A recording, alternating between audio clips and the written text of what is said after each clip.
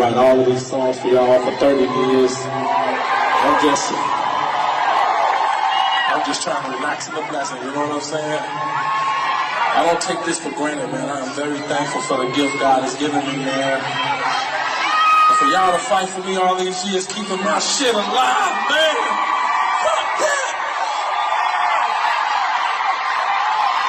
Stupid ass shit! At the wedding feast, but did they ever say Jesus got drunk? Did he ever beat a woman? He didn't beat Mary. He didn't beat Martha. Did he cuss out his mother? Was he effeminate? He loved men because all the disciples were men. He loved them. He washed their feet. But did he have sex with them? Was Mary and Martha, were they lesbians? Well, how the hell did we get like we are if we're following him? Talk to me! Who are... They didn't tell us that if you give up the man, you're going to take one of these things and it's worse and it will destroy your nation. They didn't give us that information. They made us think that it was some kind of glorified position to brag about the fact that I got my own job, my own credit card, my own car, so I don't need no man. I don't even know how we got that mixed up. Ain't none of that got nothing to do with being with no man.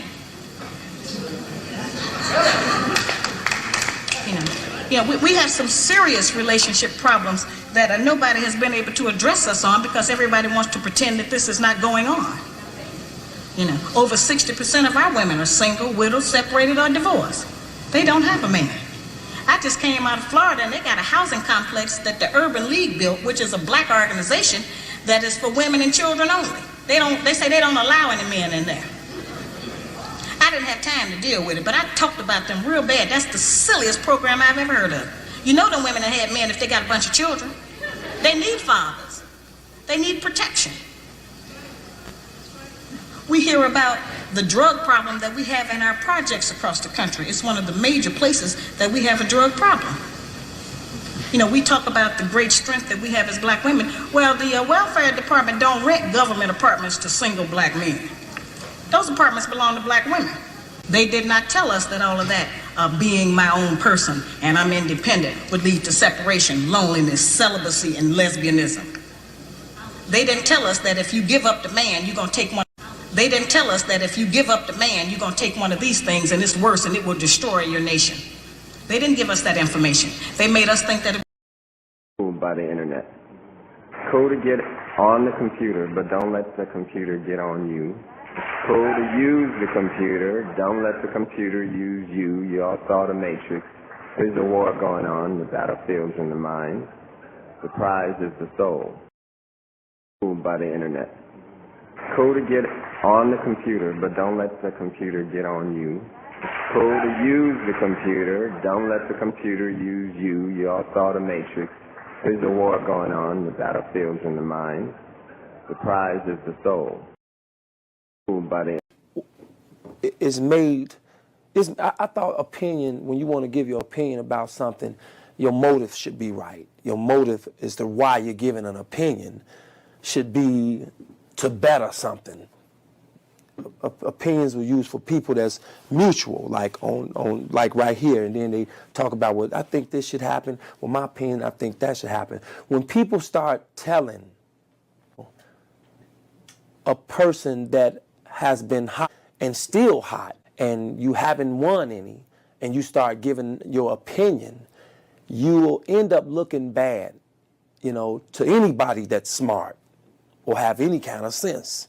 You'll end up looking bad and you'll end up looking lost. It's like to give me your opinion on what I should do. And this is not ego. We're dealing strictly from my stats when I talk. When you try to give me your opinion or give the world your opinion of what you think about me, of what I should do, first of all, you should have called me, but really you shouldn't have, Right. But if you're going to step out on that kind of limb, which is very, very, very thin, then you should make a call, a personal call, if this is a personal feeling. Now, but if you're trying to, and start a beef, you know, you would make it public. You understand what I'm saying? You would make it public, and the public would hear it, and they would go, "Ooh, did you hear what so-and-so said about so-and-so? Girl, he tripping." You know, "Ooh, man, I want to go hit," because that's what you think is going to happen. But you have to be very, very careful of that, because why would I tell you need to quit doing that, or you need to, you don't need that, or I would not do that, because it has fans as well, and it's just not the right thing to do. This industry and the young people, they're losing respect for who've paved the way. Not saying that I paved the way, but no, just paved the way for everybody else. As we come up, we're paving the way for the next person to come through, But you cannot give your opinion, talk about someone who has done what they've done, you know, in this industry, which has changed the industry and brought business, and the business that pay me, keep that rat shit away from me, that dick eat shit away from me, because you niggas ain't right. None of you niggas, folks them. I know the real, but I ain't into exposing you bitch ass niggas. You niggas don't expose y'all self every time you niggas open y'all fucking mouth. I'm not phony kicking it with niggas. I don't like you bitch ass niggas. You niggas hoes. You niggas be ducking y'all shit. You niggas ain't on shit. If I was on my 2, you niggas know what the fuck I'd do to one of you bitch ass niggas. You niggas waited till I got in my situation, even want to even play with me. Nigga ain't never played with me. Ops ain't never played with me. The guys ain't never played with me. I don't respect none of you niggas. It is what it is with me, for sure. This shit definitely in blood. On a little more. I don't want to be friends with niggas. I don't want to buddy niggas. Don't bro me. I'm not your bro. I'm not your homie. I'm locked in with the niggas I'm locked in with, and that's it. The rest of you niggas, fuck you. On a little more. I don't give a fuck about you.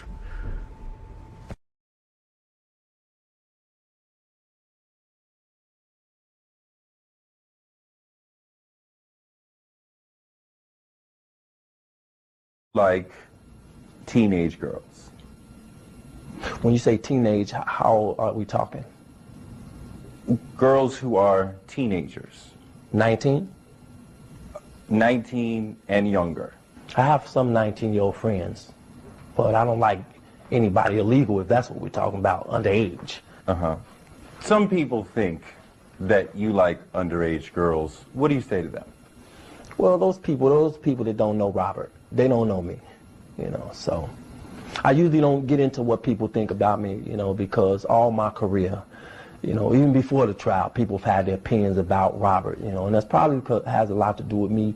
I kind of shy away from the crowd, you know, because I'm always in the studio, digging deep into the basement all the time of my house, creating music. So, you know, people, when they don't know you and they can't really touch you like they could someone else, they seem to form opinions or have thoughts about you that they like to, you know, think.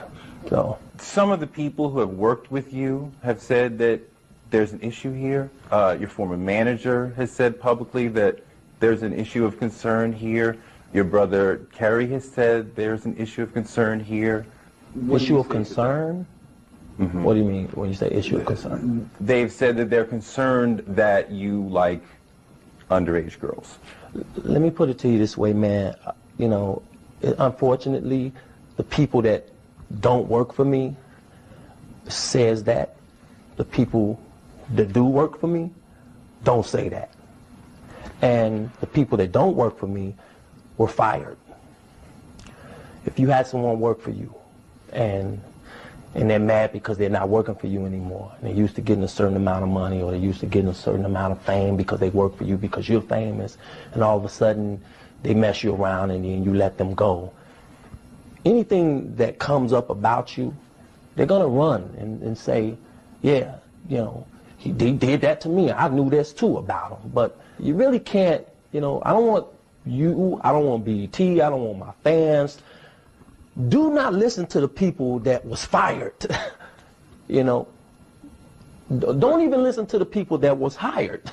You know, listen to the facts and get into what you think and make your own opinions. If you're gonna have an opinion about me, have your opinion about what you may think about me. You know, what you definitely don't do is go by somebody that was fired and they're mad and pissed off at me because they were fired. But your brother Kerry was not fired. He's still your brother. Yeah, he was fired. But he's still your brother. Doesn't matter. He's still my brother, but if he was still my brother, why did he get fired? Why did he get fired? I can't get into that. Okay, you know, fair enough. But let me just say this. You know, we may fire each other, but I fired them 1,000 times and rehired them. Yeah. You know, but you know, hey, it's unfortunate that it's like this. But when you're me, when you're R. everybody want a piece of you, and if you don't give them a piece, they'll find a way to get a piece of you, one way or the other. Man, I've been blackmailed 1 billion times in my career. Before the trial, during the trial, after the trial, I've been sued for stuff that, ridiculous things, you know. At one point in my life, I was an ATM machine, you know. Yeah. People just come up and just push whatever, and if it don't come out, they'll go tell somebody this, or they'll go run and say this and run and say that, you know. But I'm used to that. I'm you know. You don't get used to it. Let me take that back. I'm not used to it, but I'm used to the fact that I know that people will do this. Sometimes even your own family members. And I don't hate none of them. But I know a lot of people be out to get me because I'm very vulnerable, man. Especially a 7-year trial. Then a full investigation is done, and then you don't disclose it to me or they'll let me know what happened.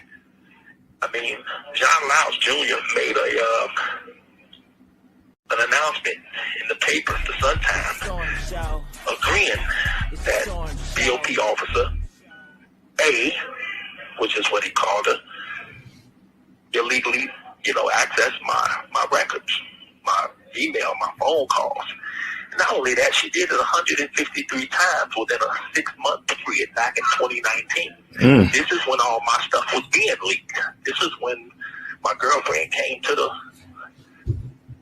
visit me, and she was very pissed off at me because she said she had read my emails to somebody else. She said she knew about me putting money behind the couch and all of this stuff. She was very, very mad. Embarrassed me down there in the visiting room. Wow. But anyway, she left, and that was the last I seen of her. And the next thing you know, she turned on me. And that's how their relationship ended. Okay. Yeah. I'm sorry. No, I was saying, and that's how that relationship ended. Okay. Absolutely. Wow. Yeah. And it was out of nowhere because she was actually visiting me for those 6 months I had been incarcerated. And sending letters, pictures, and, you know, the whole nine, and love and the whole nine. Emails, beautiful emails and the whole nine. But out of nowhere, it just like water turned off. And it was like weird. And I had known her for almost 5 years. So... You know, and then here it is, 2021. I found out about the BOP situation, and I started finding out this, that, and the other. Next thing you know, there's a search warrant. And it showed. I was like, no wonder she was mad at me that day. No wonder she knew how what I said on emails to my other girl. No wonder she knew money was behind the couch. No wonder she heard my conversations between my attorney. And I heard you tell your attorney that you're not leaving her for me and this, that, and the other. I mean, it was a lot of stuff going on in that visit. I'm like, well, in the back of my head, I'm like, how the hell she know all this stuff? You didn't even know how to answer that. It was coming at you so fast. No, and I didn't want to argue. I was in the visiting room. Yeah. You know, I was trying to keep everything calm, but now I know. Yeah. This BOP disciplinary hearing officer gave all our information to Tasha K. Tasha K said it out of her own mouth boldly on her wine and dine with Tasha K that I shared it with government witness. So it doesn't really matter if she found the information on a porch, got it out of her back pocket, found it on the streets. She knew damn well she wasn't supposed to share it. And restricted information. with government witness. She could have said to herself, you know what? This is a high-profile case. I got this information, but I'm not going to share this because that would be witness tampering. I'm not going to do that. No, I'm not going to do that. Whether she got it for free, bought it, it doesn't matter. I just don't want her to be trying to spin people and get their minds off of what really matters. What matters is you shared it. And there's a search warrant that talks about it. You even talked about it. Then a full investigation is done, and then you don't disclose it to me, or they'll let me know what happened. I mean, John Louse Jr. made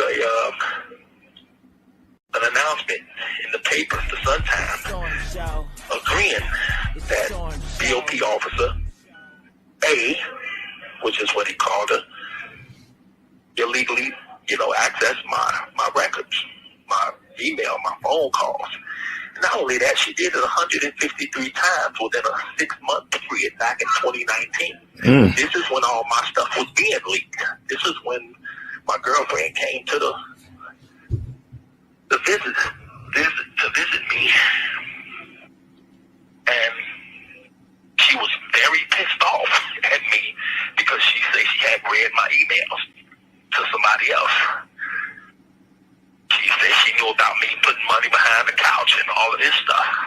She was very, very mad. Embarrassed me down there in the visiting room. Wow. But anyway, she left, and that was the last I seen of her. And the next thing you know, she turned on me. And that's how their relationship ended.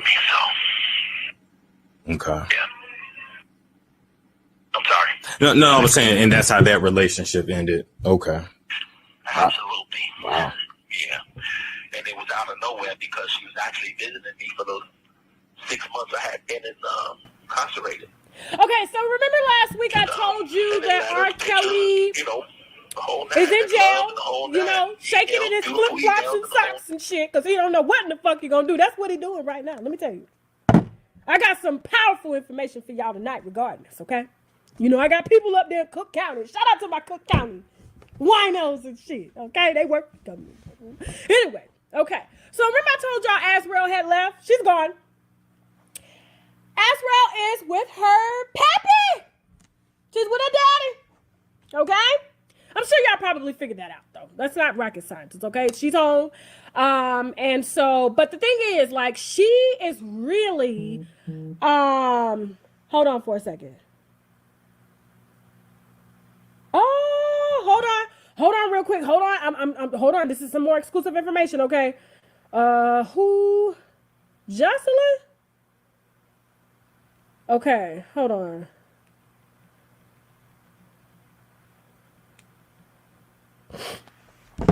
Okay. So, don't be trying to zoom in on my camera.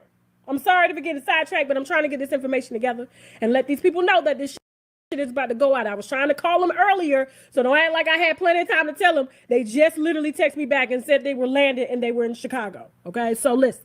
All right, so, yes, Azrael is gone, but she's still not gone mentally. When you're with somebody that long, she's with this man since she was 17, and now that he's gone away, she has a lot more time to think. But the other one... Does this help his new defense team prepare now? And will you be joining? We also know that you requested to be removed from the case, you and attorney Steve Greenberg. Well, we won't be joining, but keep in mind, up until a couple of weeks ago, you keep characterizing them as a new defense team, but Mr. Farinella, Ms. Blank-Becker, they've been involved for more than a year, maybe a year and a half. So they were participants in all the FaceTime calls 3 times a week with Mr. Kelly, and they had the opportunity, if they wanted to go meet with him in person in Chicago. So they're really not new to the case at all. They've been with the case, since really almost its inception.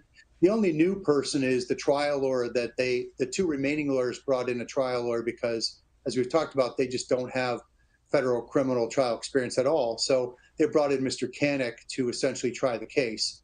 So we won't be joining that team. And, I think next week when the judge finishes what we talked about a couple times, this Curcio hearing, then she will allow our motion to withdraw.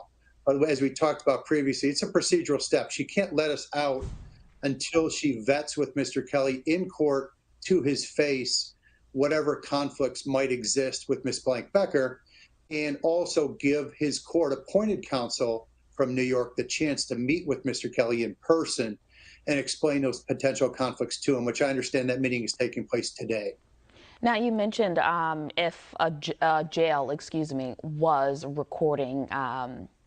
Let me start over. Mr. Kelly assumed, or he felt, that someone was listening to his conversations. Now with the judge saying that they can essentially meet every single day. Do you think that will happen? And does that still run the risk of him not feeling comfortable being open and honest, and better yet, transparent with his legal team while still meeting in jail? Well, just keep in mind, it wasn't Mr. Kelly that thought his meetings or calls were being recorded. I mean, I was on dozens of those calls, right? And I also met with him in person. I had no belief ever that they were being recorded. Okay, what happened was an investigator from suburban New York went to the jail. He had never been to the MCC Chicago in his whole life. And that was in like May, right? And he saw there was like kind of a box on the wall in the attorney meeting room, which in days of yesteryear, they used that to have cameras so that, you know, people could appear in court by video. And they don't use that anymore. There's no cameras in those boxes, right? But the investigator, who was unfamiliar with the facility, assumed that, oh, wow, you know, maybe they have the capacity to tape us, which they don't, and they would never do, because it would be incredibly stupid. It would be the quickest means to get a case dismissed in federal court that you can possibly imagine, and all the guards at the jail would get federally prosecuted. So there's no concern that he was being taped in Chicago, and obviously all four of the attorneys were involved in all those FaceTime calls. There was no taping going on, and it wasn't really Mr. Kelly that brought the concern forward. It was that investigator who was just unfamiliar with the workings of Chicago MCC. Likewise, now Mr. Kelly is in the MCC in New York, in Brooklyn. There's no possibility that they're going to try to tape his meetings with the lawyers. That will never happen. And again, if it did, the attorneys will probably welcome it because they get the case dismissed immediately. So there's no concern there. And the good thing is Mr. Canick, the new trial lawyer, will have the chance, if he wants, to meet with RKelly, you know, every day of the week, including Saturday or Sunday, 8 hours a day. But, you know, realistically, of course, he's not going to spend all his time doing that. When you're preparing for trial, you're going to be keenly focused on, you know, developing your cross-examinations and getting ready for trial in that respect. But it is good that the judge is entering an order requiring that facility in Brooklyn to give them essentially unfettered access to Mr. Kelly. But remember, the other two attorneys have had that kind of access for a year, but it's important for Mr. Canick, who's really going to try the case, to have that access to get the relationship with Robert Kelly going, to understand Robert's insight into all these witnesses who are going to testify against him. So it's extremely important that Mr. Canick have that time with RKelly, and it'll be quite useful. Attorney Leonard, yes or no? We know you're going to be removed from this case, but he has other cases as well. Will you be representing him in those cases?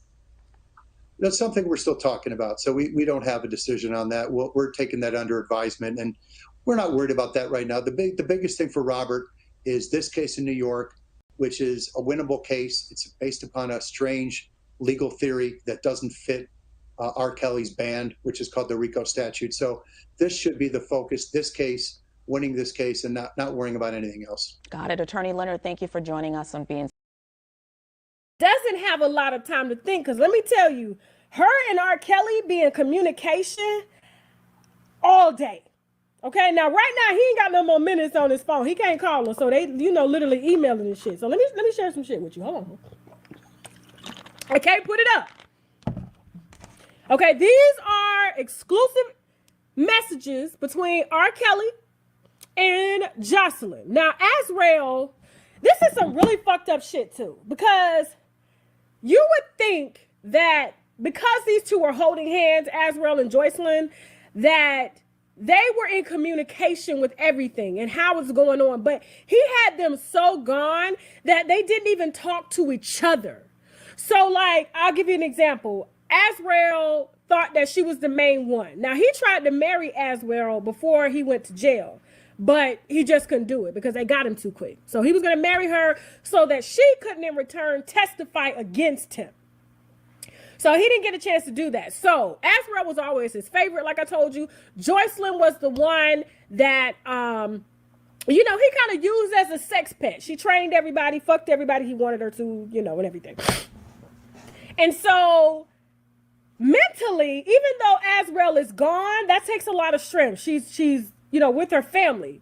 You know, she was doing good. You know, she was, you know, you saw her on the Snapchat. A lot of people, if you don't follow her Snapchat or I believe it's Instagram too, you know, she was, you know, tweeting some things and stuff to kind of give you hints, and people were sending it to me, but I already knew, okay? I already knew what was going on. But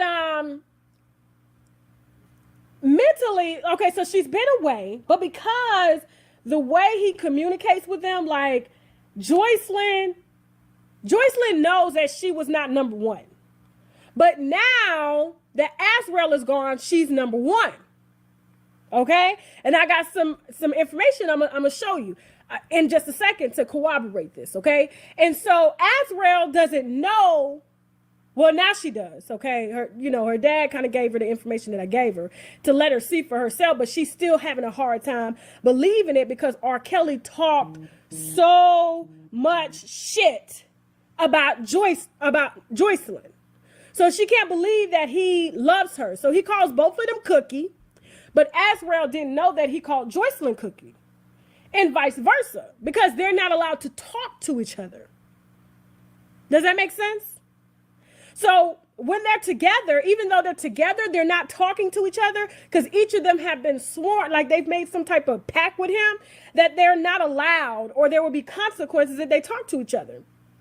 So he's been burning up his minutes trying to communicate to Azrael, but he wasn't really communicating to Joycelyn. He didn't start communicating to Joycelyn until Azrael left and she wasn't coming home. And that's when I told y'all about that. I said, now Joycelyn is now communicating with RKelly, and she's been telling him that Azrael's not coming home, but Azrael went with her daddy. Okay? And so now that she's home, you know, it's, hold on for a second. Now that she's home, I guess her not talking to him, she's starting to miss him. It's just like when you go through any other relationship.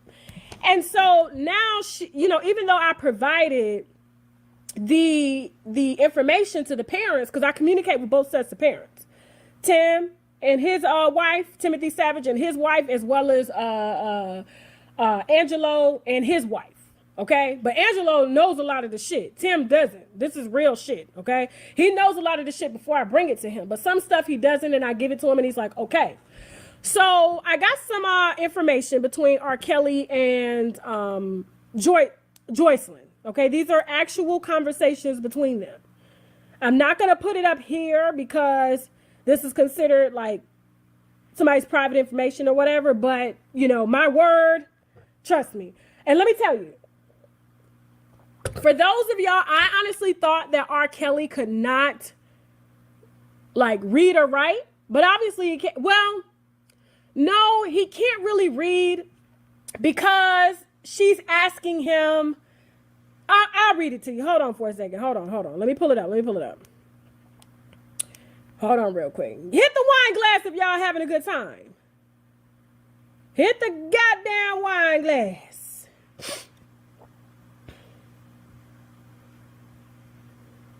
Now, I'm not going to read all of them to you because it's really hard to read RKelly's part. But let me show you what the dynamic is like and how he's talking to them. But like I said, they don't talk to each other, Joycelyn and Azrael. So for Azrael to find out that he was calling Joycelyn the same names, even though they call him daddy, both of them, but he doesn't talk. I mean, it's really fucked up. Hold on. Okay. All right, so let me get my little glasses on. Hope y'all ready. Exclusive here on Unwind with Tasha K. Robert Sylvester Kelly, 11/11/2019, 7:34:29 p.m. wrote hi, but he spelled hi, H-A-I. How are you? Now he's typing, okay? And then Joycelyn comes back and says, hey, daddy, I'm doing good. I really need you to call me as soon as possible. He read that. Then she says, daddy, also, how are you feeling? Are you okay? And then she goes and says, okay, I love you so freaking much as well. Because I'm going to read his messages in a minute. Just know that I need for you to read my letters this week with the lawyer. I need to get your response back on that letter ASAP. So she's sending him a letter because they're monitoring the calls and the emails. But letters, it's too many to come in, so they don't have a chance to read them all. Even though they'll open them up and make you think that they read them. Hold on for a second. I gotta clean my damn glasses real quick. Hold on. They got foggy. God damn it. Woo! Y'all having a good time? Okay, so then she goes on to say, I hate that she says, I will be waiting tomorrow. And also, we got this, Daddy. You mean so much to me, and I am deeply in love with you. I hate that I feel alone with you, not being right here by my side, beside me. But no, we are strong. We got this, and nobody can never take away that I have for you. It's too real. I could care less what anybody has to say about you or me because they don't know us. And I'm just going to leave it up to God and not stress over something God has planned. I'm going to stay positive, Daddy, and continue to be strong, period. I love you so freaking much, Daddy, and please call me as soon as possible. I love you. Good night. So RKelly writes back, hi, H-A-I, Cookie, C-O-O-K-Y. I love you, baby, so freaking much. Whew, it's so hard to read it. Thank for being strong, no matter what. Baby, you and me never part, okay? He was trying to say I was thinking, but he says I was thinking about you and me playing basketball together all day today. And what you to know that we will, I don't know what that word is, be strong, Joy. I love you so freaking much. He spelled freaking F-R-K-I-N-G, so freaking much for that, baby. You can always, and he spelled ways, W-H-A-Y-S, email me, and if I can, I will email you back. Just know that it's a 2-hour delay because, and the way he spelled because, oh my God, they ready our emails, but still email and continue to write, and he spelled write, W-R-I-G-T, send letters. That's what he said. Continue to write and send letters. I am sorry. I didn't know. He said this on 11/11/2019 at 10:07. I didn't know you love me this much. I am going to, I don't know, to see her what's going on. You will be visiting me because Azrael was visiting him. Okay? Hold on. You will be visiting me after this visiting, Cookie. Just hang in there. And he spelled hang, H-A-I-N-G. Hang in there for us. And he spelled us, H-U-S, baby. I will be hanging there. I am deep in love with you. Tell me we got this kiss. I love you. Good night. Now, I'm not going to read all his emails. It's too much. It's too fucking much, okay? But let me read another email. Hold on real quick.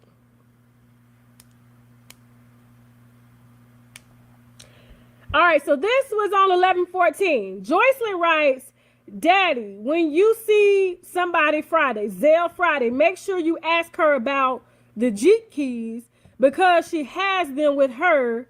And how many days do you want me to stay at the hotel because I forgot to ask you? And please see if someone can pick up this letter from me as soon as possible that you trust. Just let me know, Daddy. The budget also has been dropped off as well. I love you so freaking much. Daddy, she can drop off the Jeep keys at the front desk. I'll grab them. I love you so freaking much. Daddy, do you need more money on your books? Please let me know. I freaking love you. Kiss. He wrote back, hey, Cookie. Yes, baby, send me $100 to my books and thank you so much. The way he's, oh, God. I will find out about the Jeep, but go to the garage and check if it's there. What's going to drive it? I don't know. Baby, I love you so freaking much. Drink some tea and honey and lemon juice because she said that she has a cold. and she can't really walk. I'm like, bitch, you got pneumonia. That ain't no motherfucking cold, okay? That's pneumonia, bitch, and you need to get that checked out.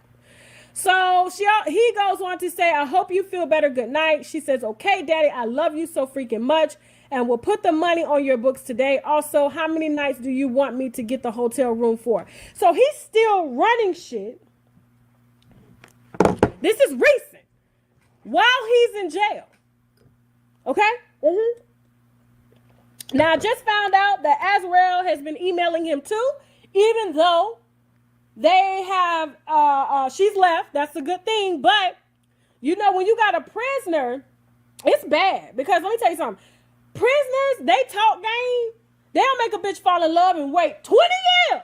She won't get no more dick. Because their words are so good. And he keeps stressing that, I love you, Cookie. I love you so much. And then he said here, thanks, Cookie. I received money. Thanks so much, Cookie.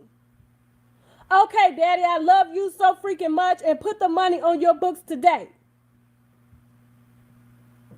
I got her phone number. She changed her phone number. Because I was texting. I was like, yo, Joycelyn, you need to call your daddy. Can become personalized to fit them in. She changed her number, and I got that number too. I was like, hey, Joycelyn, no matter how many numbers you get, I'm going to keep texting your ass, okay? Call.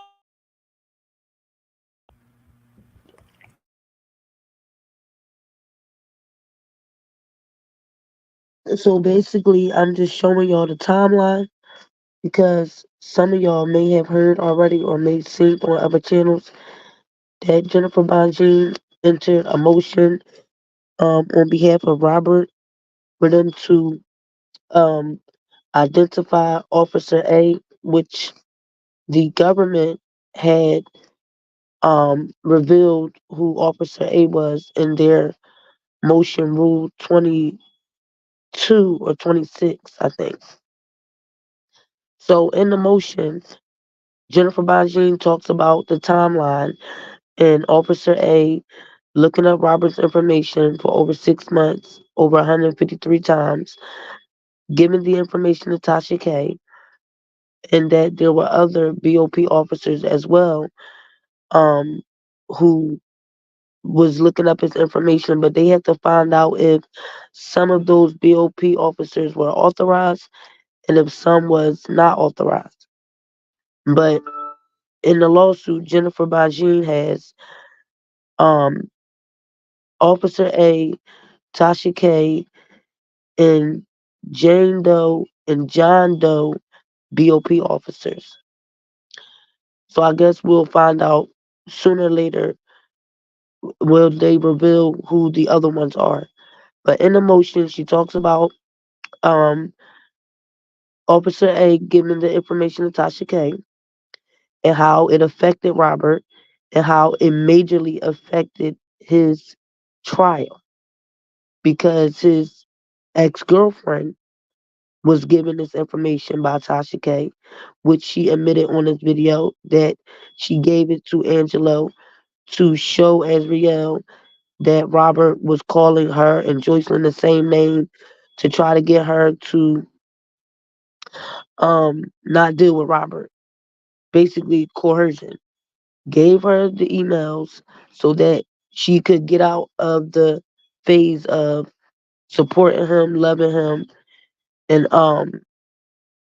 still dealing with him. In the video you hear her say, oh, well, Azriel is still like in love with him, and it's kind of hard because she been with him for so long. But now that I gave her dad the information for him to show her, now she'll see how he's talking to Joycelyn, etc. So they gave that information up to change Azriel's of how she felt about Robert because remember, Joycelyn wasn't a victim in the case. Faith Rogers and Geronda, they needed a minor or an accuser that was a minor. And even though Geronda came in because of the Savages, and she claimed she came in to help the Savages and the Clarys get their daughters back. We all know Ashanti McGee contacted the Savages and the Clarys under a fake account, telling them that their daughters were being abused and all these other lies because she was mad that she got kicked out from not being around Robert because her and Juice were about to fight, who Ashanti calls the so-called trainer. So with them needing Azriel, this was their way of showing her these emails and stuff to try to get her to flip. In the motion, Jennifer talks about this interfering with his relationships, how Tasha K revealed who his supporters was that was sending her money, which people got jobs, people got, their own personal lives. How do she know that they wanted their name to be mentioned on a public platform that has millions and hundred thousands of views? Jennifer also talked about them listening to Robert's attorney phone calls and how Azriel told him, I don't know what your voice sound like. I heard you and your attorney talking, and you told your attorney that you wasn't leaving Joycelyn. So not only did BOP officer um get his visiting um information, his commissary slip, his account of how much money he had, who was sending the money, his emails, and the BOP officer was also listening in on his attorney phone calls and emails, which is an automatic violation of his due process rights. That's why when somebody calls from the jail, it says this call will be monitored. They can only listen in to like your regular calls, but any calls with your attorney or any legal visits, nobody can listen in or be in the same room at a visit. And because he was not charged, he wasn't convicted, and they were still waiting to go to trial, that would have been an automatic violation of his due process rights because they were never supposed to interfere with listening to him and his attorney's communication. They could have been talking about their strategies for the trial. They could have been talking about different things for his discovery with the trial. And you got this BOP officer who's getting this information and passed it on to Tasha K. Tasha K also admitted that not only did she give it to Angelo, but she shared this information with the Savages as well. Tim Savage revealed on the audio that Tasha K called him one day and said, I got some um, important information that I want to give you about your daughter. And the Savages went to her house, and I guess that's when she gave them all of the emails with Joycelyn and Robert. Then Tasha K revealed Rashauna's name. She kept saying Rashauna LaFair, so she didn't notice at first who she was talking about. But when she finally did that interview with the other Natasha, she said that Robert was really mad at her because she revealed that the female that was supposed to be in the tape in 2008 was one of the people who was putting money on his books. So that's another individual who wound up being a federal witness in the other trial. And Jennifer also talked about an emotion. Robert was under emotional distress.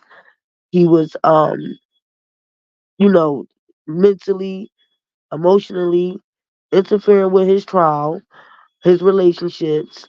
Um, she just touched on a lot of different things, which is very good because this can also lean over towards his appeal. Because this trial was never supposed to go forward. And when I just showed y'all the video of Michael Leonard, Robert's previous attorney, when they were told by the PI and Robert that he thought that his lawyer visits and phone calls were being um, somebody was listening in on him. And you see how fast Michael Leonard said, "Oh, that's not true. It was the PI. He wasn't used to the prison, so he thought that maybe one of the BOP officers was listening in, and they told Judge Donnelly during the day of the Cochio hearing." And she said, "Oh, you just can't come out and say things like that without having proof. You just don't come out and say things like that." And she brushed it right to the side.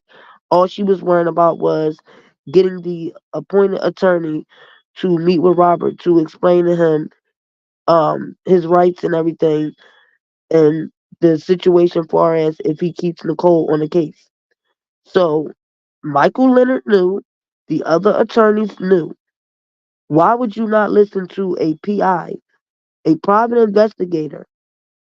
That's his job, to find out stuff like that. I wouldn't expect for the lawyers to find that out when the PI was going up to the jail multiple times a week, even when COVID got bad. He was the only one going up there.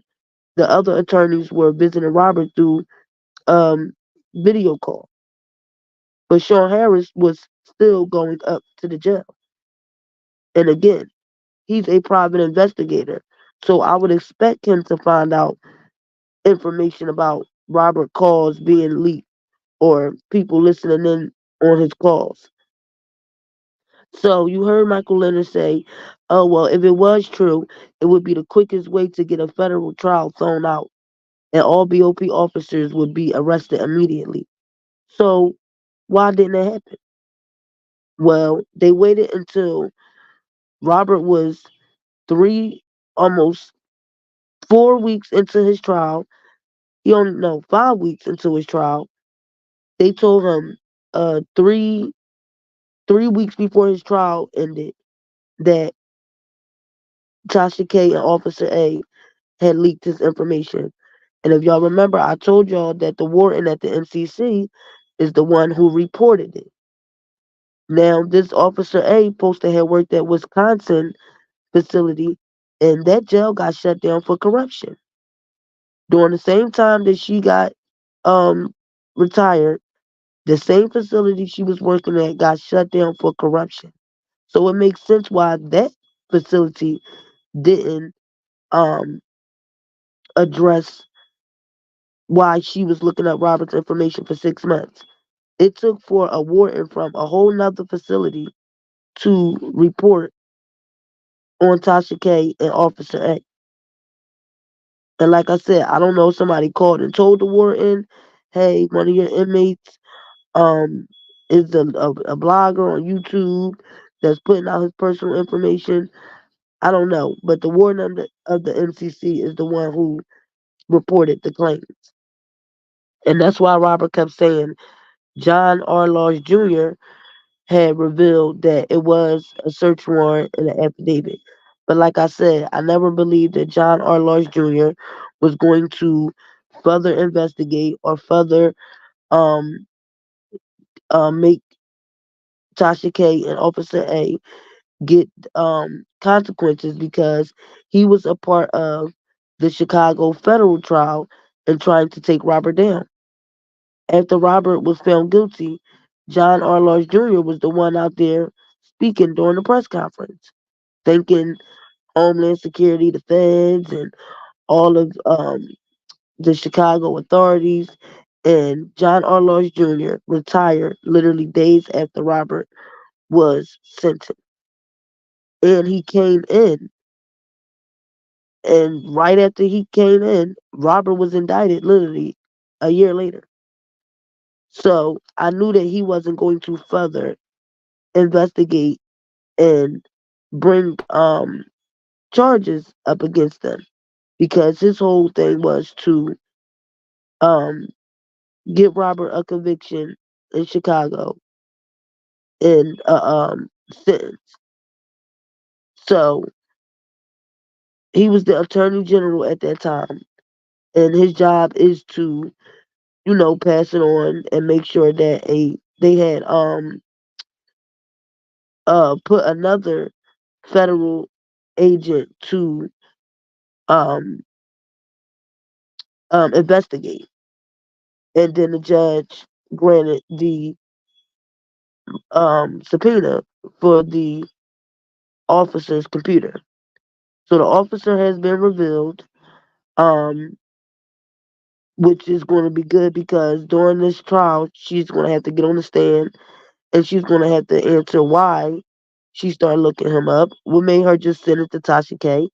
And when everybody keeps saying, um, Tasha K, she if she didn't buy him, then it wasn't illegal. She did sell the emails. She put the emails on her Patreon account, which people paid $25 a month.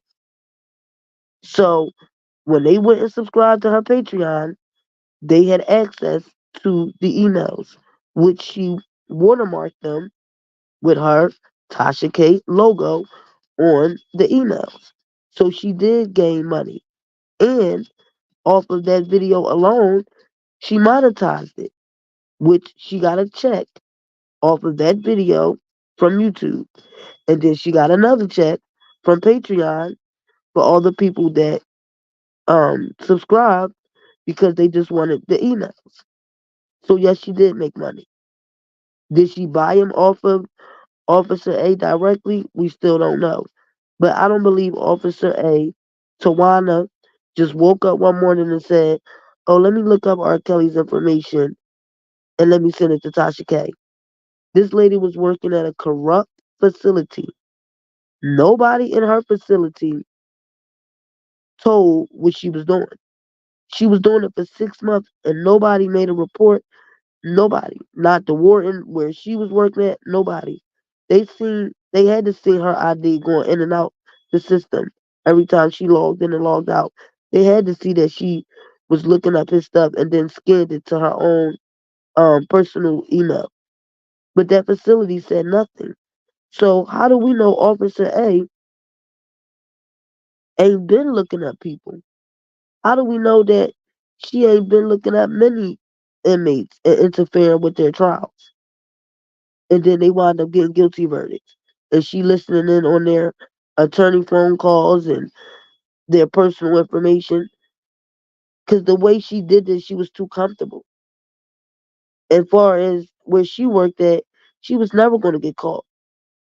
The only reason she got caught is because of the warden at the NCC and because Tasha K went live publicly, I think at least 3 times, and told that she gave the emails to the parents and the federal witness.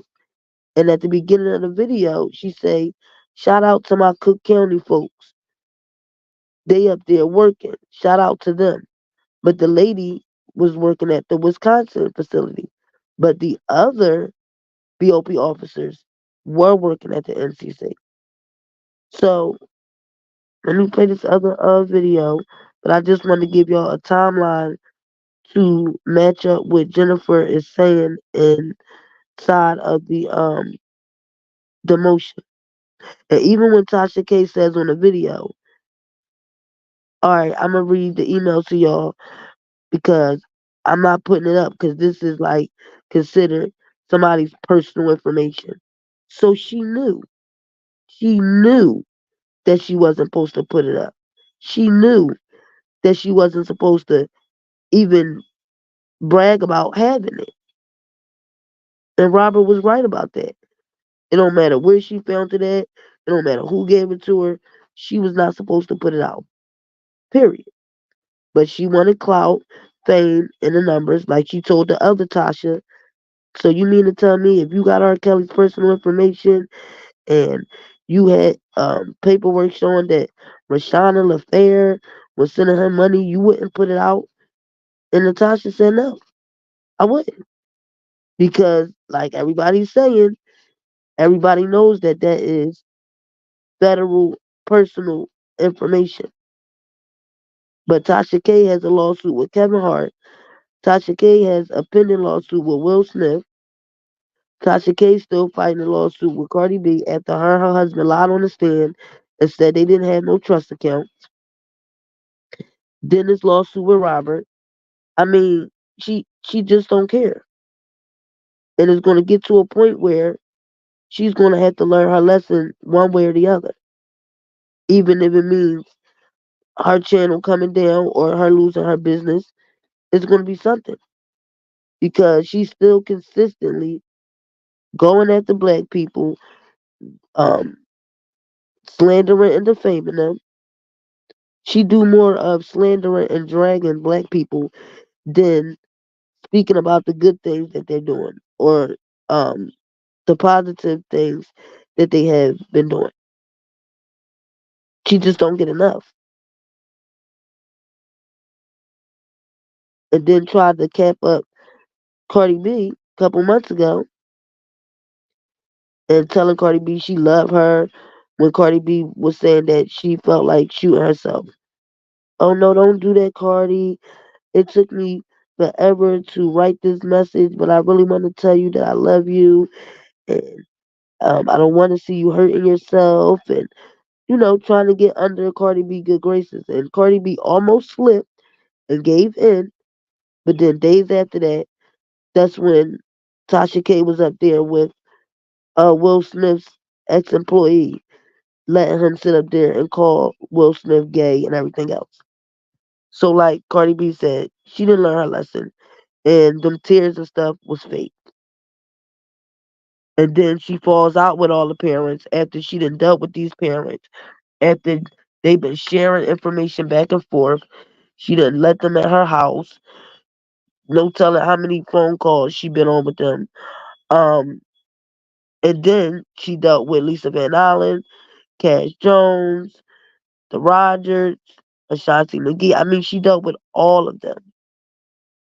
And even when she came out and said that Robert was innocent and that she met with Robert's new management and old management and that it was so much stuff that she couldn't sleep and admitted that he was innocent.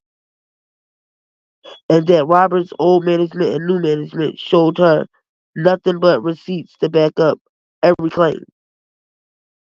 But why did Tasha K not stick with that her message?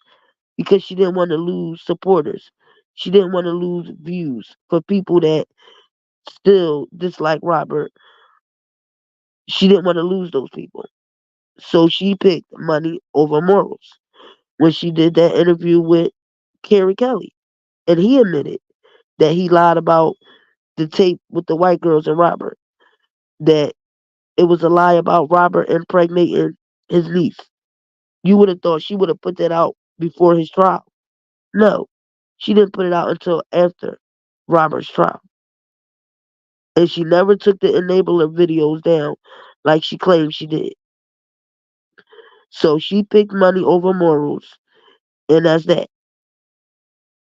She didn't care about Robert's well-being. None of that.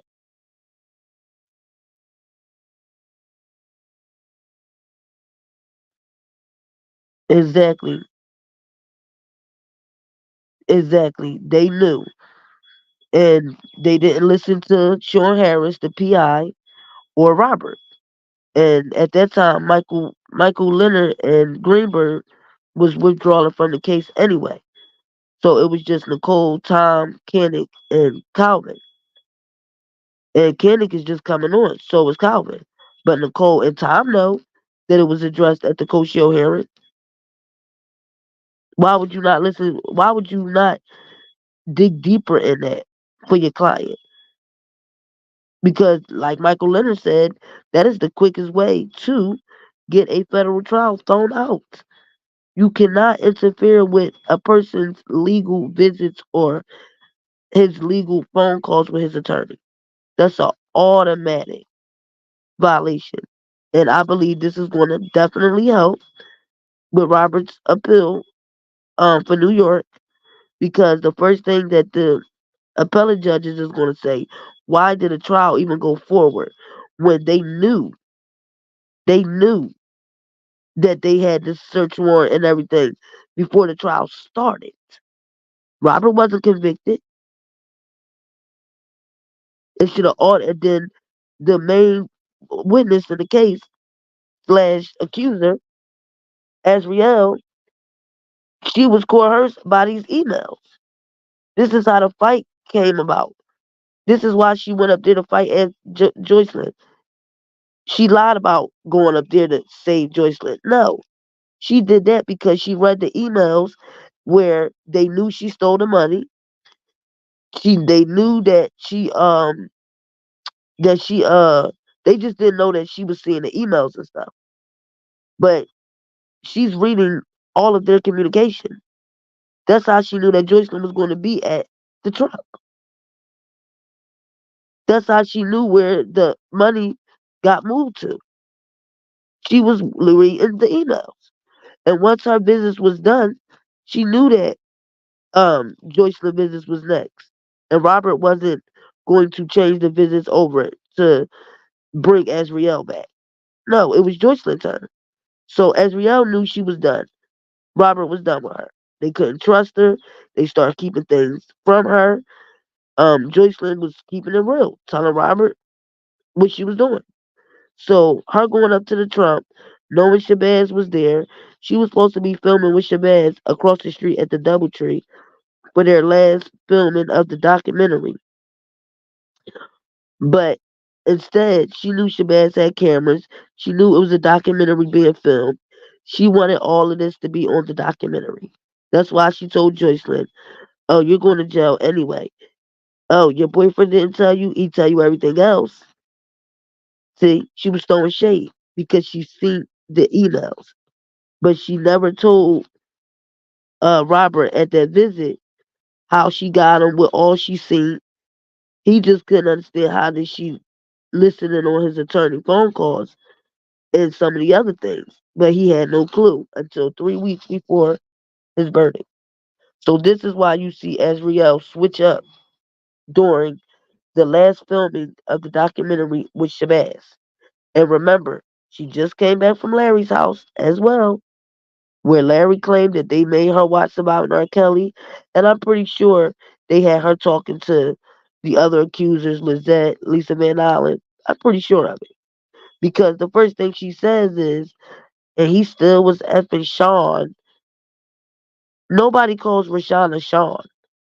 That's how you knew somebody gave her that information. Remember, Tasha K seen her information on Robert's account. And if Azriel claims that he's been messing with Sean all this time, why would all of a sudden she get mad now if she would have had news for the 5 years she been with him? Doesn't make sense. This was all built up from the time Robert went to jail and when she started going around her dad and them, going here. The last time they filmed the documentary was in Vegas and in Florida, but she making Robert and the public think she's sitting up in the house. No, not at all. Not whatsoever. And she did tell Robert to get rid of Joy. And he told his attorney that he was not leaving Joy for her.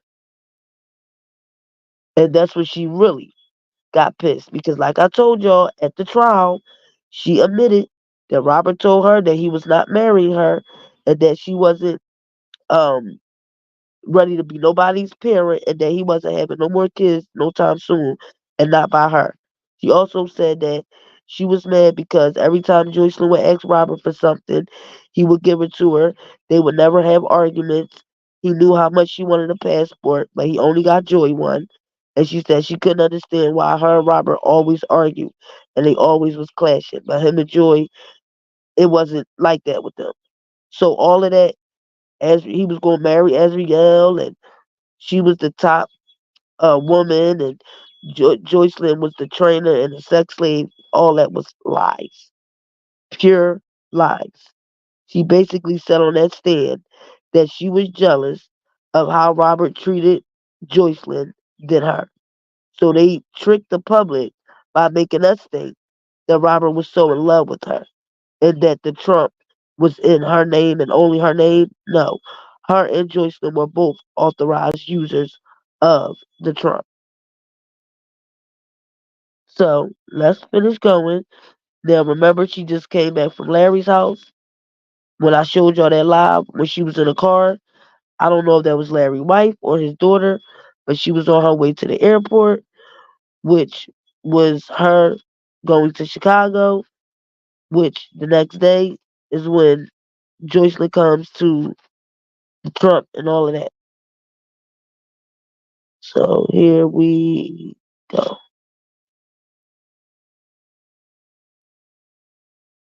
Of those who use it. Azriel at one time used it, but there was something to make her change. Truthfully, do I feel sad for him? Yes, I do. Do I feel sorry for him? No, I don't. And that's just the truth. He's been doing this since 1990, over and over and over again. Once he won his 2008 child, that was almost like a slap in the face for him to continue to still be fucking Sean while the trial was going on, had her living in a garage, continued to be with her all those years. Now, America doesn't know that. I know that. Now America knows that based off the documentary. But I'm just saying, it's a slap in the face to continue to do something that you've already been, accused of. And I feel like it's a slap in the face to America. Like, if I've already been accused of something, there is no way in hell that I'm ever going to put myself in the position for you to have R. Kelly and Little or Girl or McDonald's in the same sentence. Period. I'm sorry. And the fact that he just played with his life like that and took that big of a gamble and was just felt like that inevitable to the point where he felt like he was untouchable, then I feel like whatever happens to him, he definitely do deserve it because he had more than enough time. He had 30 years to change his ways and he did not. He did not. Why do you think he... Because no girl has ever, in the moment of it happening, said no, or I don't want to, or this is not right. Because this is what he'll do. He'll say, oh, I have a girl I want you to meet. You'll be like, okay. And then when you go in there, the girl is already in the bedroom fucking naked.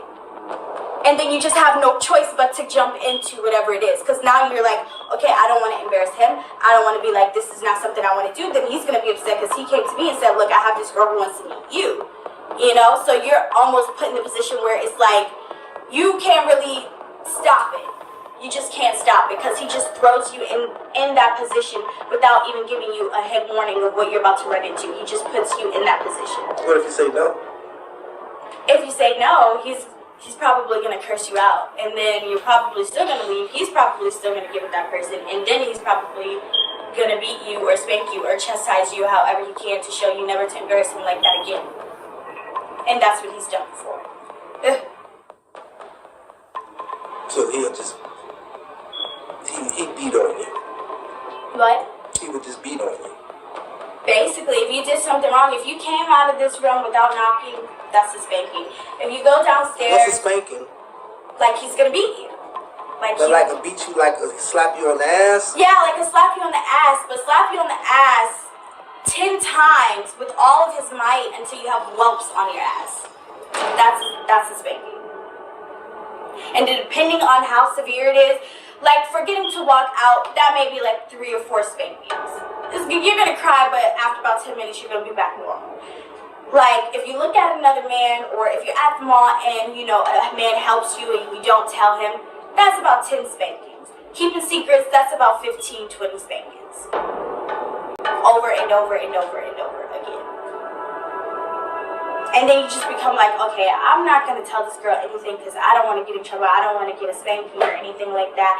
Now, it depends. Like I said, every girl is different. Like me, I allowed that, but after so long, like when I got 19, 20, I started telling him, like, look, this is not something that, I'm comfortable with. We're going to have to, handle like when we have conflicts a different way, because it's just not something that I'm comfortable with anymore. We talk about kids, we talk about marriage. That gotta stop, one way or the other. Now, other women, they just weren't vocal. They were more insecure about themselves. So yes, she would take real beatings. Like he would slap her in her face, punch her in her face, hit her with shoes, all kinds of stuff. Like seriously.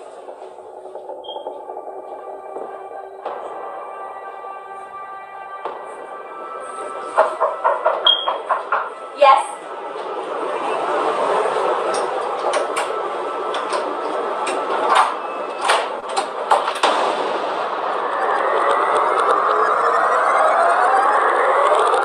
When we first started this production, Azriel was still in the corner of RKelly. Her attitude was more on the defensive side. She was reluctant to bash Kelly, yet she was willing to question other accusers. So the biggest question to us was, what made her change? What was her breaking point? The final straw to break the camel's back, so to speak. Azriel had set up an interview with us to be done in Chicago at the Doubletree Hotel. Based on past experiences with her, that didn't seem strange or ring any alarms because she'd also taped prior in Florida and in Las Vegas.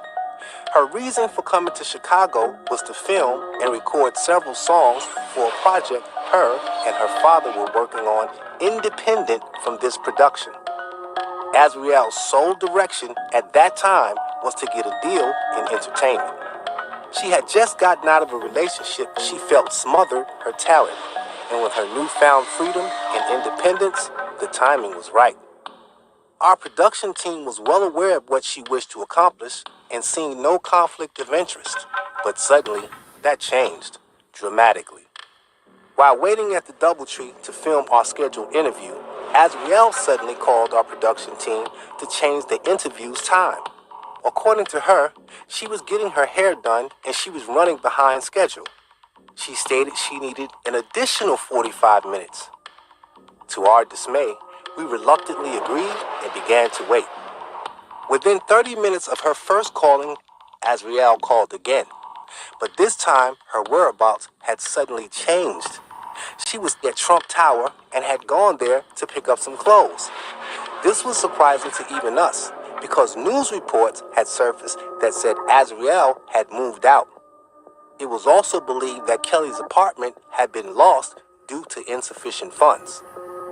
Up until that point, we realized those were lies. We'd been duped just as well as the public. With that thought process, we rushed to Trump Tower to see and to find our truth. What we ended up getting was more than we were knowingly looking for. We rushed to Trump Tower to see and to find our truth. What we ended up getting was more than we were knowingly looking for.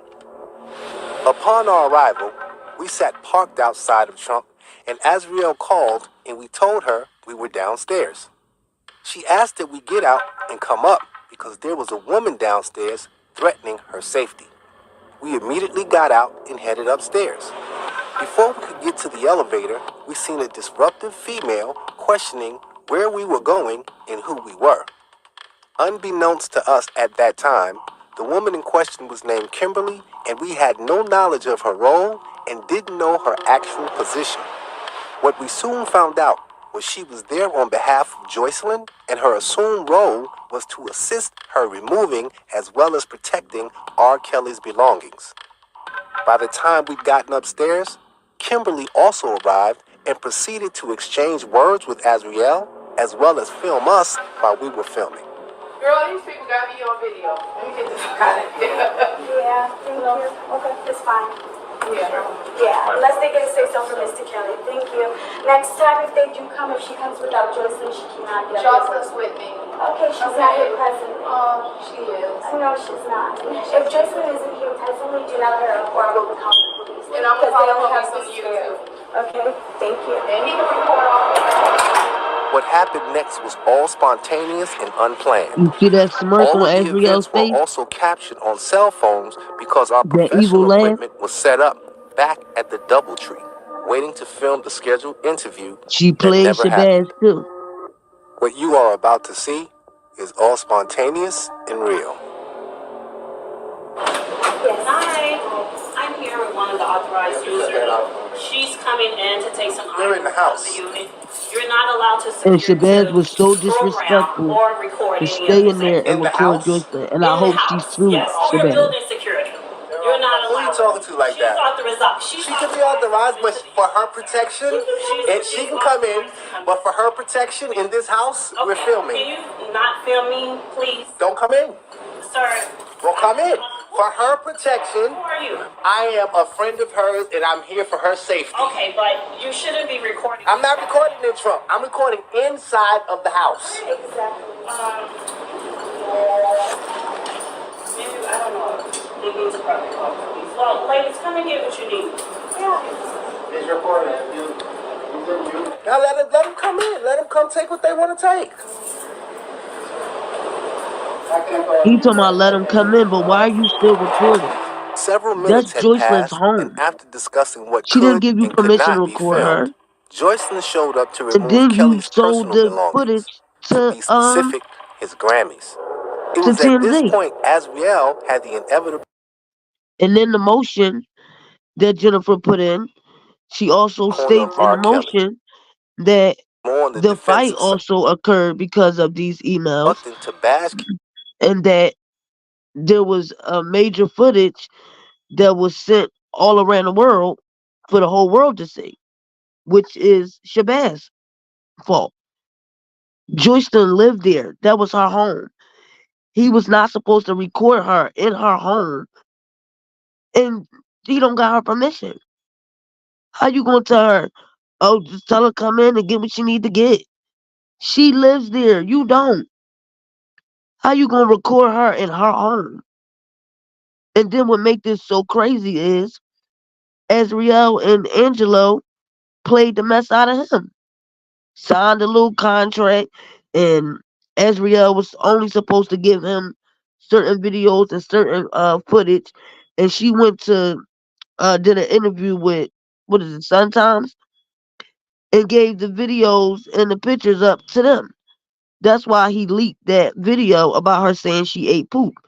So you did all of that, talking about you recording for her safety and all of that, and they played the mess out of you.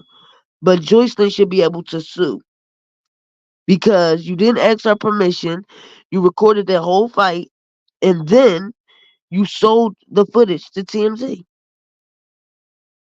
And you recorded Joycelyn in her home. How you gonna say I ain't recording in a Trump? I'm recording in the house.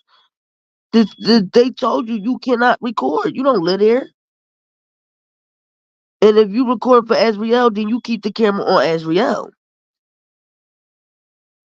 You wasn't doing it for Azriel's safety when you recording Joycelyn walking around picking up the Grammys.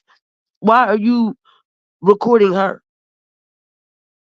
But you benefited. And you know damn well if Robert wasn't in jail and he was at the mall or out somewhere, you would have never did nothing like that. Let's keep that always real. And that's what Joycelyn was talking about. That was totally disrespectful. And not to mention that the Savages also found a way to get into the trunk and record it all in his house as well. All stemming from these damn emails.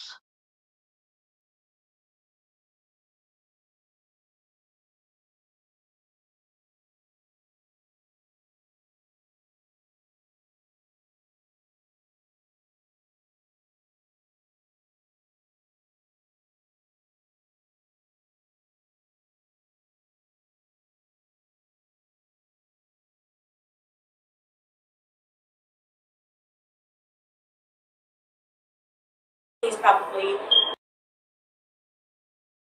Okay, thank you. And he can record all. What happened next was all spontaneous and unplanned. All of the events were also captured on cell phones because our professional equipment was set up back at the DoubleTree, waiting to film the scheduled interview that never happened. What you are about to see is all spontaneous and real. Yes. Hi, I'm here with one of the authorized users. She's coming in to take some We're in the house. The unit. You're not allowed to program or record any of this activity. In the house? In the house, yes. We're building security.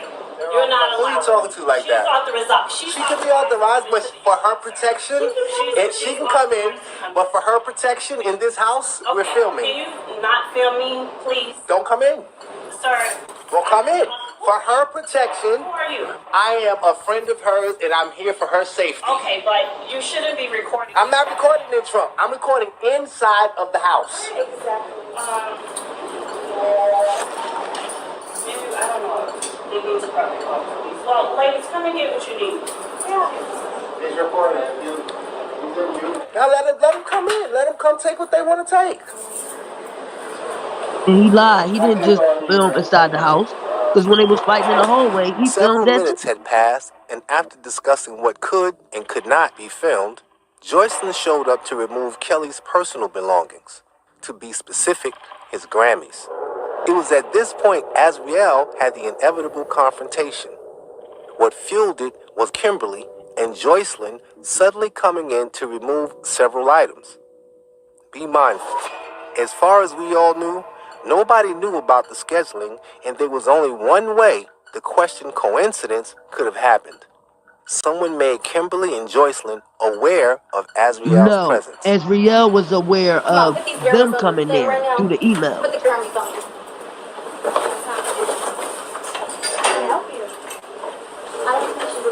Oh, yeah. Oh. They don't want them. Hurry up, girl. I just wanted to get the Grammys and get all his stuff out of here. Stuff that he has earned. He does not deserve this. And that's why Joycelyn and Azriel got a little beef. Remember, Azriel tore Joycelyn's clothes up. Azriel stole the money, so it's already tension. But Shabazz and all them don't know this. You're not recording him. You gotta record him. Joy. She's not gonna come inside because she don't want to be recorded her damn self. That's fine. I can get recorded. I'm already a public figure and you are as well. Okay, that's fine. You can be a public figure. Why y'all arguing instead of just doing what y'all gotta do? Like, this is ridiculous. What do you guys close this door? I just want to. She's arguing because she's going to go to jail. No, but okay. You know you're a liar. No, I'm not a liar. You are a liar. I never dealt with you at that age, so. Girl, bye. Girl, you were in college.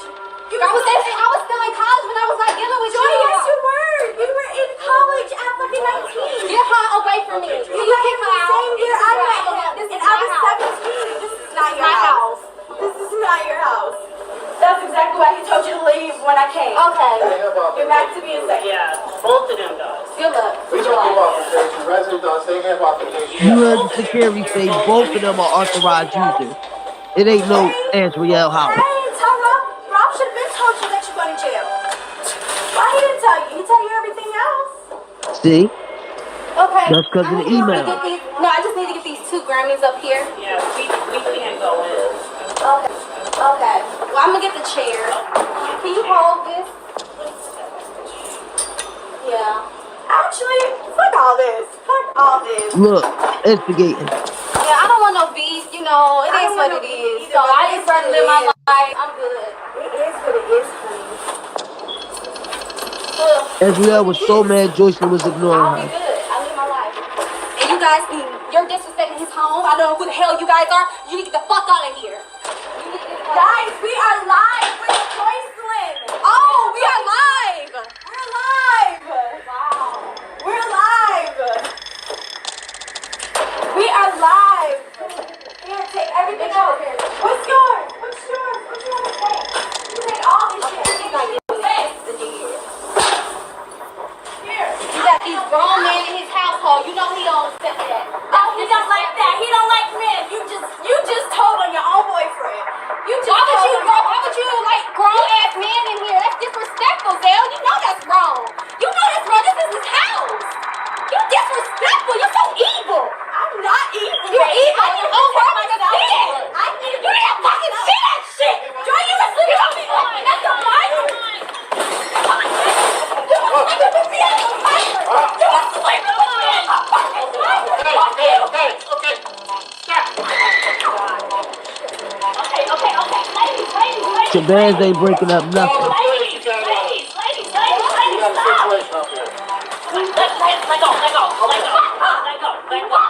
Let go. Yeah, because you're going to jail. You were sleeping with me as a minor.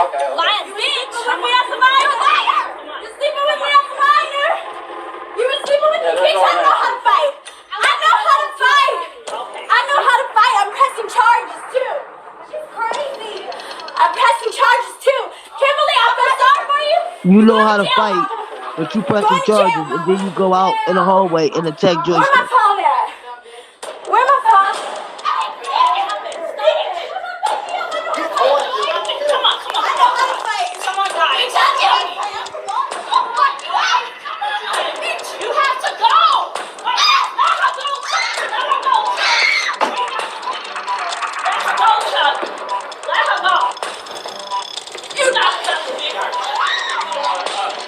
See, all Azriel was doing was pulling hair. Can't fight.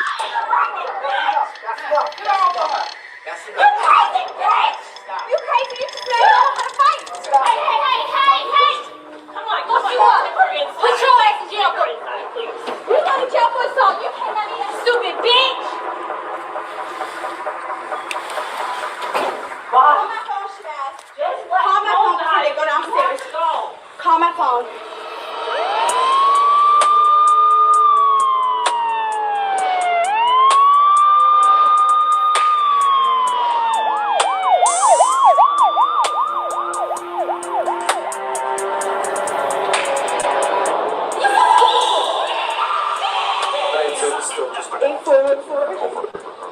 Yeah, pretty much. And this is her number.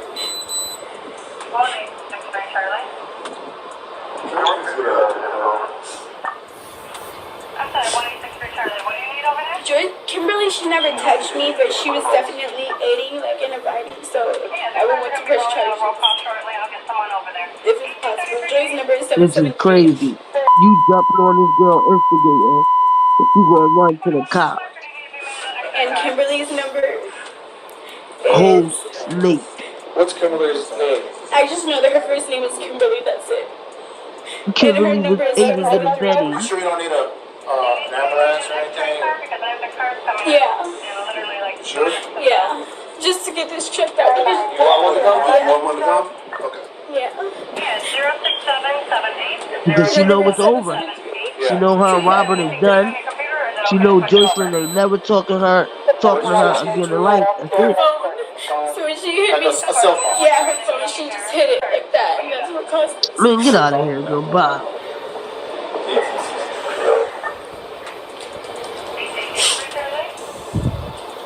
You instigated that whole fight.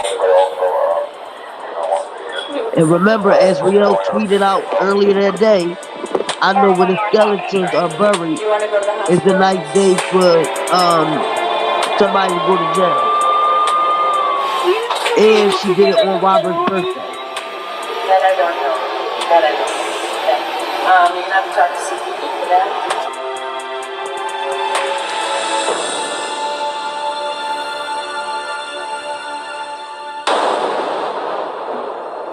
Up until that incident, Azriel had remained loyal to RKelly.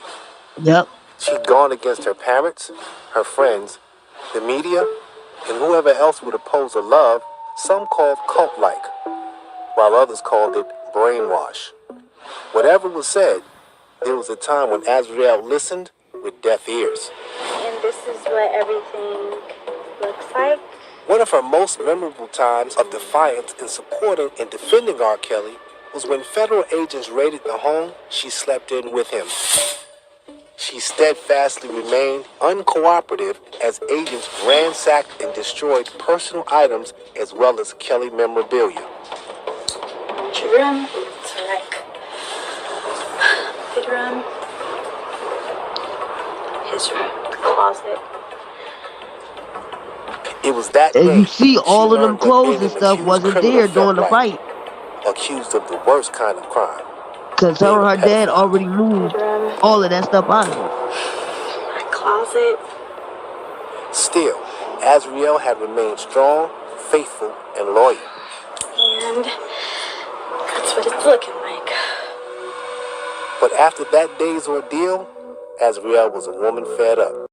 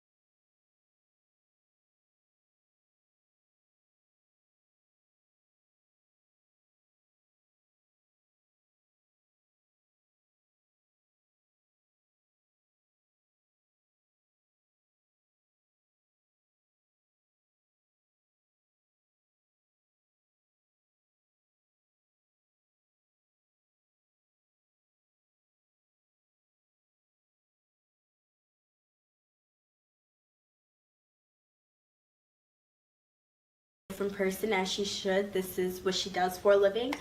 But I personally did not feel it was genuine, which is why I was so, you know, standoffish.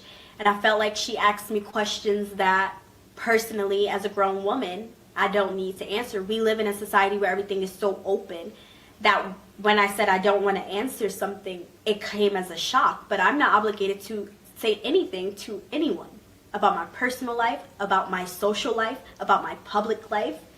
I don't owe anyone an explanation. So do you feel Kelly should have did the Gail interview looking back at it?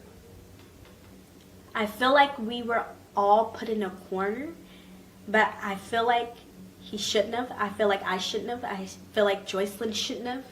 I feel like none of us should have. Speaking of Joycelyn, are you still cool with her? Of course, I speak to her every day. I call her every day.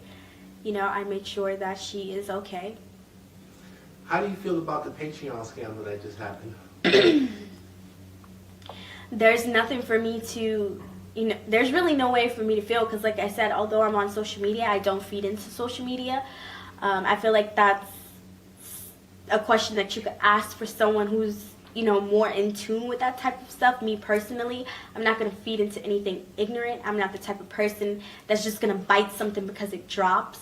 And I feel like, you know, with how we live with, you know, phones and stuff like that, anything that comes out, people bite it automatically without even taking second thought to see, is this even true? Is this even her? Like, you know, and that's just not me. So for me, I feel like that was just ignorant and stupidity for so many people to bite that and take that without doing their due diligence. You know, one of the good things that I see out of this, if there are any good things, and then, you know what, better say, what do you see, if there's anything that's good that's coming from all of this?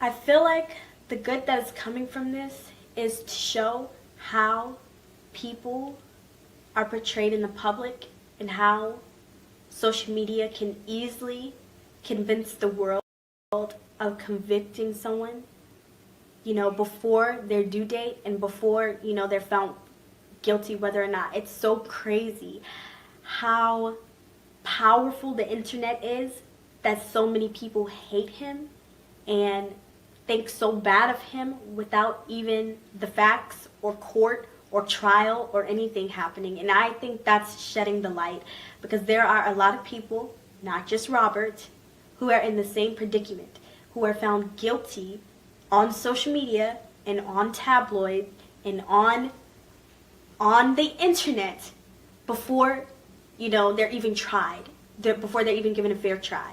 And I feel like that just shows how ignorant the world is when it comes to the. He will go on to reveal would be mind-blowing. How powerful the internet is that so many people hate him and think so bad of him without even the facts or court or trial or anything happening. And I think that's shedding the light, because there are a lot of people, not just Robert, who are in the same predicament, who are found guilty on social media and on tabloid and on the internet before, you know, they're even tried, before they're even given a fair try. And I feel like that just shows how ignorant the world is when it comes to the internet and social media. Yeah, that is kind of bad. Because that's why I think part of this film is precedence, because I think if it can happen to him, it can happen to anybody. It can. And if it happens to him because he's a celebrity, if you don't have that celebrity power, you really don't stand a chance. You do not stand a chance. And Y'all see the difference in her that much faster from when she starts seeing the One of the emails? good things that I'm happy to see is And this was filmed in Florida. I know he was a staunch advocate for you. Can I get you over in here, brother? You need to come on over here, grab this chair, and Where are you right now? I'm at the hospital. I'm trying to get to storage currently before he has Nick tell the workers to move everything out. But we want to talk to you about the storage. You don't need to worry about going there because we are sending agents there to secure the area. Okay. Have you been to the storage facility yourself? And pay attention how the agent catches her in a lie because she never been to the storage. She never went actually in the storage. No. But she lies and tell the agent from the beginning she has. And she tells the agents there's all these iPads in there. She talks about the video that Robert showed her of him beating Holly and making her walk. That is a video with Joycelyn and Dominique in John Doe #2. Then she says that it's a video with allegedly V with her 6-year-old niece or sister naked and doing sexual acts. And then she says, oh, and it's a video of him making me eat poop. But the funny part of all this is everything she said about everybody else, them videos got entered into the trial. No videos got entered of her at all. I believe she stole Holly's story about the poop because the video that was entered into the trial where they claimed that Holly was rubbing poop all over her body, and all of a sudden Azriel claimed it's a video with him making her eat poop. But it's a video in the trial of them alleging that this chocolate stuff that Holly's rubbing all over her body is poop. And then she's saying that Dominique and Joycelyn is in a video having sex with nephew. And that Robert made her have sex with nephew all the time.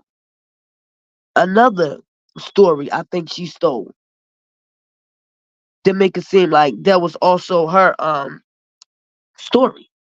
But there was no videos of her and nephew. And Joycelyn and Dominique wasn't even in the trial. So I couldn't understand why did they enter a video with Dominique, Joycelyn, and this dude. They all were grown and it was all consensual. But nothing of Azriel. She threw everybody else under the bus. And I believe when Robert got arrested, that she so-called cussed the agents out and told them when they said y'all free now, we ain't no victims and please get out of our home. We ain't no victims and this, that, and the third. Yeah, cuss the agents out on camera. So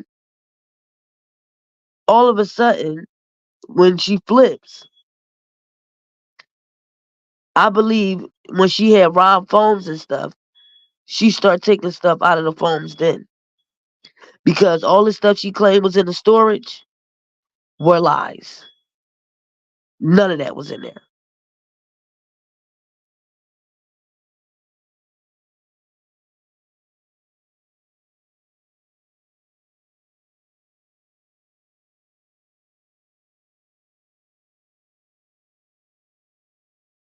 Or something. Okay, and what does the storage unit look like? The storage unit is like an industrial building, so it looks very, very regular. It's just like a warehouse that is full of stuff. It's full of furniture from his first big house, from his first mansion. It has cars in there, I believe. It's just a bunch of stuff that has accumulated from every single apartment that he's had over these prior, years. I know for sure it is in Schaumburg because it's about 10-12 minutes from Whitfield Mall in Schaumburg. So usually what we would do is we would go to the mall while they were at storage. Okay.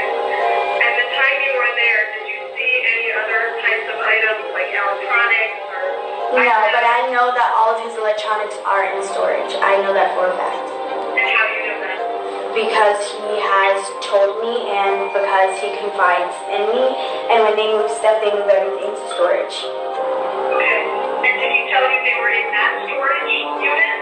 He did not tell me, but I know that that is the only storage that they move everything to. Because like I said, it has stuff from his Orland Park home in there. When you first go in, there's nothing but trash bags and racks of clothing, because that is the last stuff that was left when they moved out everything in the studio. And then in the back room, it goes on infinitely. Like, I couldn't even tell you, like, what's in there because it's so much stuff in there. It's just piled and piled and piled and piled. But I do know for sure that his electronics, his iPads, everything is in there. Old phones that girlfriends have that, you know, he keeps when they leave, they are all in there. He definitely does try and keep it concealed. He will put it in a different box, like maybe a shoe box, a Versace box. He'll have about 20 iPads in one box. Then he'll tell them to bring a Versace box or bring a Tom Ford box from storage, and when you open it up, it'll have about 20 to 30 iPads in it. And he'll keep those iPads for, you know, periodically, and then he'll switch them out. While you were in the warehouse part, did you see any boxes? It's hundreds of boxes. It's hundreds of boxes. Okay. And did you ever see the types of stuff that was on those iPads that he wanted sent to storage? Yes. It was videos. It would be videos of, you know, him having, like with 3-4 women. It was videos of me and him together. It was videos of him with every girlfriend or every girl that he's ever encountered or been with. It was videos of him, you know, he showed me a video of him beating Holly and then making Holly walk. He has shown me videos of him fucking, like, having intercourse with other men, with both Joycelyn, Meek, Juice, V, Dominique. He has shown me videos of both Juice with her mother. He has shown me of them two both being intimate with Robert. He has shown me videos of with her, I believe, niece or little sister, I don't know, but she was probably about 6 or 7, and she was on video, both of them were naked, and she was touching her little niece or sister, I don't know. He has all kinds of videos. He has videos of assistants, you know, being intimate with us, his girlfriends. He has so many different types of videos for different reasons. Some of them are because, you know, if, you know, he ever needs to put it out, he can put it out to extort you. He has videos of us saying that, you know, our parents have molested us or touched us. He has a video of me, he made me do this video actually of me doing a number 2 in a cup and then eating it out of the cup. And when he saw the video, he said you weren't convincing enough, and he told me to do it again. And at that time, he made go get an iPad, and she gave me a whole bunch of junk food to eat so that I could be able to, you know, poop or boo-boo. And he just makes a lot of us do a lot of stuff to make him feel more comfortable. So I definitely know that there is a lot of, like, just him, like, stuff like that on there. It's nothing but, you know, either extortion or sex. Okay. Well, first of all, I'm sorry. Yes. Azriel's cooperation with federal authorities is, to say the least, compelling. Her testimony is arguably enough to publicly convict Kelly. But what about in a court of law? Does compelling equate to verifiable proof, or just another story? This is what makes all of Kelly's accusers questionable. Their proof, the evidence, or the lack thereof. And this is also what sets a precedence for all.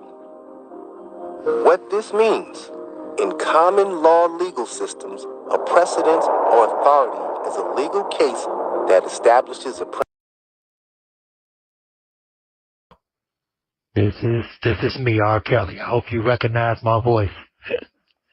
Absolutely. Absolutely. How you holding up in there? By no choice. Yeah. I have to. Yeah. Got a lot of fans, my family, my kids. I have to hold up. Yeah. Yeah. I heard you're going through some health issues right now also. Vlad TV. Well, yeah, you know, I've been getting taken care of, I hope, now. You know, I'm on a lot of blood thinners and things like that. You know, trying to get better pain medicine and things. So I'm battling that a little bit right now. I don't have much time, but the simple thing is that I Vlad TV.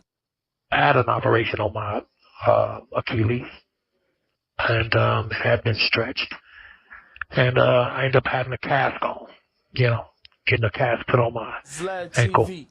and it was supposed to come off in 2 weeks, and it didn't come off for 2 months. And as a matter of fact, I've complained and complained about it. It hadn't come off, so I ended up taking a walking cane, as I told everybody, and I ended up beating the cast off myself. Vlad TV. And because it had been swollen, sore, itching, I couldn't get to the itch, so the night before Christmas I took it off myself, and after that I started trying to go to therapy, but I couldn't finish therapy because it was too sore, my whole leg by that time. I was in severe pain, so when I complained about it,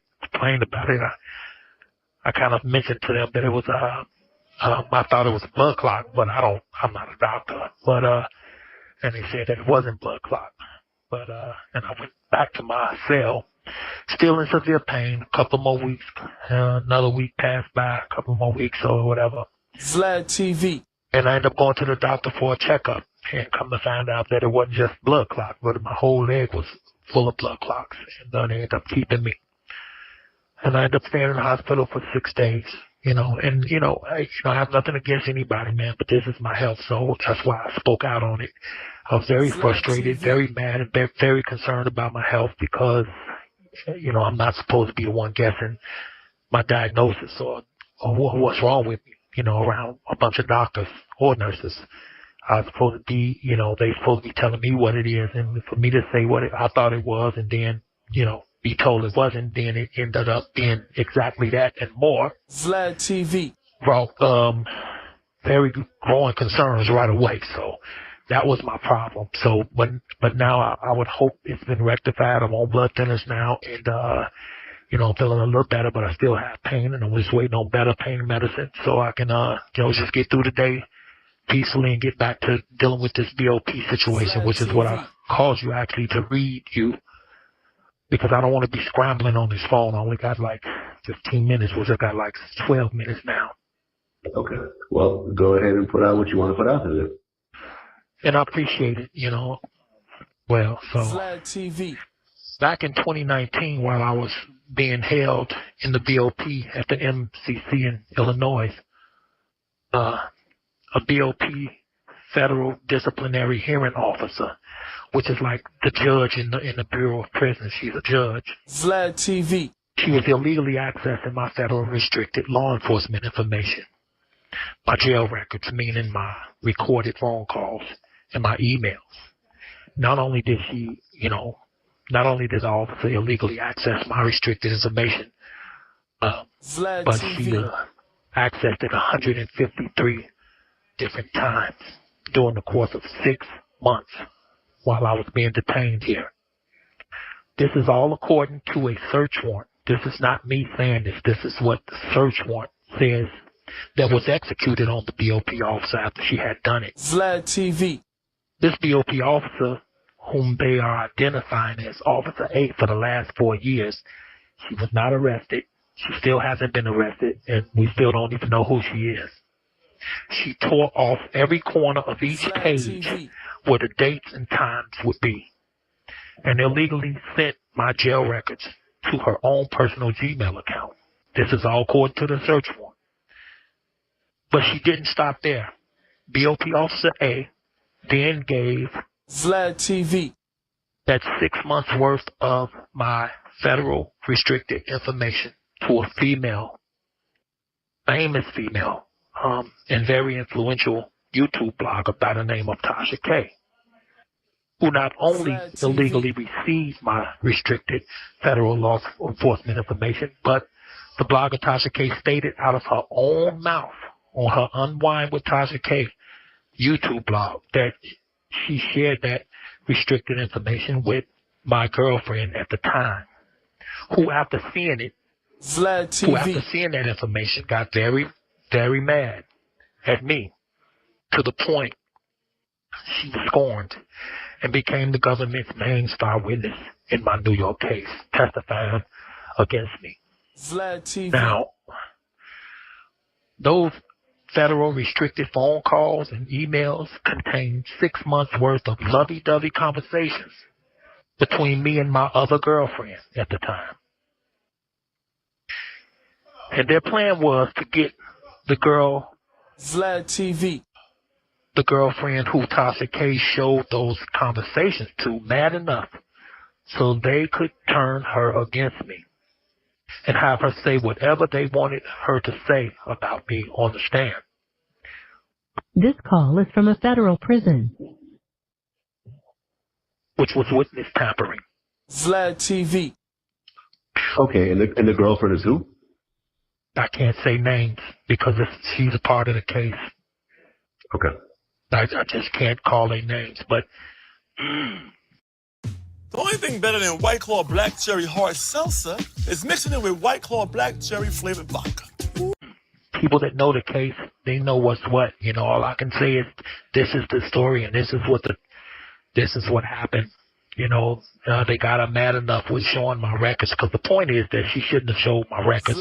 The BOP officer was not authorized to use my federal records. It's private, it's confidential, it's federal. You know, all of this is illegal.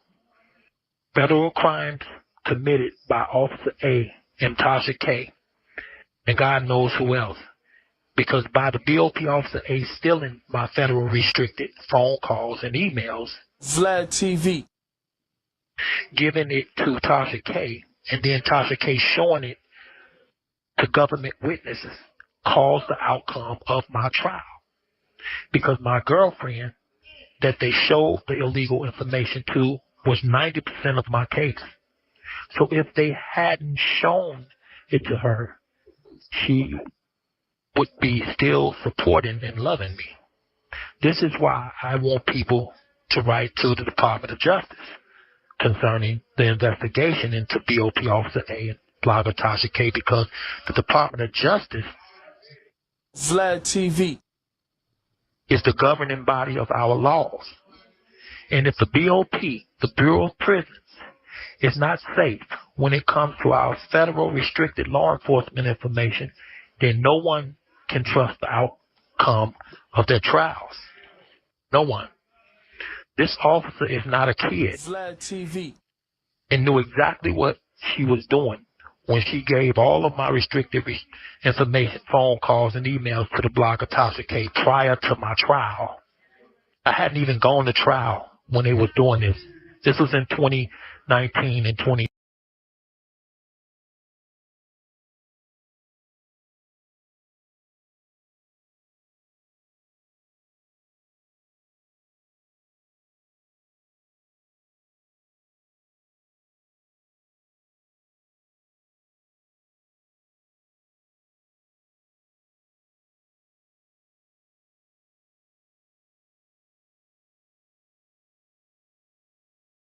It's funny you said that, Ashley, but I had a feeling the whole time that Officer A was black. I had a feeling the whole time. And just because of how she moved and dealing with Tasha K, I knew she was black.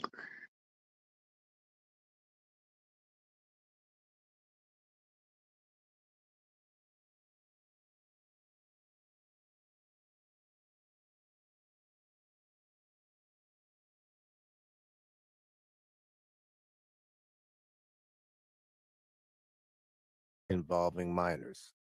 Viewer discretion is advised.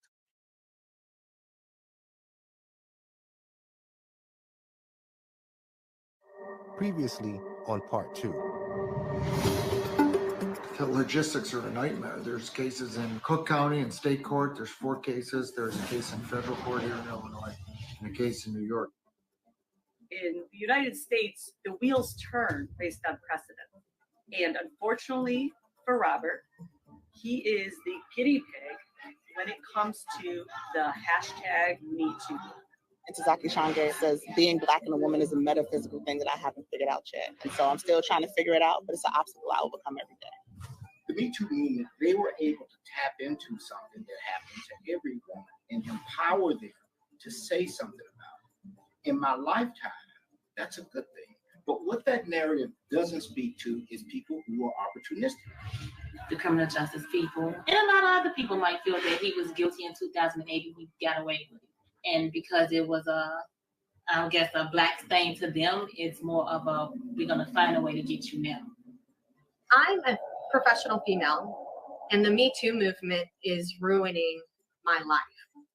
I think that R. Kelly was able to get away with behavior that was pushed aside because he was famous and he was selling dreams. It was never her fault. Her music was something she should have stayed in. And when she shared her experience with him, I think that was the key that allowed him to prey on her. That was his end.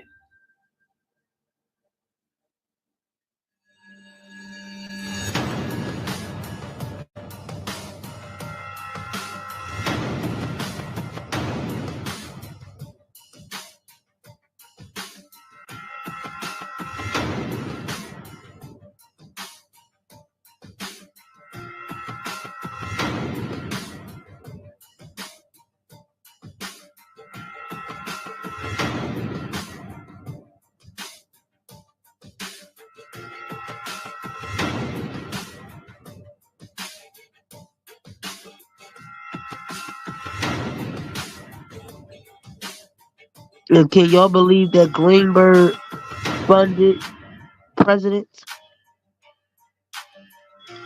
He actually funded the budget and everything for this documentary. And that's why Shabazz say that he had dirty attorneys. And then you had Oprah funded the money for the interview, and Robert never got $1. While Greenberg was hiding in the back near the chest story of of drawers. Angelo turned out to be a story that will rival the messiest of soap operas and the highest rated shows of a Jerry Springer or Maury Povich episode.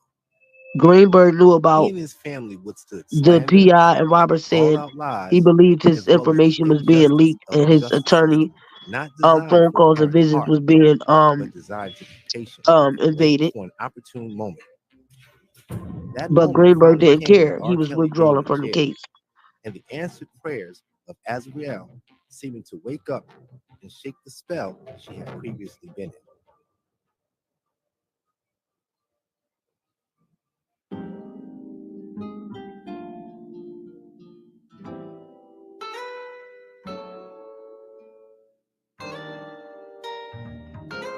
Angelo's quest to recover and reunite with Azriel finally came to an end. This is my baby right here. See, this was filmed. That was filmed in They Florida immediately and in began to Vegas. repair a strained father and daughter relationship. This when she stole Azriel, at Robert's the money, time, seemed to and she still hold so-called on was to looking for a resentment house. built on everything she had just gone through. I think we still have to address the elephant in the room. We haven't really taken that time, to do so. It's not about what the world thought it was about. It was about me getting relationships with my daughter, getting the understanding that she was good through all the back and forward. And look how Angelo tries to cover up Everything. what Azriel saying about that she always So talked to them and how they had Robert's number. My daughter. I understand that, and I respect that completely. But I feel like for me, where it was so hard for me and why I continue to not have communication with my family is because this Lifetime documentary stuff just happened within the last 2. And then out of nowhere, these last 2 years, you hear, oh my God, this is happening. Oh my God, that is happening. I just feel like, how can you be oblivious to the years that I was okay and just snap, oh my God, I need to know where my daughter's at. She's this, she's that. I need to make sure she's okay. Like, I've been okay for 3 years prior. That's where I drew my line, because at that point, I was an adult. And at that point, I felt like I was okay.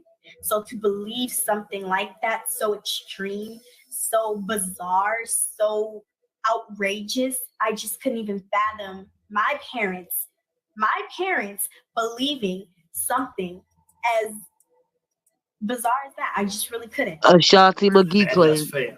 But what you gotta understand is we haven't talked to you after 16. That's when you graduated. That's when things went blank. It didn't go blank, but communication slowed down because at that point I was an adult. Exactly. There was never no black community. I could show you text messages over and over. But that's to him. To him, to your phones, to everybody's phone. And I will call you guys. No, I have received on the Apple. I don't have Apple phones. I would call you guys. Don't paint no picture. Like, I have not talked to you guys in over a year because I would call you guys 4 or 5 months at a time. And when I would call you guys would be yelling. You guys would be cursing me out. Mommy would be yelling at the top of her lungs. I don't have And none. so what I would do, I'd say, okay, I'm going to give you about 4 or 5 months. Listen. And then hopefully you just miss me so much that you just want to talk to me and your arms are open. And eventually it got to that. Unfortunately, it took a little bit longer than I anticipated. As a parent, guess what if you did? Let me ask you this. Before graduation, I was not even checking in every day then. Yeah, I talked to you.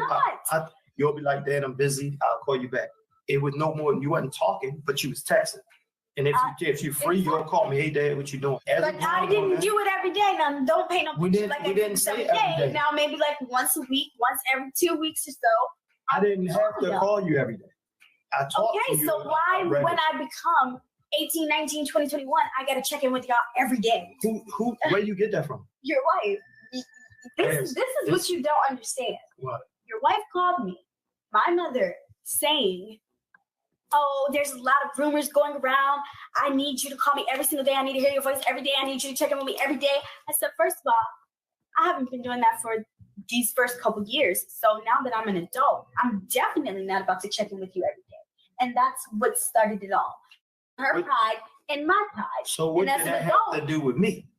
You're attached to her. That's your wife. That's your wife. So I became the enemy, but you're the feud. Because when I would talk to you,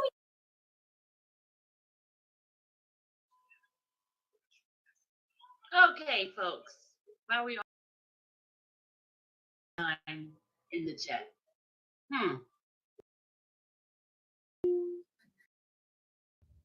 The relationship between Azriel and Angelo was thought to be that of any man and his daughter, but the conversation was that of two people verbally like she fighting said, for dominance. don't paint no picture like y'all ain't talked to me in over no year. That's a lie. And they had Robert's direct number. The actions and travels of Angelo will go on to be criticized because of his passion with regaining his daughter, and he will continue on his quest to, at times, discredit and accuse RKelly of navigating Azriel's tendencies to be uncontrollable and confrontational. Some would agree with Angelo, but then there were others to simply see him as a modern-day pimp, pimping his own daughter. One would have to question and wonder if any of this was true, especially considering the negative connotations that accompany the often heard myth of How black you giving your fathers daughter not the there rap for their children. lyrics to rap? Right or wrong, regardless to how he handled it, or whatever way it should have And seemed, she's smoking in front of her Angelo dad. was there. But then again, so was RKelly. Let me get this straight. You want to film me cutting my cake, my Father's Day cake. Yeah. You want me to get up from this chair, leave my movie, and go. I want. Is that what y'all want? Yeah. It's a great idea. This prior Father's Day, Robert talks about his kids all the time. Talk about, but I got him a cake made, and he loved the cake so much. He thought it was so beautiful. He never wanted to cut the cake. Chap is here. Chap is here. Chap is here. Chap is here. Okay, so anyway. Let's get some of those little plates. Some of those little plates.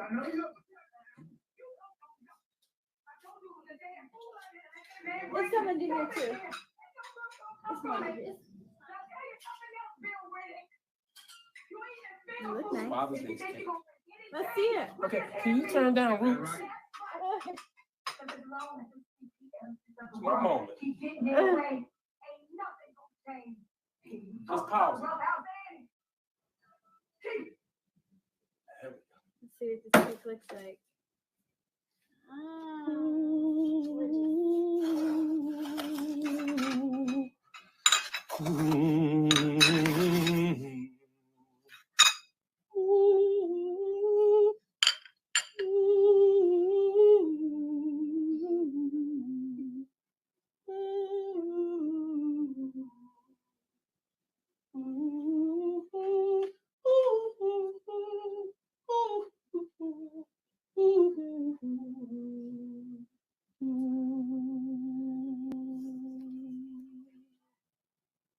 Do you want to cut it from the back? The king lives. Yeah. Okay. So And pay attention to her responses. I don't know.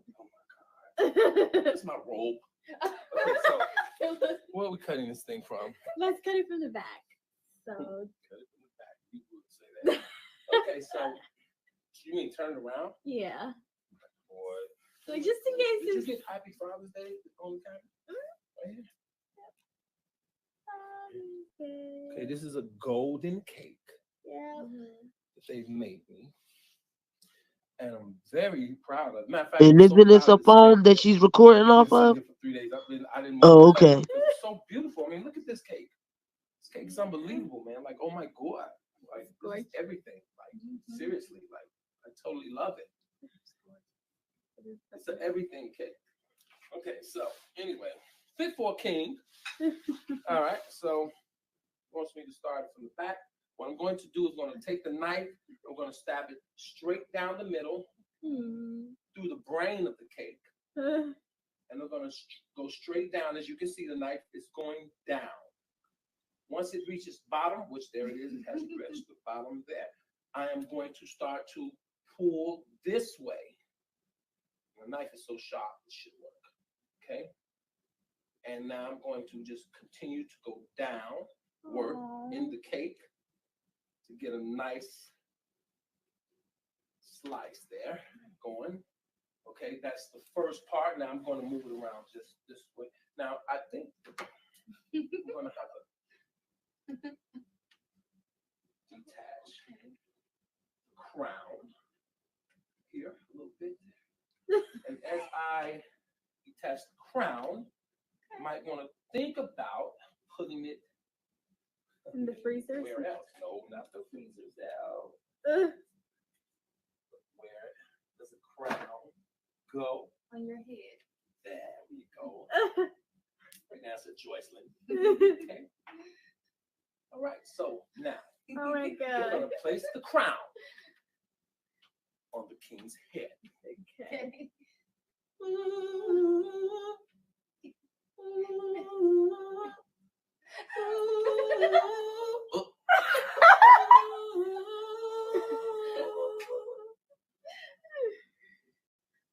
Hear he, hear he. The king lives. Robert the Third. Yeah. Okay. So this is the Father's Day cake crown. Okay. The cake came with a crown. And yes, the cake and the crown is the same. The crown is just as edible as the cake is, okay? Which means we are going to kill this crown later on with some milk. I'm going to take the crown off. There probably will be white rings around my head. Don't judge. Call it a halo, baby.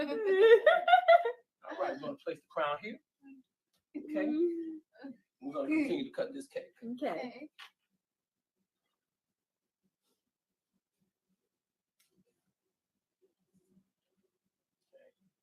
Going down. Oh, I feel so bad.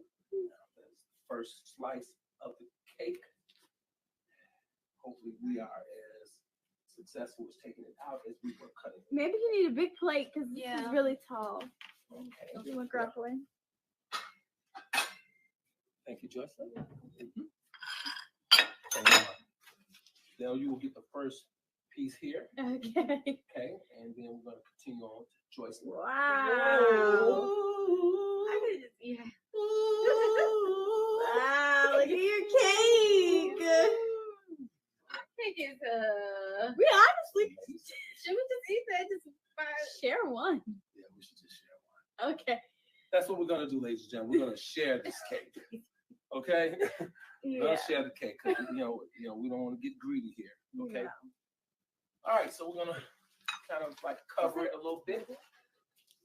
Tomorrow you guys need to go and get one of those cake things that they put the cake in and it lasts forever. Okay, I'm gonna use the dish rag because I'm tacky.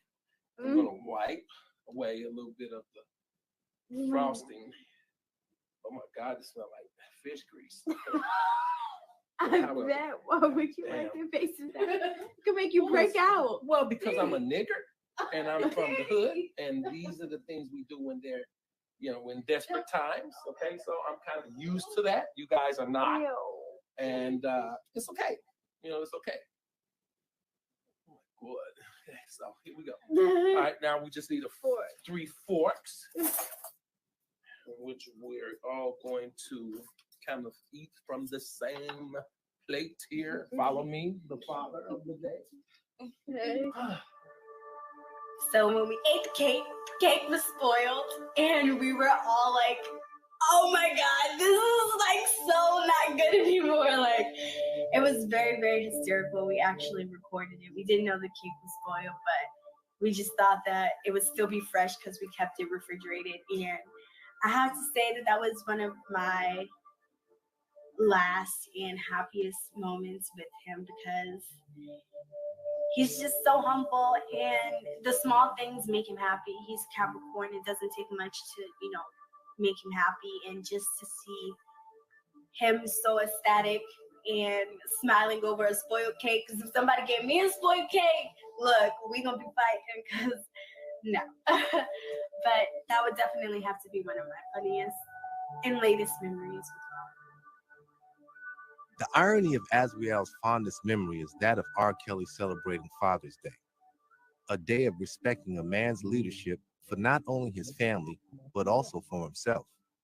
A time where men are celebrated and remembered for the sometimes lessons they've learned and are now able to teach, especially for their daughters.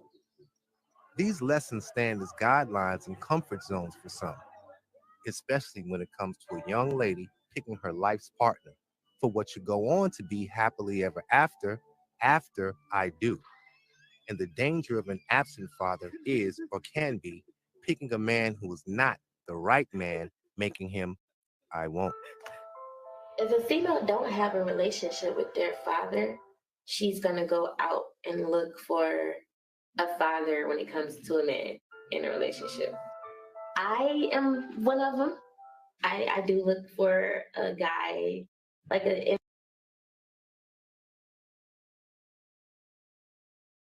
Okay, guys, this is another one part of a setup. This girl here.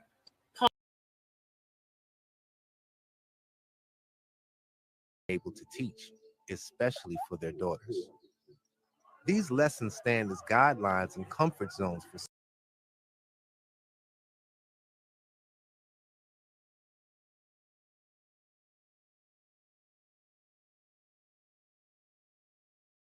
Rob, our last conversation that I had with the basketball court, watch him play. We didn't leave until like 4 o'clock that morning. Finally, we got outside. He slid me his phone. That's when we just started texting and stuff. I texted him first. I was like, I really enjoyed you. And then he texted me back real quick. It's part of the setup. I said, let me stop.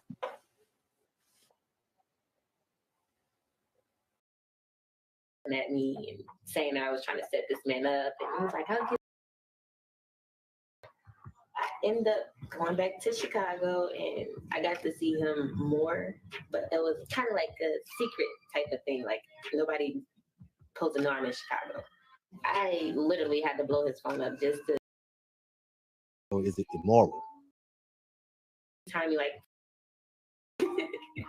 everybody got to take a picture with him, and I was like the last person to take a picture with him. When he first met me, he said he loved my lips.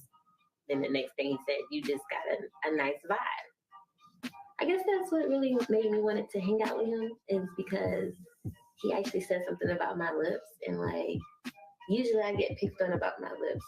Took the picture, and he asked everybody, do we want to go hang out with him that night? He was like, yeah, of course. So we all went to the basketball court, watched him play. We didn't leave until like 4 o'clock that morning. Finally, we got outside. He slid me his phone. That's when we just started texting. Yes, Esther, I know about the story from Dubai. I talked about it Enjoyed you, and he texted me back the other day. He was like, I did too. The next thing was sport. Got to see him, and after we left, we all got in the Sprinter with him, and we went straight to Starbucks.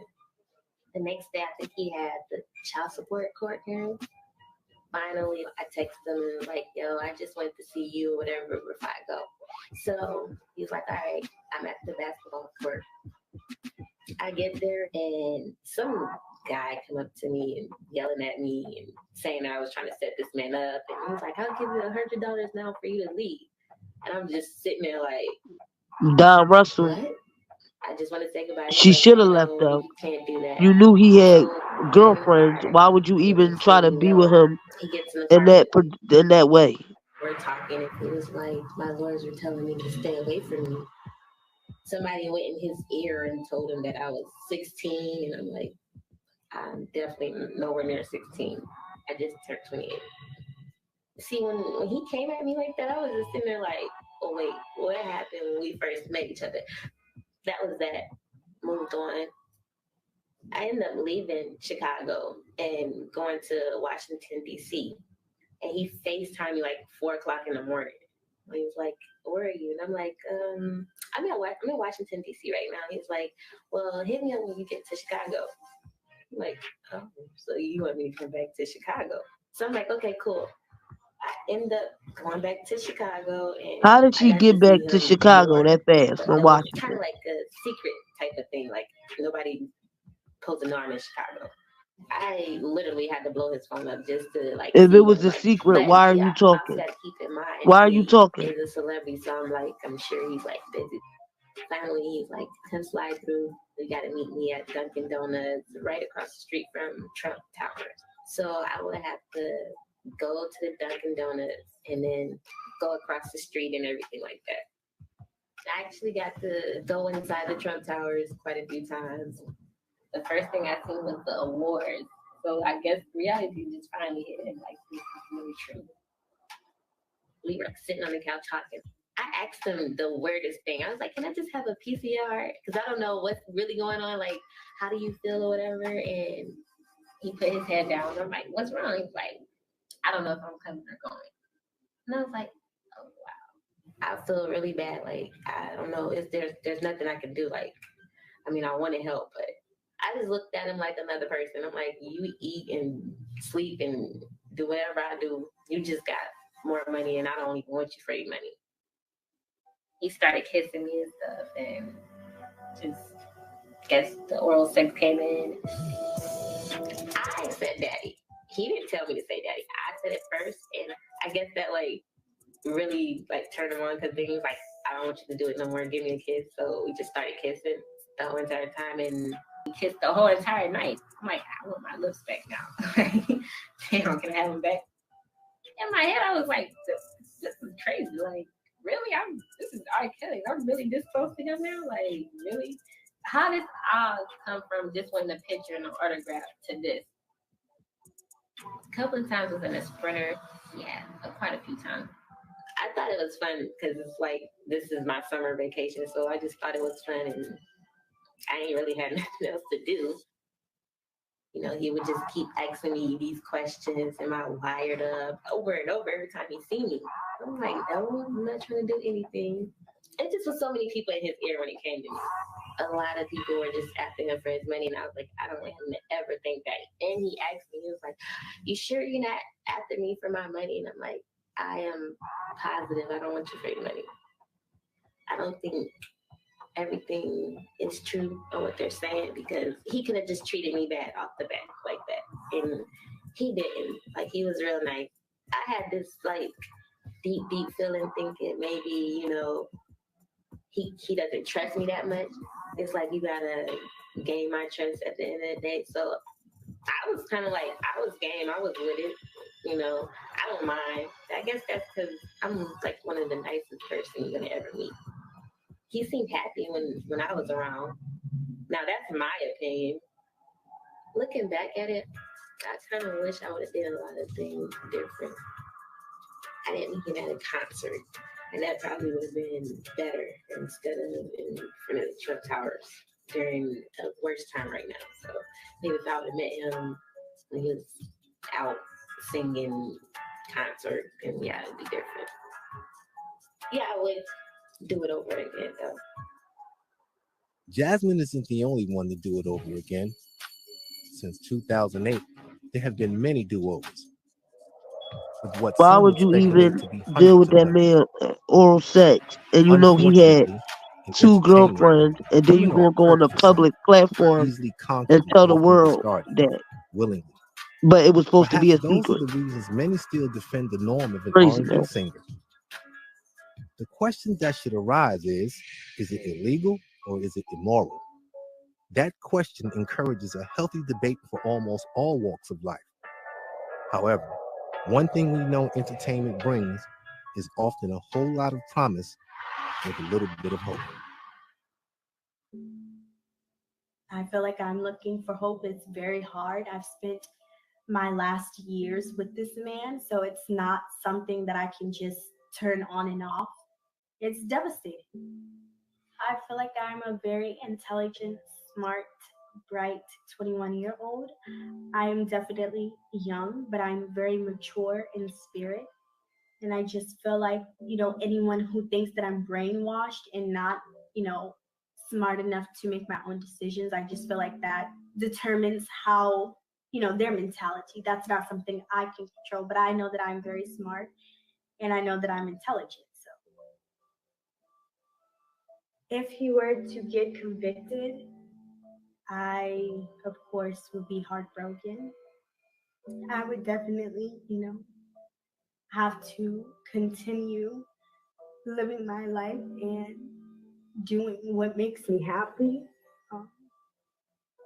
I know Rob, our last conversation that I had with him in Chicago, you know, he inspired me and told me, Bear, just do what you want, do what makes you happy. He told me to continue to pursue my dreams, pursue whatever I want to pursue. And that's really all that I would be able to do. It feels like a But remember, high. I she mean, said it feels before like, that you know, Robert told her to wait you're in love, you're happy to be in to love, and you feel do her like no dreams and matter all that what until you he go go to through with this trial. person, it's But for she's your admitting right good, here that he because told there's her no to go live her other life. person you would want to go through this with. And that's with, you know, you being in love with whoever it is. You know, not just me and Rob personally, but that could be any other person's relationship. You just feel like no matter what, the good or the bad, you want to go through it with that person. I feel like, truthfully, all of the women that have been associated with Robert, I feel like this is me personally. Once they I'm about saw to play him, that audio. they Joy saw didn't him say she had as a herpes, celebrity, Esther. not as a She human said being. that They it did was a not test meet that was him done. at church. And then her They didn't dad know him, admitted know which that way, except for as R. Joy's Kelly, whether they roommate saw him at a in mall, college whether they saw him at a told movie him theater, whether they saw him Joy at had herpes and she was whether they treating saw Joy him at a show. because she was And so, no studying matter what, nursing. all of them met him So as there a was never celebrity, a positive and they were test infatuated with that of celebrity. herpes. And Nobody in the Chicago trial because of that, I claimed feel like a herpes. lot of them just dated him because of that, because of who he was, because of the life that he had, because of the life that he could provide them. You know, a lot of them talk about how badly they were tortured, but can you talk about the shopping sprees? Can you talk about you keeping your hair and nails done? Can you talk about all the great times that you had dinner and was spending money and was splurging and was so happy? Because one thing about Robert, he has a very giving heart.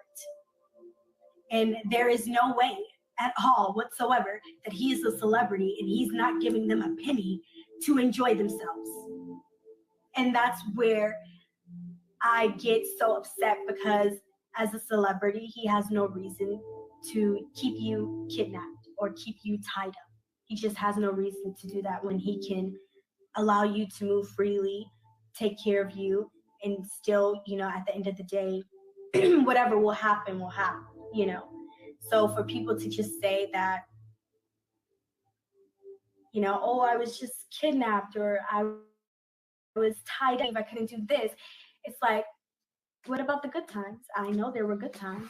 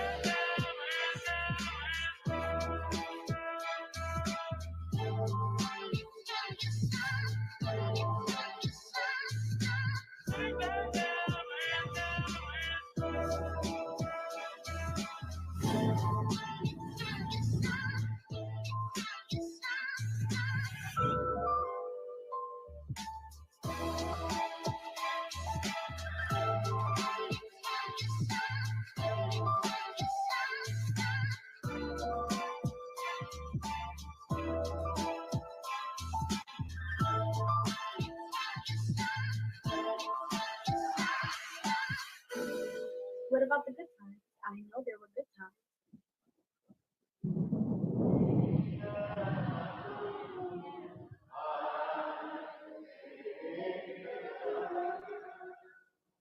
The good times are the times people forget very easily. Contrary to all the accusations against R. Kelly, what's easier believed is the horror trails left to be recited and remembered. But who tells these tales, tangled and weaved? Stories of caution, hard to believe. Stories told and sold with judgment of public jurors presuming guilt to unfold. There is a common denominator for most of R. Kelly's accusers, the poverty line. It is a sad and unfortunate truth known to a part of America who can identify. These people are common, everyday people who have either struggled themselves or know someone who has. Although these people come from less than mainstream America, they take pride within struggle. They live a truth most would dare call lies. Perhaps this is why there are so many who disbelieve Kelly's current accusers and sometimes seem obsessed in his defense. It is that demographic who see long hallways and dark despair, dope fiends and drug addicts preying upon themselves because the prayers, some would have you believe, stand on almost every corner, just as the liquor stores do, offering choices to inebriate or alleviate problems the weak could hardly face. It is these people who can see what others can't, because oftentimes they've seen the worst and can identify game, the kind of game that has no contracts. And sometimes you make up the rules needed to win with rules to escape poverty, crime, drugs, for a better way of life. The hard, unbiased truth is some will try and achieve any status by any means necessary.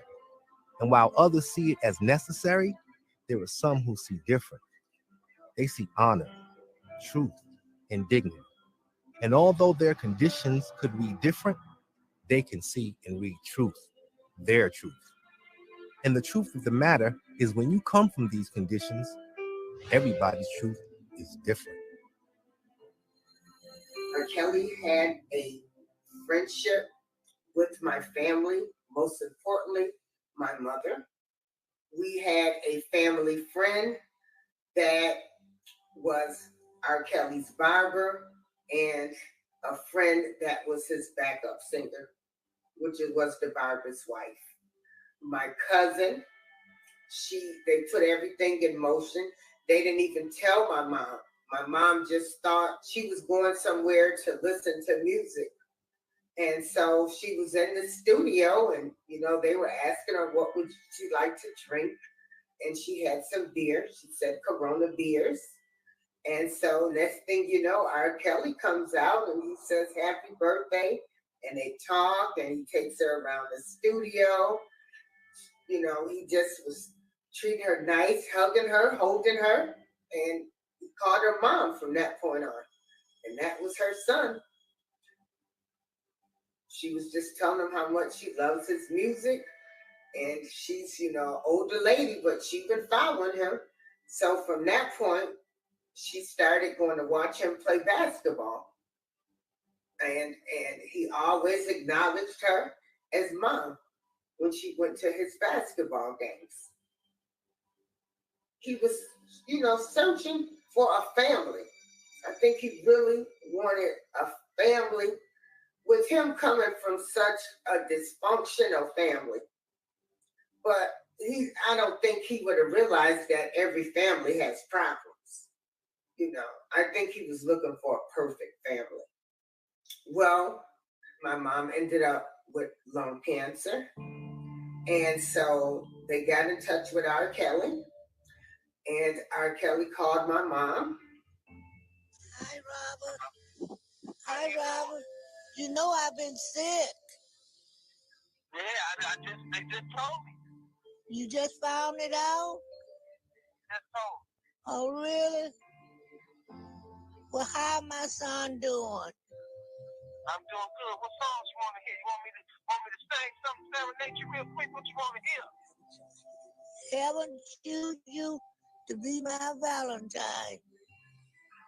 That's my. Told you, be my Valentine. Oh, I'm so glad. Haven't chose you, be my Valentine. I believe I can fly. Okay, hold on. I believe I can fly. Yes. I believe I can touch the sky. I think about it every night and day. Spread my wings and fly away. I believe I can soar. I see me running through that open door. I believe I can fly. Hey. I believe I can fly. I believe I can fly. Hey, that sounds so good. That sounds so good. Are you gonna? I'm sick. I got cancer. I know. Yeah. So I've been. I got you though. Yeah. You got me wrapped around your arms. Absolutely. Yeah. So you good? I'm good. I hope it stay good. Oh no, you gonna stay good. Oh. Always. Yeah. And I know that is somebody tonight. Hey, now. And I know somebody's gonna take us somewhere. I know one thing for sure. I'm gonna put on my fancy shoes. Yeah. And go out and step the whole night through. I'm going out, then I'm going out. Oh yeah. Yeah. I'm gonna step. Get on out of here. You know what? Robert, next 2 weeks will be my birthday. Wow. Yeah. Happy birthday early. And I hope I can get around. But right now, I can't do nothing but just sit around and listen to my song. That's right. Yeah, share my love. Sing that. Share my love. Okay, here we go. I just want to share my love. Yes. I just want to share My love. Yes. I just want to share my love. Share my love. Share my I love you. Hey, I hear you. You getting on out there. You getting on out there. Well, listen, you keep in contact with me and keep praying for me because it's kind of rough right now.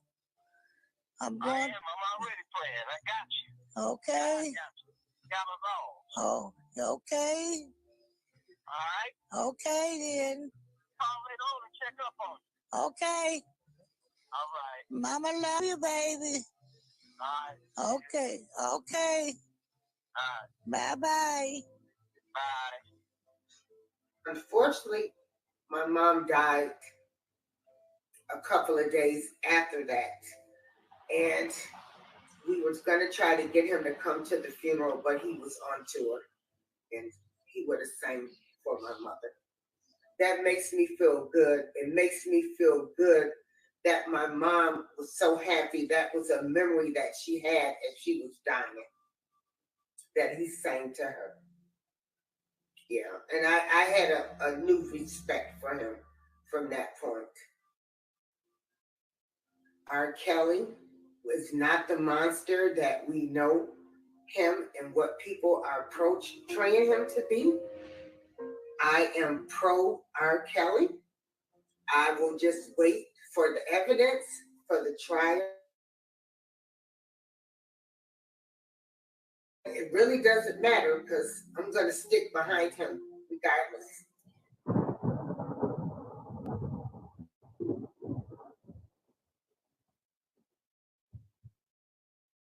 Next on part 4.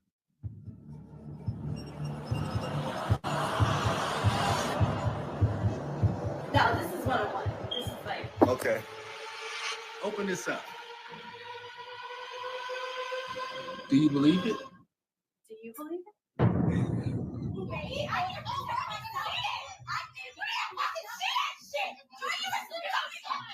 Hey!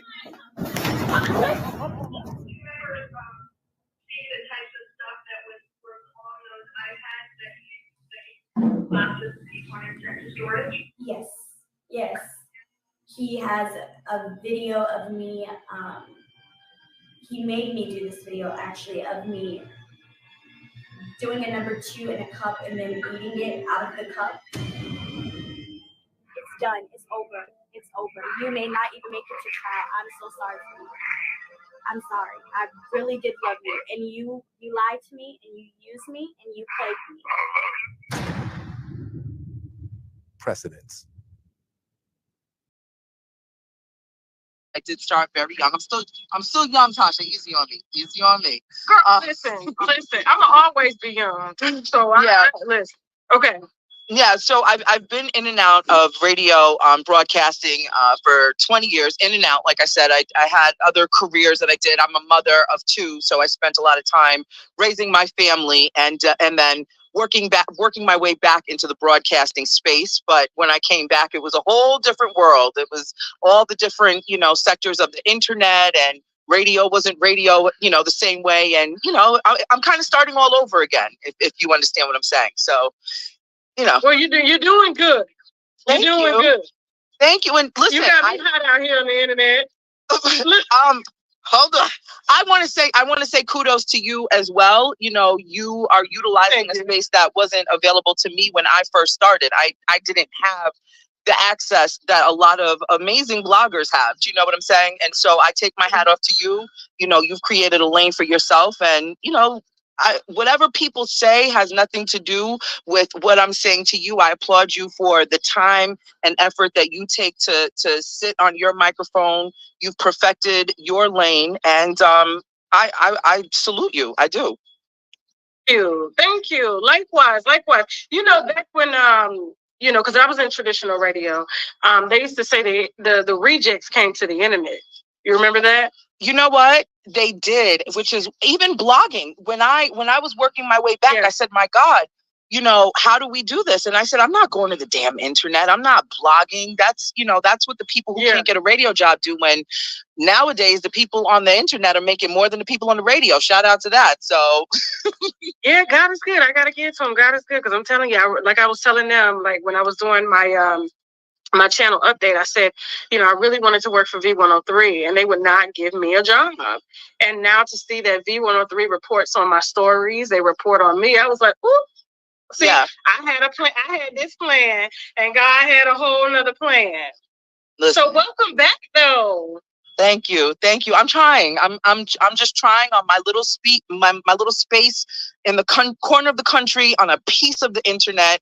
And listen, I don't look at anybody as competition. I feel like this is a big space. Everybody has an opportunity to open their mic, say what they got to say, voice their opinion, and may we all survive. Do you know what I'm saying? So absolutely. I'm playing this audio because it also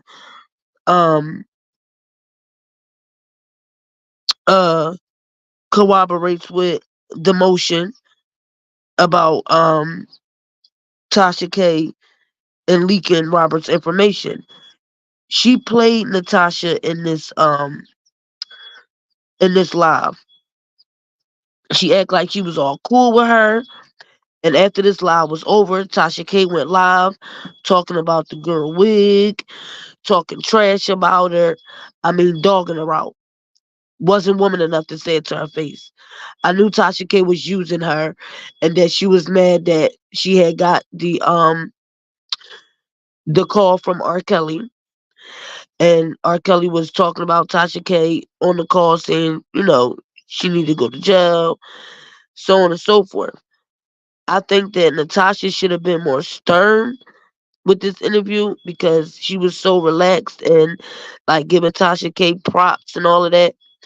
Nah, she should have been more stern on what she read and the court documents that she had, because Tasha K was still trying to push the narrative.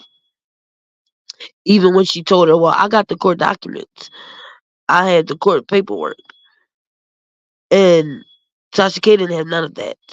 But she still tried to push the narrative. Oh, this one lying, that one lying, and who's really trying to help RKelly get out of jail and all of this. Like, I mean, bashing the mess out of Robert and disrespecting Natasha after this interview. But Tasha K is going to speak about Officer A, the emails, Rashonda Landfair, and a couple other things regarding her leaking Robert's information. And Natasha saying to her that that's illegal. Yeah, absolutely. Listen, I do want to say this. I literally thought I was listening to young Wendy. Do you get that? Yes, I do. She do sound like Wendy. It's so, I was like, if I didn't have a face, right, I would have thought it was Wendy Williams. I've done, I hear it. I've done spoofs just to, pay proper homage in a funny way. Hopefully they made her laugh. I don't know. Because I'm like, I might as well do something with it. People can't keep telling me I sound like this lady and not have a little bit of fun. But I'm Natasha. Wendy did her thing. She carved her own lane. People like, are you Tasha? I'm like, no, there's already a Tasha. I'm Natasha. You talking about you? Right. There's a Tasha. There was a Wendy. Do you know what I'm saying? Now there's a Natasha. So right. No, it's cool. I said, listen, listen, if your name Tasha, you know as well as I know, it pisses people off. So it's just for some reason we always find our name in the middle of some shit. And it's like, okay, what did I do now? What did I do now? Uh-oh. Well, listen. So, of course, I just want to let everyone know because your video is like really, really garnering a lot of views. And I said, I kind of went back and forth with this. Someone sent it to me and I was listening and I was like, dang, this is like Wendy. And I was like, she got RKelly on the phone? What the? Like, there was so many things going on. Oh, and let's don't forget, Tasha K is still attacking Corey Holcomb, and she actually did get in touch with his baby mom and interviewed her. Even though Corey told her the other day, last week, that she's going into a lane in his personal life and she's playing a dangerous game. She don't care. She still was mad that Corey stood up for Robert. In which I'm gonna let y'all also hear audio where she contacts these other women about Wack, because Wack was taken up for Robert, and she's gonna admit on this audio, yeah, I'm the reason R. Kelly is locked up. Yeah, I'm the reason. So I'm like, literally, I had just landed in Africa, and I was just like, what? Why is R. Kelly in jail talking about me? What the? You know what I'm saying? I was just like, so something told me, because normally I do not listen to other content creators, but when I heard his voice, I said, oh, she really got R. Kelly on the phone. Let me listen. Robert So first Sylvester off, I want to say congratulations on that. That was big. Thank you. For you to be gone 20 years and then now you coming back and then you get R. Kelly on the phone, that's a big deal. So my hat goes off to you, girl, and you went viral. So I appreciate that. And two, I wanted to talk to you because, you know, of course there was some things in that video and I was just kind of like, you know, I had my wine bottle and I had it like this and I was like, what was a call at R. Kelly wanting me in jail? No. Listen, I'm just a person. I'm a vessel that, you know, he trusted to put this out there. I don't want anybody in jail. I don't want anybody in trouble. I just want everybody's voice to be heard fairly. And when you reached out to me, I was like, oh. I had to. I said, let me go to the source because, I mean, obviously you could get him on a collect call. So I said, sis, he's refused to talk to me. Everybody in his family I have contact with, but he is upset with me. And he was upset with me before I got the information. So, right. And I was a little bit taken aback because I was like, does he not know, like, everything that he was charged with? It seems like he's just hyper focused on this one thing that he feels that he can get an appeal on, right? And this how you know she's so dumb, because he wasn't trying to get an appeal off of that. It was the simple fact that you violated this man's rights, and then she was so non-educated that she said that Robert was charged with tax crimes. Like, girl, what are you talking about? He was awaiting trial, meaning you violated his due process by interfering with a federal investigation and a federal trial. She thinks what she did wasn't a big deal. She thinks by when she said on the video, I'm not going to put it up on the screen because this is considered somebody's personal information.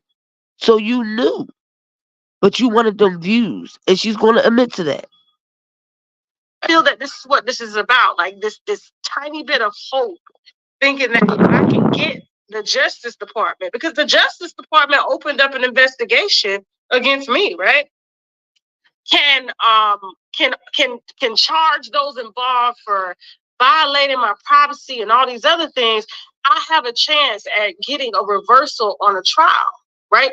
But this is what I wanted to talk to you about, because I want to start from the beginning for those that did not hear the interview with him.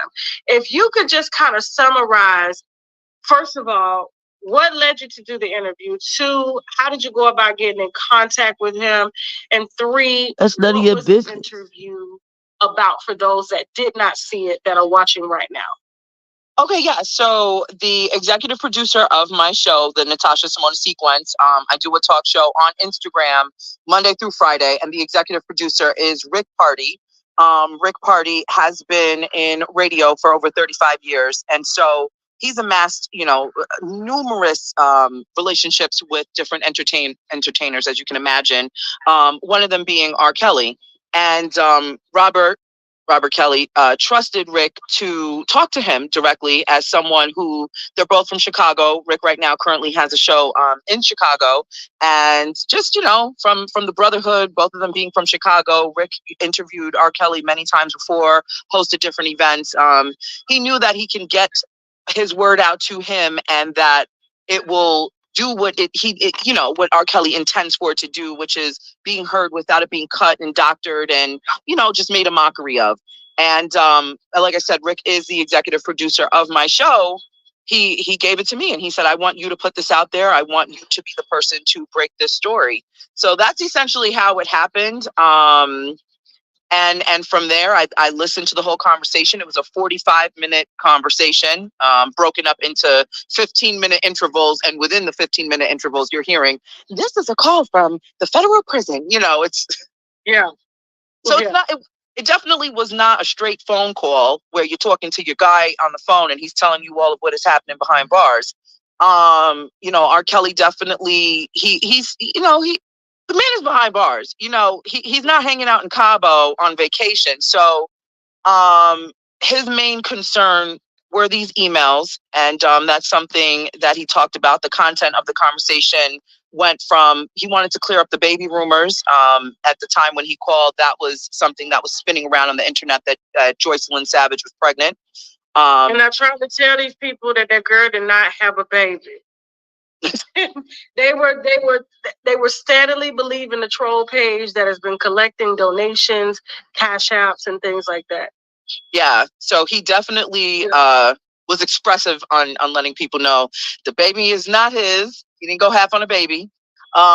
He wanted to clear up the you know, they recently released an album. Somebody released an album. He wanted to clear that up, and he did talk about the emails, these leaked emails from the BOP officer that was then in turn shared with you. Okay, and so that's essentially why we are here is the emails. And so congratulations on getting his word out there. The shade. Saying that he did not have a baby. And I'm just tired. It's like anybody can start a social media page and say that they're this person, and they can get GoFundMes, they can get cash apps. And I'm like, Joycelyn has not seen him in order to have a baby. And I know that. He's her. How she didn't see him when Joycelyn been visiting him since he was in Chicago and New York. This is how you know Tasha K is not a journalist. She doesn't research. And her main platform is about gossiping, slandering, defaming people, and letting people come on her platform to do the same to others. How did he not see Joycelyn? You would have been better off saying that they weren't married and he wasn't shipped off to prison yet where they could have got conjugal visits. But to say that she hasn't seen him is a damn lie. He's her last choice. She's the only one hanging on for dear God. Now, are they still in contact? They are, but that is not her page, and she did not have a baby. So, again, congratulations on getting that exclusive and clearing that up. And so let's talk about the BOP officer and the emails, because I haven't really addressed this at all. What's so funny is she thought that this was going to just slide to the side. The feds only worried about Robert being a pedophile. They don't care. And now it's a whole lawsuit. So Tasha K will have to get on the stand, the BOP officers, because like Robert said, what he really want to know is he believes it's somebody above the BOP officer who gave her the leeway to think that she could leak the information. He think it's bigger than Tasha K and the BOP officer. Because there was, look, you got notes? Wait a minute. Baby. Tasha K. She laughing at her because she got court documents and notes. You got notes? Yeah. Because you're a liar. You don't research. You don't read transcripts and court documents. Tasha, meet Natasha. My platform day. She said, I'm going to get this. I've been gone 20 years. I'm back 9. Let's do it. I told you. Let's do it. Let's hash it out like grown women. Tasha to Tasha. Tasha the I don't know. Maybe that's the title card. Tasha versus Tasha. I don't know. Tasha versus Tasha. Let's do it. Let's do it. Okay. So let's talk about these. I'm gonna let you ask me any question you want to ask me. I'm gonna answer it truthfully. I haven't spoken about it only because there was a federal investigation involving that. My lawyers did have to do some work behind the scenes and stuff like that. But ultimately, I didn't break any laws, nor did I intend to break any laws, right? And so that's what we're gonna clear up here. And then I'm gonna come in and kind of give my thoughts on everything that was said. So the floor is yours. Go ahead. Ask me anything you want to ask me. All right. So here we go. So I'm just curious I just want to start from the beginning of this. Why are you so vested in this R. Kelly case as a whole? Man, good question. So in the beginning, I started off reporting on R. Kelly just like anybody else, right? And then I guess the angle in which I took as far as like breaking down the psychology of why, he as an artist would even, I guess, pursue young girls or, just sleep with young girls, or why this behavior is repetitive. I was hit by a grown man. I kind of gave it from that perspective. And then as I was talking about it, a lot of the victims, because I came from a victim perspective, when I did these stories, started to reach out to me and give me their stories. And a lot of them, 90% of them were either the parents or the girls involved or family members that were involved with him. And so it kind of just slowly built into what it's done now with no intention, just me as a victim of within my family, uncle touched me, and at 5 years old. And I just started giving my perspective. And this is when my channel was early on. I was probably like, I want to say 60,000 followers in. And so slowly by slowly, I remember the first victim that ever came to me was it a young lady? No, it was actually the Savages. The Savages were the first to reach out. Because of my coverage on R. Kelly, and they liked the way that I told the story per se. Like, I didn't hold back. I'm still like that. I'm very honest. I'm very blunt. I speak, what's ever on my mind. I'm very passionate.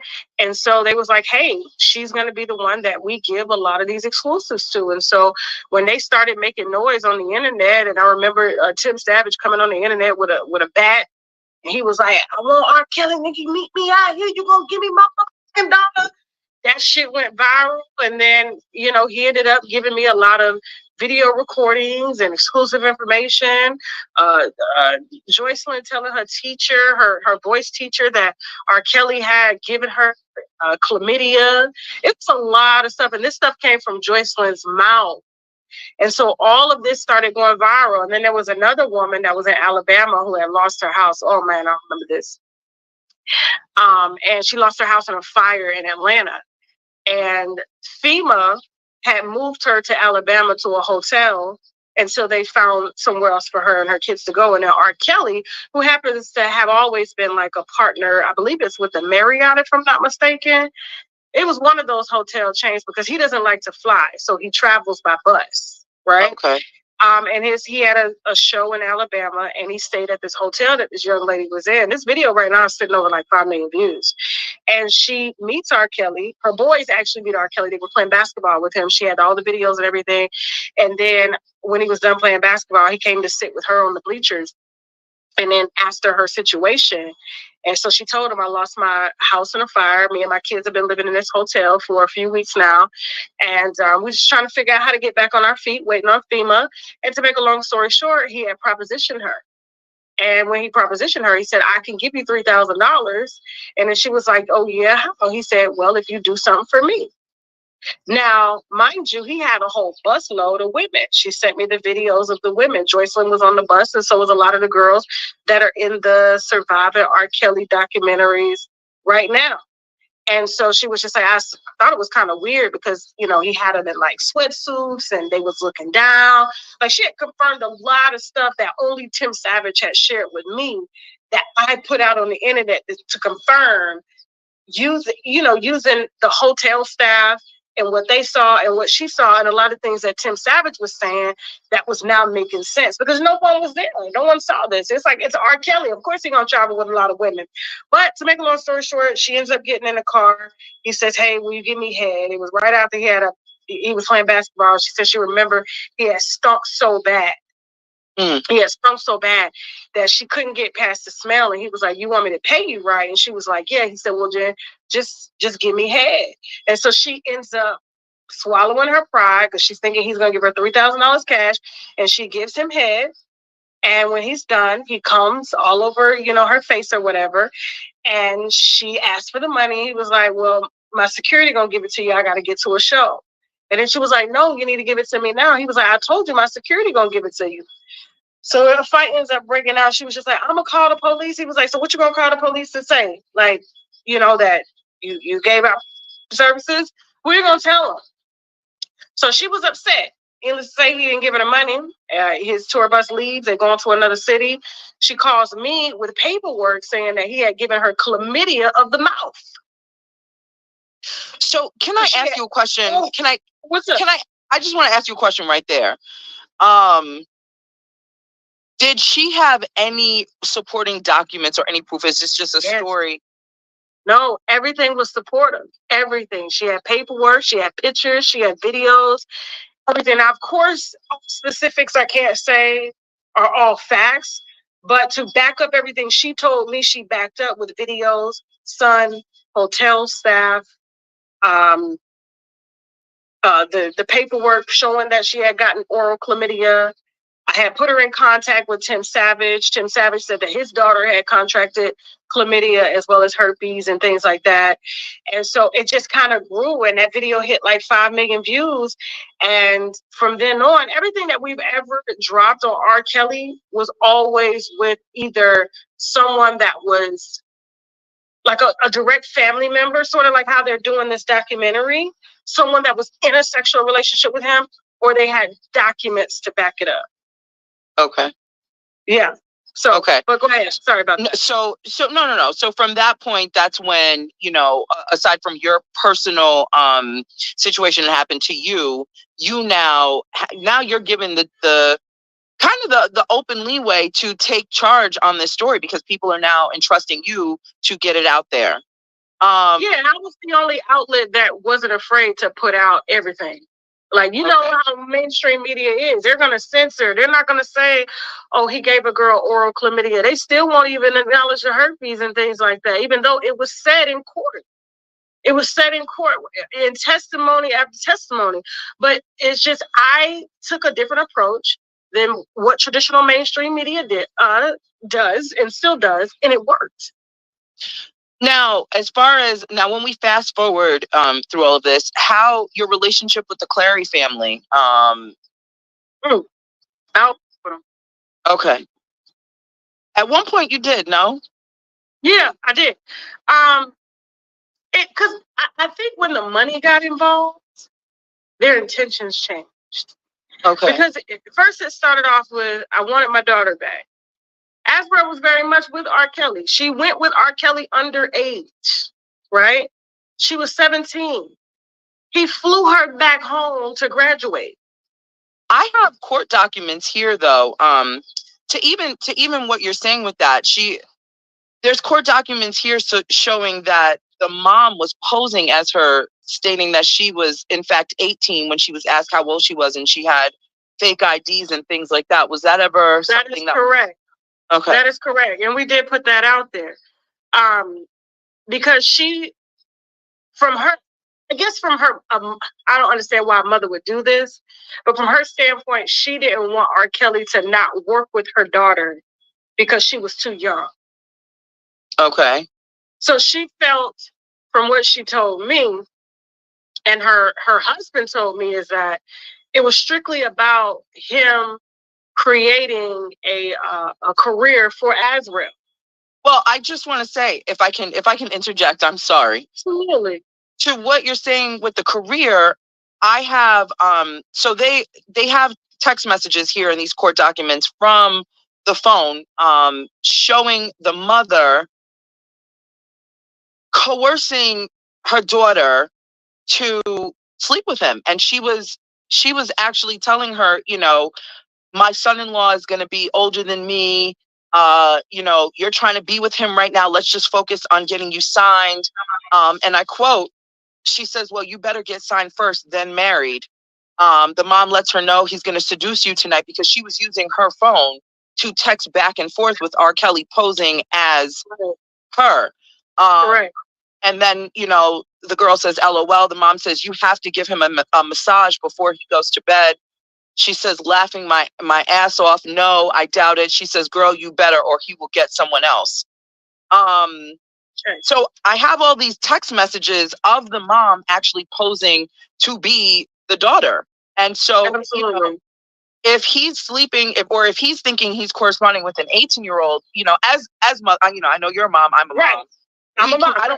I don't have daughters, but listen, we can both agree that 18 is still young. Do you know what I'm saying? Up against however old, you know, as long as 5 years older than 18 is still, you know, that's a big age gap because of whatever. But 18 is still consenting, if we can agree on that. So if the mom is, you know, coercing this whole situation, posing as an 18-year-old woman, whether or not, you know, we like it, she's legal. Is that I mean, I don't know. Do you agree? Do you disagree? No, that is the reason why I fell out with the Clarys, is because they came to me with a very one-sided story, right?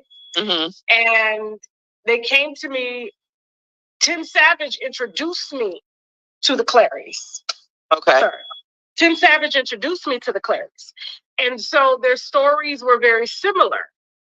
And of course, a mother comes to me and says, well, you know, I took her to an R. Kelly concert to help her to get over a breakup that she had went through, and she was suicidal. And so they ended up meeting R. Kelly and exchanging numbers. And then the mother leaves out a very, very, I'm talking about just, I can't even fathom a mom soliciting like her daughter to a grown man. It's and they left that part out, and that was the reason why I probably made like 2 or maybe 3 exposés on the Savages and the Clarys, because both of them came from R. Kelly took my daughter, he took my daughter, but you left out that you negotiated, you sold your daughter. Okay. So was this your turn? Absolutely. Was this your turning point where you just you cut them off, and when you shifted from that, how did that make you feel? Feeling like, you know, you entrusted them to give you this information. You were a child victim, you know. How did this make you feel, finding out you were bamboozled of such a story of its magnitude? Oh man, I would say it was devastating, because it was young Black girls, right? And I was a young Black girl at one point, and my family swept under the rug my uncle, me at 5 years old, like literally broke my hymen, right? And we're in court, and you know, we're going through, it took me back to that place. We're going through trial, and my grandfather at the time is the head sheriff in our town. And he made a deal with the judge, because he was found guilty, my uncle, that he would just make him leave town and never to return around me. But just please don't send him to jail, because he's somewhat young.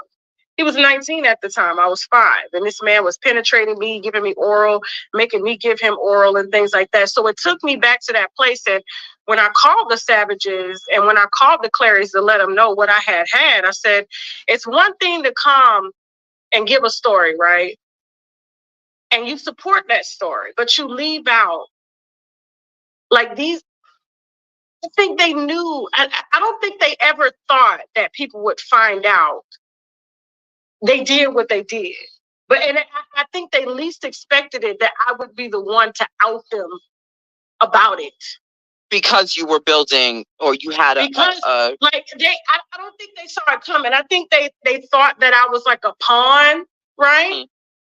because it wasn't just them I was dealing with. I was dealing with a lot of other victims and things like that.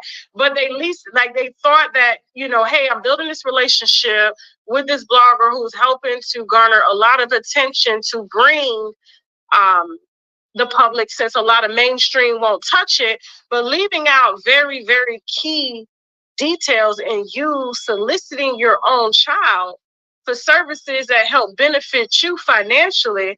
With the Clarys, I believe it was like a t-shirt business of some shit, like some graphics or something they wanted to sell, and plus try to leverage Azrael, who could really sing, a record deal, and then the Savages, I think it was like lingerie or something, or and a music deal for Joycelyn. But to say that you know, that R. Kelly kind of acted on his own and pursued and kept their daughters, when in fact it was the mothers that, because Jonjolyn Savage, Joycelyn Savage's mother, was doing the same thing. And I can't confirm this, but it was told to me by a very, very trusted source that Jonjolyn actually had sexual relations with R. Kelly. Oh, wow. I can only speak on the legalities of the paperwork. I know that's not, because they weren't involved in this particular part heavy, because Joycelyn is still very much with R. Kelly. Like, she's the one that communicates with him now. But yeah, like that, they tried to have me arrested when I got the Savages and the Clarys. Went down to Gwinnett County Police Department to stop me from releasing the information that I had on them that showed that they sold their daughters to R. Kelly. Well, even with that, I know you had mentioned about the concert that she was at. Right. I have even the disclosure here, the terms and conditions, that, you know, it says you have to be mature, you have to be 18 or older. If you know, anyone under that age has to be with a consenting adult. And so just looking at all this, and again, I personally can and will only speak on the paperwork, the legalities of it, if that makes sense. And so they obviously knew what they were doing, and you know, that's that here. Yeah. So you have to be 18 years of age. All of that is right here. So I don't quite understand how that worked out. And see, this is how I'll save that for the end. I'll save this part for the end. So go ahead, ask your questions. No, I'll tie it all in. Right. Yeah. Okay. So there's that. But as far as the BOP officer is concerned with the emails, how did that relationship and communication even begin for you to be the source of this person? Because from what I was told directly from Robert, this BOP officer accessed the emails from the jail system, from the jail communications, got it from the emails, sent it to her Gmail, and then gave it to you. There was 60, let me see here. There was about 60 officers who accessed that, who they were authorized. There were 60 officers authorized within the BOP agency to use or to have access to this. But this one in particular that shared the emails with you was out of Wisconsin, that literally had nothing to do with the trial at all. And she accessed these emails 153 times and shared it to you. What can you please tell me, like, what was that relationship between you and her, and was there a barter? How did that go about? Okay, so I've never talked about this, so you're gonna get an exclusive. Well, we're both. We're both getting an exclusive because I'm gonna put it out. Drink some water. Hold on a minute. Yeah. Well, I got one. I need another bottle. So, well, don't get if I start drinking, I'm gonna get in trouble. The BOP officer didn't know that it was a BOP officer. I received an email from an anonymous source that said, "Hey, I have access to the phone calls and the records, and sent some."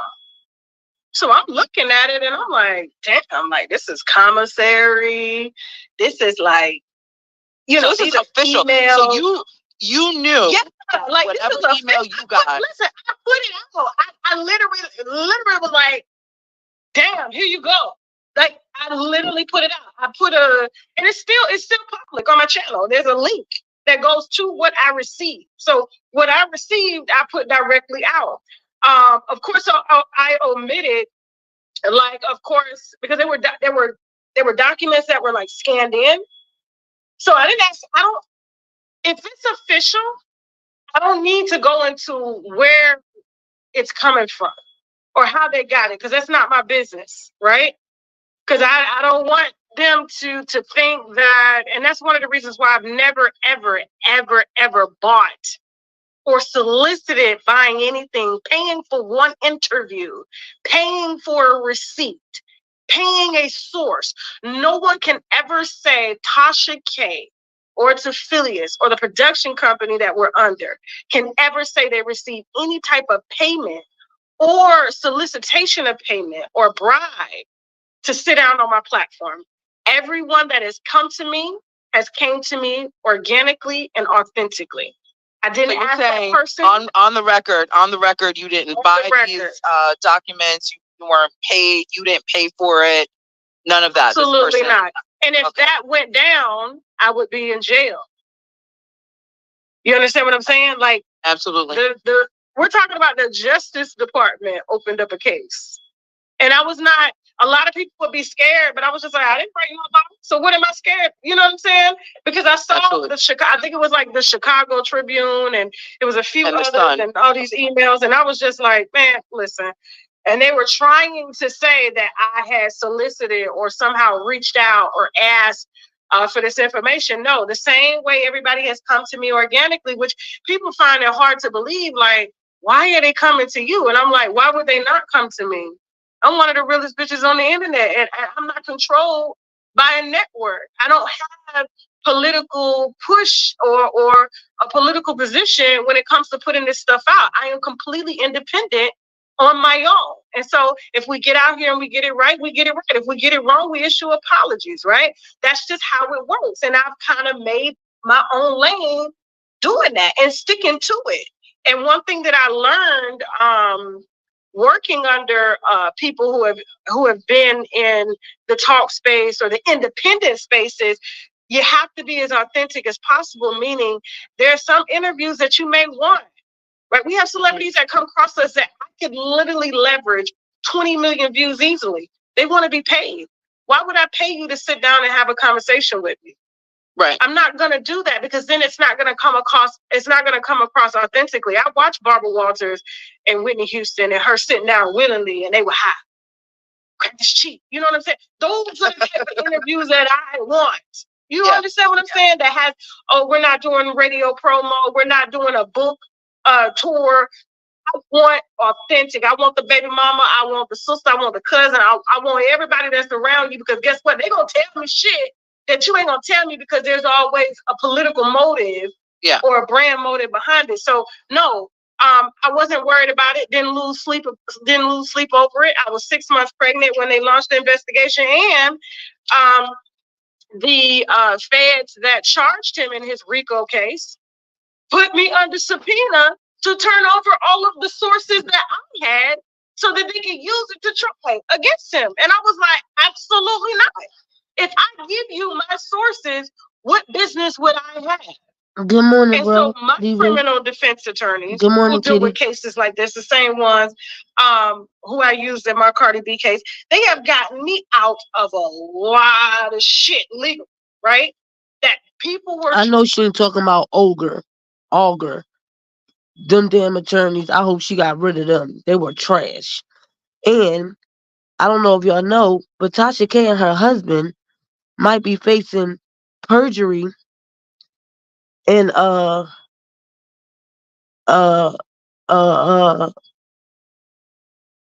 is the other charge? Well, they lied under oath and said they didn't have no trust accounts. And shout out to Cardi B attorneys. They found 6 of them, and she put the trust accounts under her daughter Tatu and the little boy name.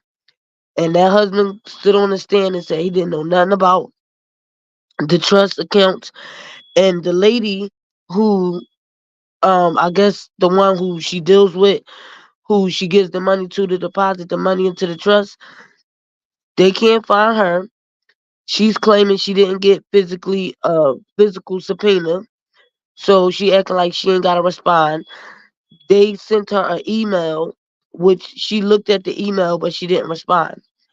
But the actual lady who did the meeting for Tasha K and her husband to sign their signatures, she told she wasn't trying to get caught up in nothing. She like, yup, yeah, they definitely do got trust accounts. And the crazy part is during the week of her going back and forth to court with Cardi B was one of the days that she met up with the lady that told everything. And the lady sent the emails to Cardi B lawyers and everything where Tasha K responded and was like, well, I'm in court all week, so can we come this day? And she was like, sure, we can meet in the conference room. All I need is you and your husband's signatures.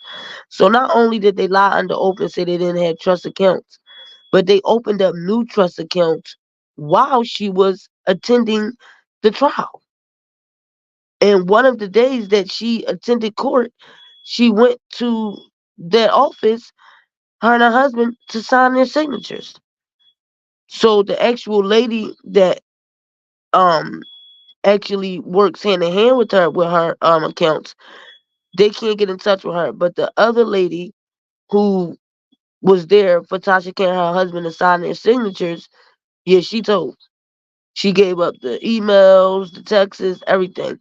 So Tasha K got a lot to be worried about. And remember, Cardi B case was a federal. That was federal. And they lied under oath. Crying feds and the Justice Department, police departments, the Savages and the Clarys running down to the police department to put warrants out on me for putting out information that exposed them because they were getting checks and clout from surviving RKelly. You know what I'm saying? As long as they can keep this alive and keep their daughter with RKelly and keep the interviews coming, and when they hired PR agents, as long as they could keep that coming, if Tasha K would have dropped a recording of Tim Savage, which I did after we got the warrant lifted, because if I would have said his name, I would have gone to jail. So they use tactics like that where they'll put like a restraining order on you, and they've done it to me. And if I violate that restraining order, I go to jail. So once it was off, I was able to freely just tell the story. And once I let loose, I slaughtered their asses. You ain't seen the Savages since. You ain't seen the Clarys since. Not like that though. Not like that. You ain't seen. They used to be on this internet heavy until I put out the receipts.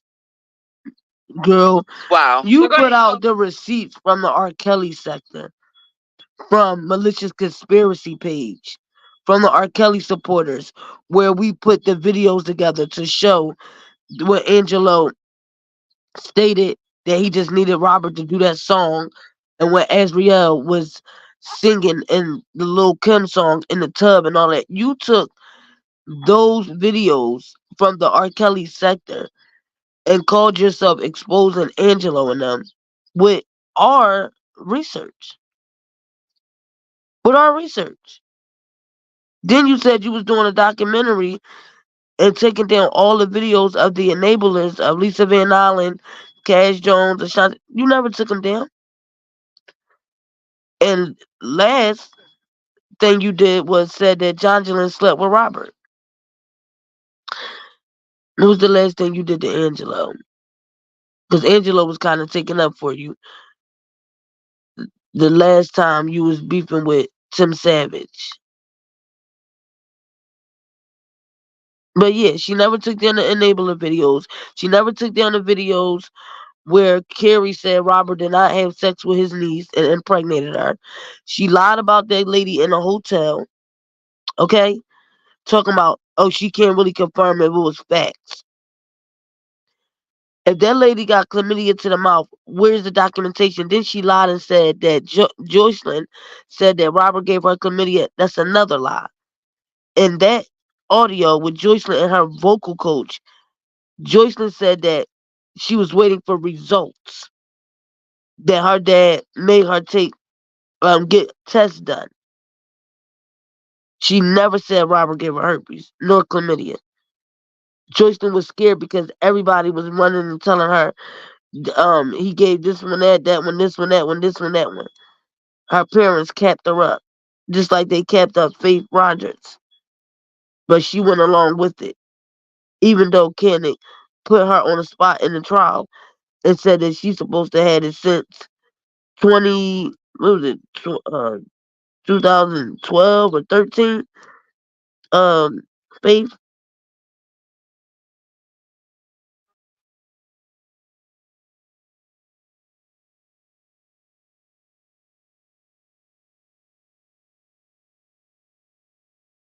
So Tasha K lied. Why did she take that in that video where she said that Will was Robert's lover? Did she let Geronda come on her platform and lie and say that Robert told her to stick objects and stuff up his butt? She didn't have no proof to that. She didn't have no facts to that. But she left that up there. And then she lied on Will and said that Will don't got no kids, he never been married, and he's Robert's gay lover. Will took a picture with his brother, and his brother kissed him on his forehead. She put out there that was Will's gay lover, his other gay lover. That was Will's blood brother. Also, Will has 2 kids. Also, Will was married before his new wife, now China. He was married before that with his high school sweetheart. So she lied all with that too.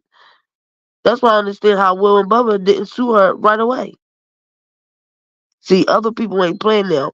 They're suing her.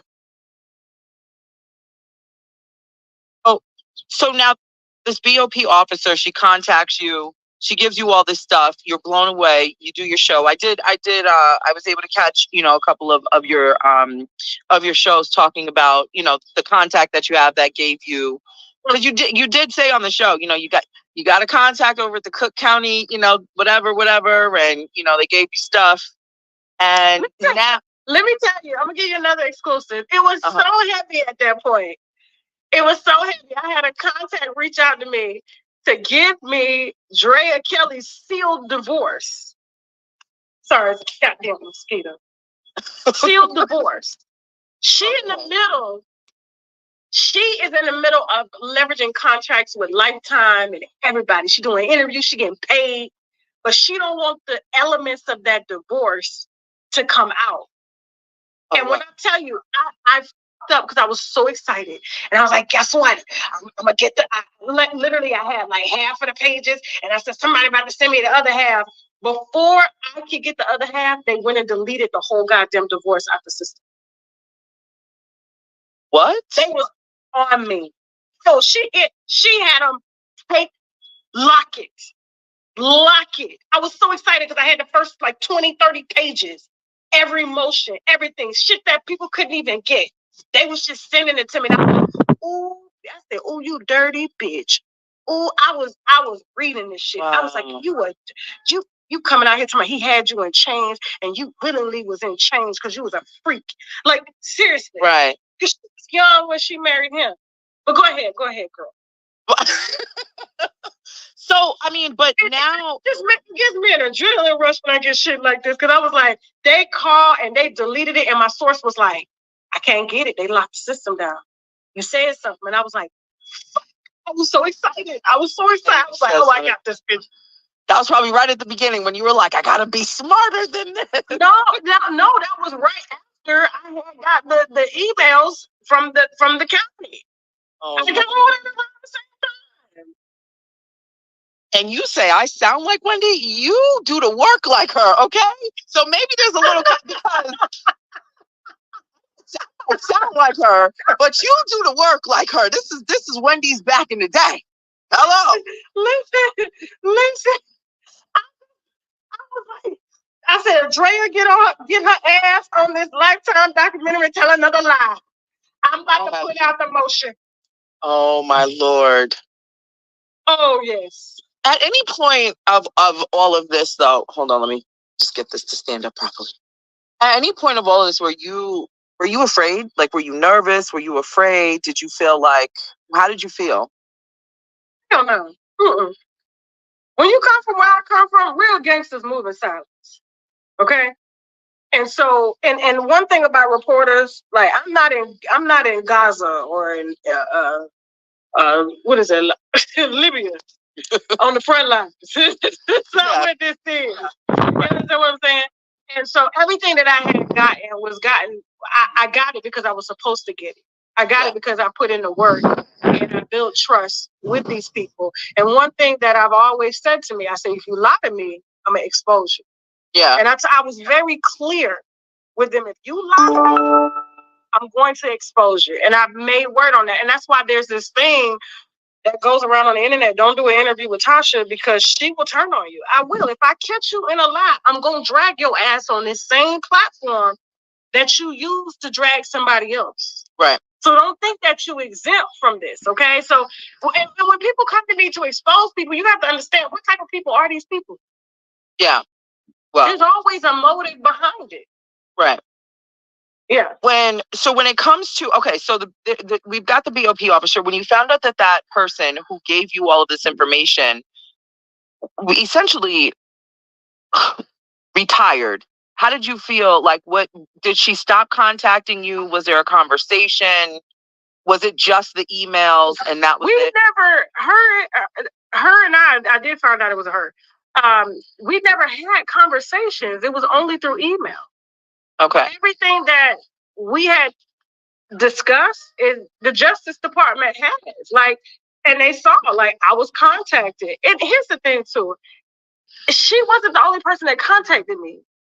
I literally said this the other day. I said, if they would have said shout out to your Cook County arrested folks. This person, they would have had to arrest everybody else that read his emails. Well, that's what Jennifer Bajin is doing. To jail, everybody was listening to his shit. And do you know how bad that would have made the Bureau of Prisons look for them to have to reprimand hundreds of officers? Well, guess what? That's how they look right now. States? That's why they look. This has been a practice that's ongoing. This is not just an isolated situation with RKelly. They listen to every inmate's call. That's why when someone gets arrested, my dad worked in the Bureau of Prisons 30 years, and they receive the files, and they go and they do the work. Especially if it's a celebrity coming in, they all gather to see what it is, what have they done, right? Bill Cosby went into the prison that my dad had just retired out of. So he's like, I'm sure they look that up. They look it up. If you've touched a child, they know it. And that's when these get in there, and they really have to figure out how they're going to, keep them safe, because they know once it gets to the inmates, there's going to be a problem for them. And so everybody, that would have to take them dismembering the Bureau of Prisons as a whole with this one RKelly situation. Was it? I wouldn't even say was it done. No, it wasn't, because this is it's culture. It's the media. The media's been getting shit like this, right? They get private emails. The news does it all the time. They've been doing it for years. Hillary's emails. Hillary Clinton's emails. She said they've been doing it for years. BOP officers giving up people personal information. And it just stuff like this goes on all the time. So no, I wasn't. No, they would have had to arrest themselves. Right. With me, right, and with everybody else. Right. Now, as far as the federal informant, what's your contact with him? What federal informant? Larry McGee.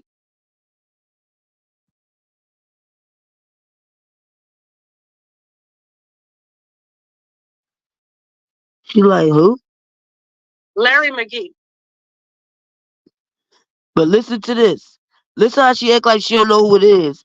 But go on her phone and she got communications with him.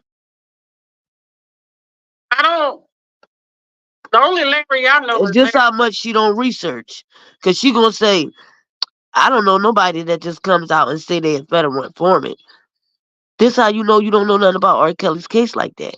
Because Larry the one who admitted on his channel one time when he was beefing with Shabazz. And he told Shabazz, Tasha K getting ready to expose you. And Larry's claimed that he had her number. So that's why I think people start linking him with her, and because he was dealing with Angelo and them, so people automatically assumed that Larry was dealing with her. But watch how she actually has a message in her phone from Larry. To read. Okay. And could he be a federal informant? He could. We do have him on record saying that he has spoken to you many times. He said that he recently tried to contact you, but your number has changed. Can you speak to that? Did he use an alias? Did he use an alias? I can only speak to the documents and information that I do have. And as far as I know, I can't say yes or no, but I do know he did say that he. So in my email, let me cover up this phone number. I have, you know how is his last name spelled MC? It came up MCGEE. Yep. Yes. Right? All right, let me cover up this phone number. Okay. So I have one email from October 15, 2022. And he said, I have a story. Contact me. Can you see the name? I can't quite see the name, but I'll take your word for what you have. So what about this? I don't. Well, I just wanted to know. Federal informers. Yeah, I just wanted to know, just any contact, any kind of communication with him. And like I said, we do have a recording of him saying that he has spoken to you many times. So he's saying he's spoken to you many times and about just the whole case. And that he recently tried to reach out to you and you changed your number, so he can't seem to contact you. And that's all I have on him. So I just wanted you to. You have paperwork on him that he's a federal informant? I have. He speaks and he does his own whatever he does out there. Not too much on him. So he says that he's. Let me tell you something. I do have a recording. With this R. case, let me tell you something that I've seen that it's real creepy. You'll have people that are saying, oh, like the R. Kelly sisters, we're his sisters. Those are not his sisters. That people who gets on the internet and labels themselves as a federal informant? Who doesn't? Like that don't even sound right to me. No, Like his court, the court exposed it. He was a federal informant. Is this in the case? So between paperwork, between just different videos of him speaking, and also I spoke to the strategist that's very close with R. Kelly, Sharon Winbush. She shared some information with me about this. So. You spoke with Sharon? Hello? You spoke with Sharon? Yes. She said she a strategist? Now, she making it seem like because she said a strategist was so a different name or whatever. Tasha K interviewed her twice about Kanye West's mother and about her stating she was a strategist for R. Kelly. But look how she's going to now throw Sharon under the bus. This is how fake and phony Tasha K is. Any way to get her out of her trying to pass the narrative and pass the buck off of the simple fact that she does have a message in her phone of Larry when she first said she don't know who he is. And that she's telling you that he's a federal informant. Child, that whole line. She was a chef for a few months in R. Kelly's mansion, who has been running. This how you know she's not educated. Oh, she lying. She was his chef, and it. Girl, do you know what a strategist is? Like, you don't know what a strategist is? She could have still been his chef and all of that, and now claiming to be a strategist. Like, what the heck is wrong with her? Oh, I forgot she's drinking. Around here telling the same story and been making up shit as she go. Sharon is not a strategist. She's a cook. She was a cook back in the 1990s. Okay. And she still used that same picture that she did from that one interview. It's some weird people. You got to be careful with these folks. They're going to take you down a wormhole. Don't go. But go ahead. I can't believe Sharon done lied like that. It's tragic. And that's who gave Natasha all of the court documents.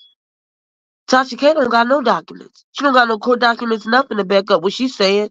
She damn sure don't got the receipts that she claimed this girl had chlamydia.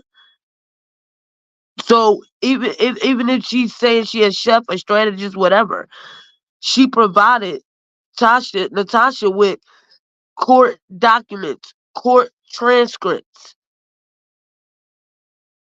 Not like you just running your mouth.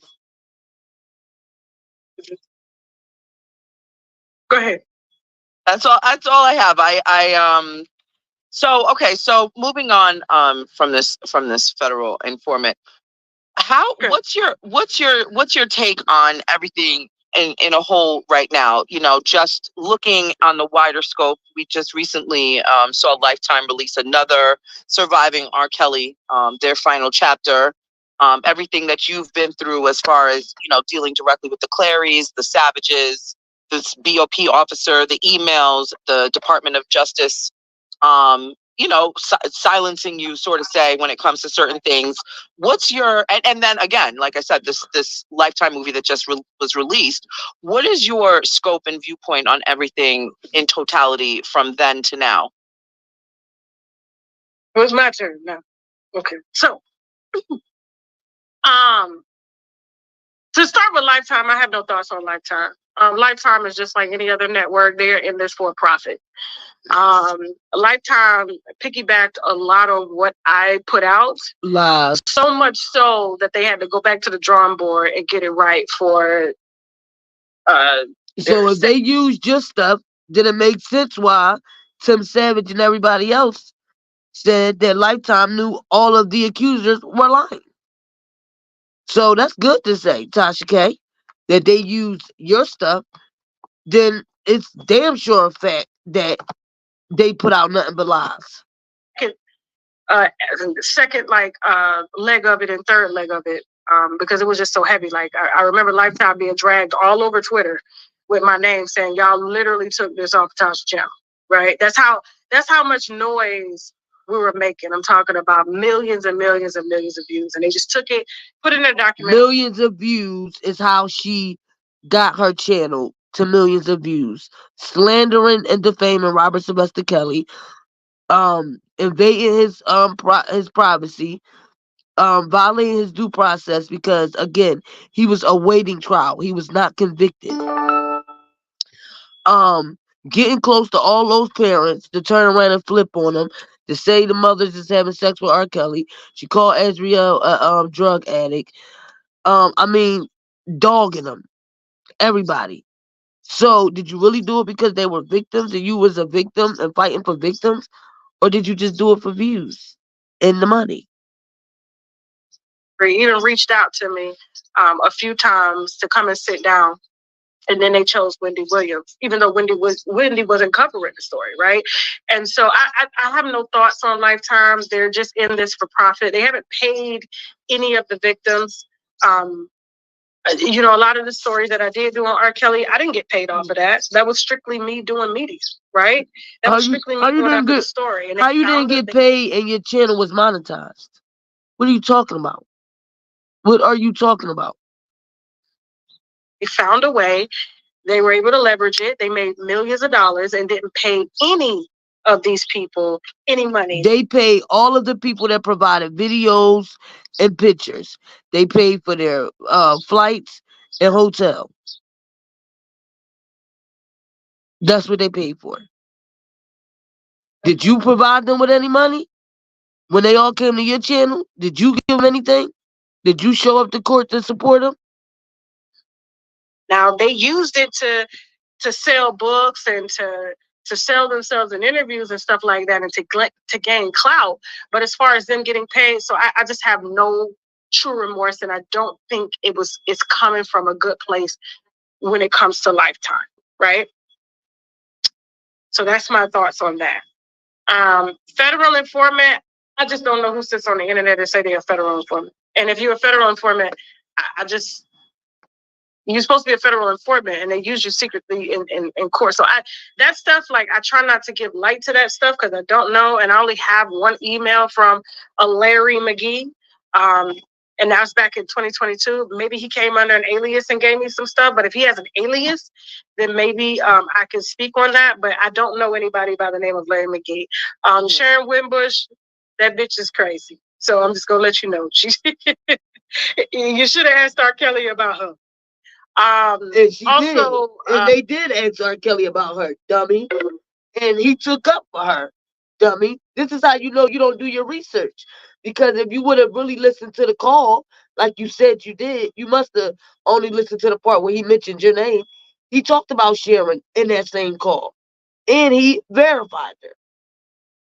As far as the BOP officer, that was just like any other story. Someone coming to me, they got some receipts. I put the receipts out.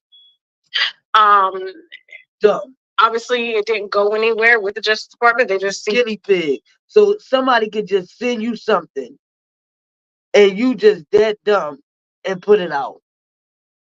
Somebody sent me receipts, and I just put it out. Dumb. Anything wrong with it because they decided not to pick it up, because it would have they would have had to dismember the Bureau of Prisons because everybody. Well, guess what, Tasha K? That's what they doing right now. You spoke it in existence. And all 60 of them other BOP officers, they're waiting for them to get appointed attorneys, and some of them are getting their own personal attorneys. So it will be you, Tawana, what's her name? Ingram, her, you, and 60 other BOP officers. That's all going to trial. Yes. See, you thought it was a game. But no, Jennifer Bonjean is breaking all of y'all down. Right? This is a culture. They've been selling stories in media. Some of them sell stories in media. So what are you really trying to uncover here? And do you really want to do this at the heart of letting someone go a second time that was able to get away the first time because he kept Roshona LaFleur, right? Right. And her family worked. Her family worked for them. So on to RKelly. So this is why I reached out to you, because I was broken, sister to sister, Tasha to Tasha, because like I felt like you were somewhat agreeing with him that like I broke the law and that I should be in prison. You did. For putting out what I put out, and like we're both media, and that's the reason. That's what prompted me. I was like, well, let me have a conversation with her, because I mean it is a big deal that you got RKelly on your platform. That's a big deal. And I respect that. Media, somebody's personal information. To aid in his delusion, that's what bothered me the most, because I'm just like, somebody's delusion. You're just coming in on the tail end of this story. We've been doing this 5 years, right? That's why this is so funny, because now you got a lawsuit. So you talked all this trash, his delusions and everything else. You think you so smart, but you're actually dumb as hell. And now you got multiple lawsuits. You lied under oath and said you didn't have trust accounts. And now you will be going to trial, and Robert is suing. Yeah. So his delusions work, Tasha K. No. I've been subpoenaed by the same feds that have persecuted him and that walked in the court. I don't know. Did you see that video of them pushing all those carts in the court of evidence? You didn't see that video? I've seen a lot. Let's just say. Okay, so they had this one video the first day of trial. They had by 9 federal agents, and they had boxes stacked up of evidence that they pushed in the court because he got away the first time.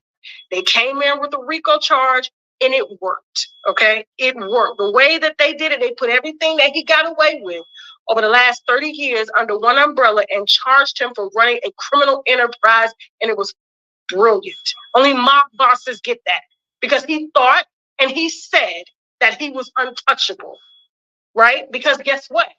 Black people don't care about their daughters because Black women have sold their daughters to him.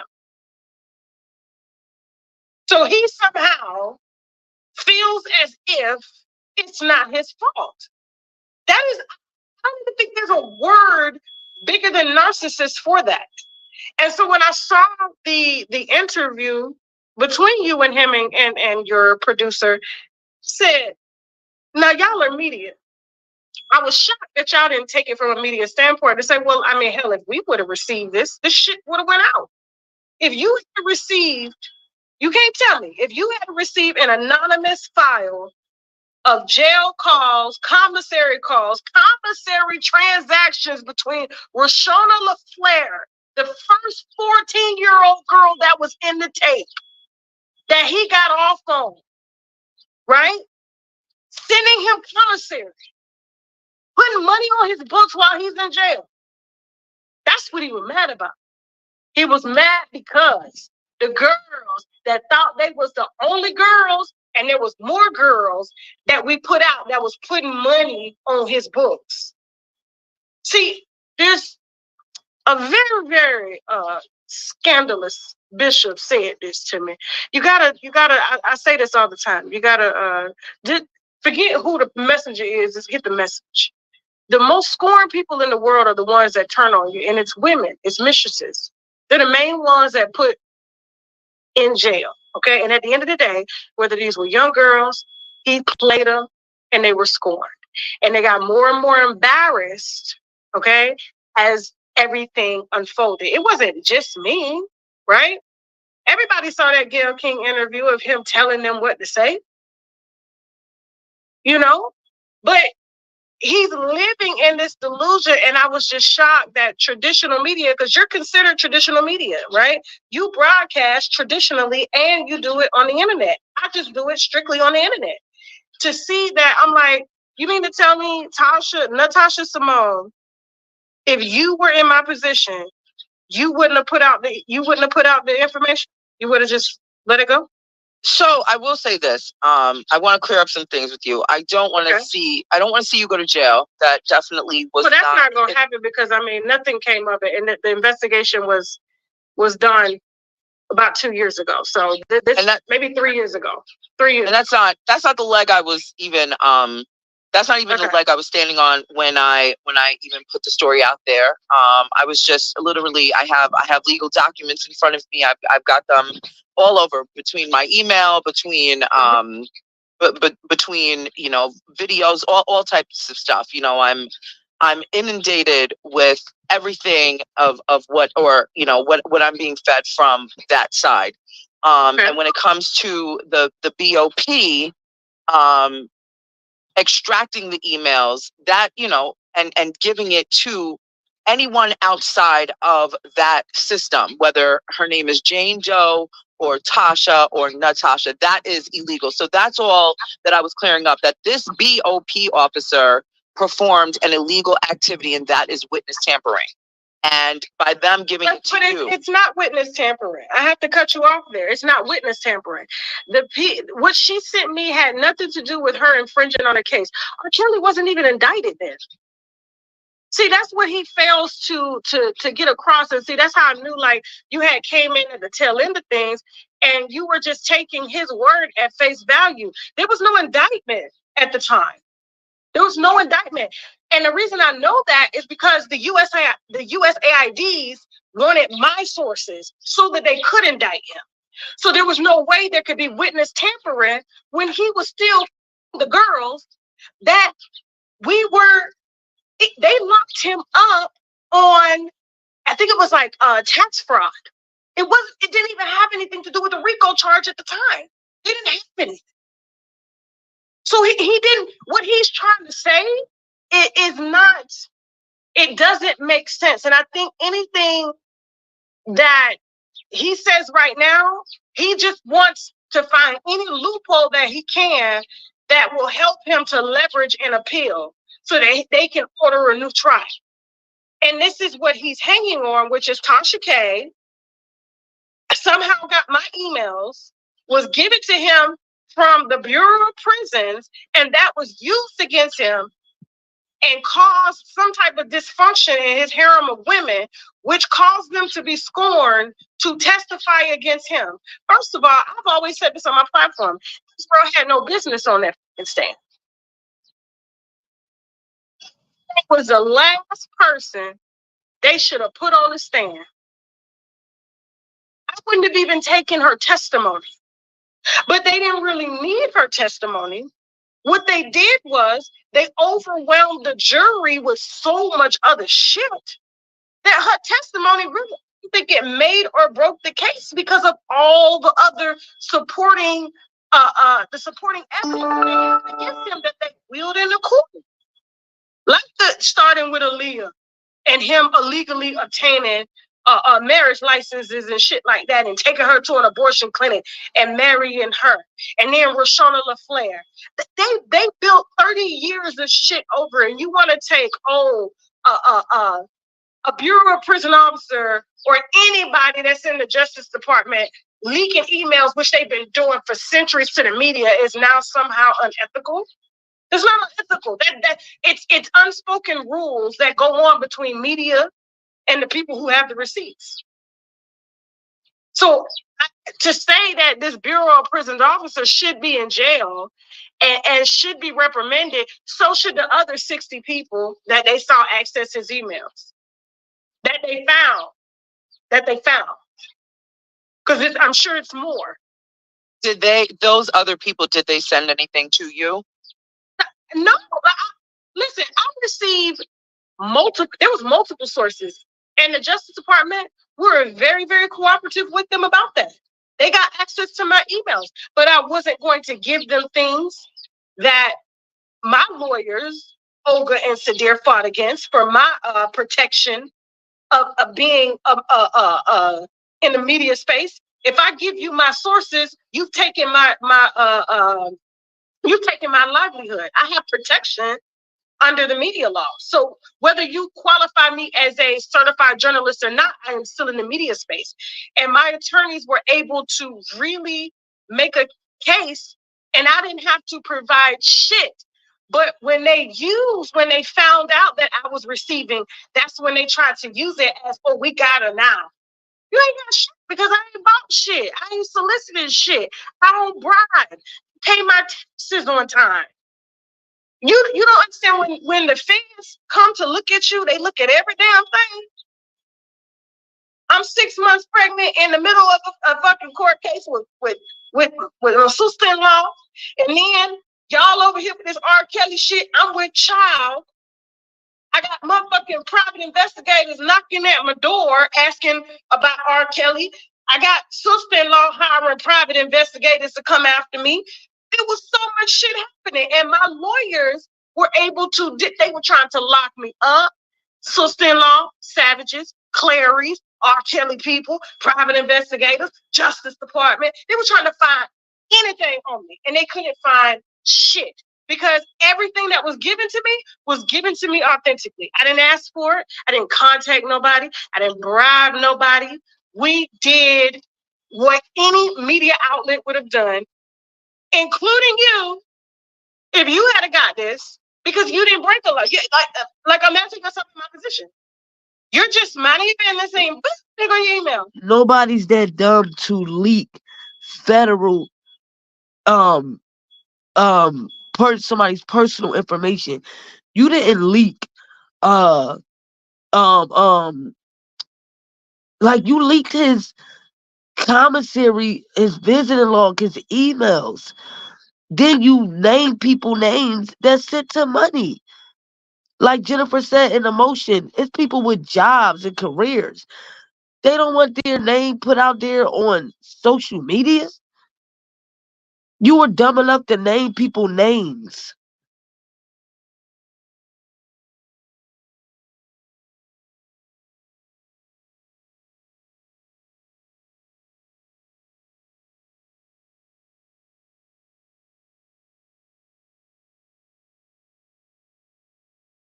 Exactly. She talking about he had tax evasion.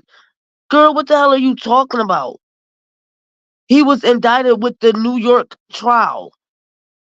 And you also tampered with a federal witness. She's not even paying attention to the fact that she said she gave Angelo the information to give to Azriel to change her to change how she felt about Robert. that she wanted her to see that he was saying the same thing to Joycelyn that he was saying to her. You were trying to get her to switch. Then where the hell did you get that he was charged with tax evasion? What are you talking about? He was arrested when you did this. He was awaiting trial when you did this. What are you talking about? And then you claim the BOP officer she just emailed you and said, hey, I got some information on R. Kelly and just gave it to you. And you were so gullible, you just put it out. Girl, shut up. And that's why I think Natasha Simone should have got more stern with her. Like, no, yes, I did say on my platform that is illegal. And if it comes down to the fact that you go to jail, you made that bed, lay in it. But she basically tried to shut Natasha Simone up and then dragged the lady after the interview. Tried to push her own narratives, telling her, oh, don't listen to that person, don't listen to this. You just coming in the end of this. I've been around all of this and I know this. And then y'all let R. Kelly sit up there and tell y'all his delusions. Well, what about now, Tasha K? How you, BOP Officer A, and all other 60 BOP officers are all going to trial. It made or broke the case because of all the other supporting evidence that they had against him that they wheeled into court.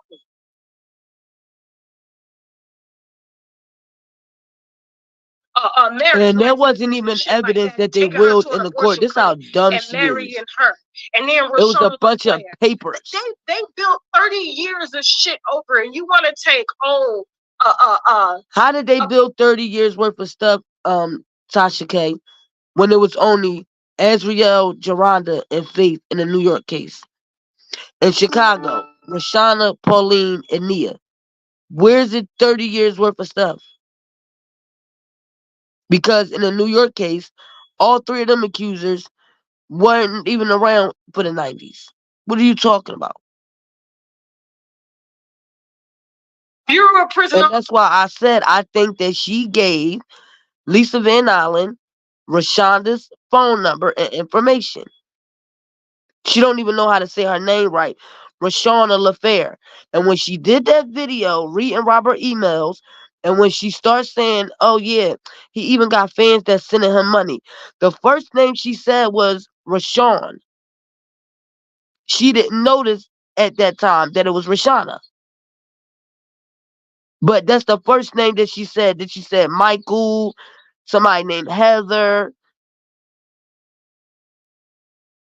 And all of a sudden, she's getting harassed, and Lisa Van Allen get her number. Did you give Lisa Van Allen? How many people did you give R. Kelly's information to? Because we know for a fact you gave it to the Clarys and the Savages. Because Tim said that you called him and told him for him and his wife to come to your house because you had some stuff to stuff to show him about his daughter, which was the emails. Or anybody that's in the Justice Department leaking emails, which they've been doing for centuries to the media, is now some. Did y'all hear what she just said? That the Justice Department been leaking inmates' information for years. She's saying it like it's legal. Did y'all hear what the dummy just said? That the BOP officers, the guards, been leaking people's inmates' information for years to the media. See, Tasha K, what you don't know is also Azriel admitted to Robert that she also heard him talking to his attorney. And when you gave up that information, she was a federal witness. Yeah, she was. That's why you're not paying attention how you tampered with a witness in a federal case. They were still investigating. That's why people beg to get a speedy trial, because the longer it takes for you to go to trial, the more they can investigate, find new stuff, charge you with new things. And when y'all did this, he was still awaiting trial. But he definitely was charged in New York. How unethical? It's not unethical. It's unspoken rules that go on between media and the people who have the receipts. She ain't even real media. To say that this Bureau of Prisons officer should be in jail and should be reprimanded, so should the other 60 people that they saw access his emails. Oh, y'all all gonna be that there. they found. Y'all all gonna be there. I'm sure it's more. Did those other people, did they send anything to you? No, listen, I received multiple sources, and the Justice Department were very, very cooperative with them about that. They got access to. So why did you shout out your Cook County folks when she was from Wisconsin? So who from Cook County gave you information? Now you saying multiple people gave you stuff. Who from Cook County gave you stuff? Because you said shout out to my Cook County folks. You didn't say Wisconsin. My emails, but I wasn't going to give them things that my lawyers, Olga and Sadir, fought against for my. And you that done behind lawyer Ogre. I hope you got rid of Ogre. Cause you facing perjury charges for lying under oath, saying you ain't have a trust fund, so you got more problems anyway.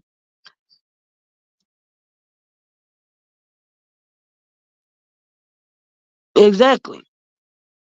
But she talking about her lawyer's fault for her not to give no information to the Department of Justice. But guess what? She gonna have to give it up now. Protection of being in the media space. If I give you my sources, you've taken my livelihood. I have protection under the media law. So whether you qualify me as a she don't even have a media pass to go in the courts to observe trials. She don't even have the media pass to go in the courts just to be an observer for trials. But she claiming she's media. And she got rights as a media. Girl, if you don't go sit down somewhere. I am still in the media space. And my attorneys were able to really make a case, and I didn't have to provide shit. But when they found out that I was receiving, that's when they tried to use it as, oh, we got her now. You ain't got shit because I ain't bought shit. I ain't soliciting shit. I don't bribe. You put the emails on your Patreon. You don't understand when the feds come to look at you, they look at every damn thing. I'm 6 months pregnant in the middle of a fucking court case with a sister-in-law, and then y'all over here with this RKelly shit. I'm with child. I got motherfucking private investigators knocking at my door asking about RKelly. I got sister-in-law hiring private investigators to come after me. There was so much shit happening, and my lawyers were able to. They were trying to lock me up. Sister-in-law, savages, Clary's, RKelly people, private investigators, Justice Department. They were trying to find anything on me, and they couldn't find shit because everything that was given to me authentically. I didn't ask for it. And you used it to get revenue. I didn't bribe nobody. You put it on your Patreon, which you made money. Any media outlet would have done, including you, if you had got this, because you didn't break a law. Like imagine yourself in my position. You're just minding your business saying, how you gonna say including her? Like you know what she gonna do. Documents from Anonymous. Oh, well, here, look what we have here. Somebody's personal information. And they just couldn't understand it because they underestimated me. Oh, she's black. She has no media credentials. Who the is she? She's had to do something to get here. But when they found out that it was off. There's no media that's going to put out no inmates' private information. No CNN, no CBS, none of those media platforms. What the hell are you talking about? That's why you said in your video, I can't show y'all on the screen because this is technically somebody's personal information. She calling Cardi B's sister-in-law.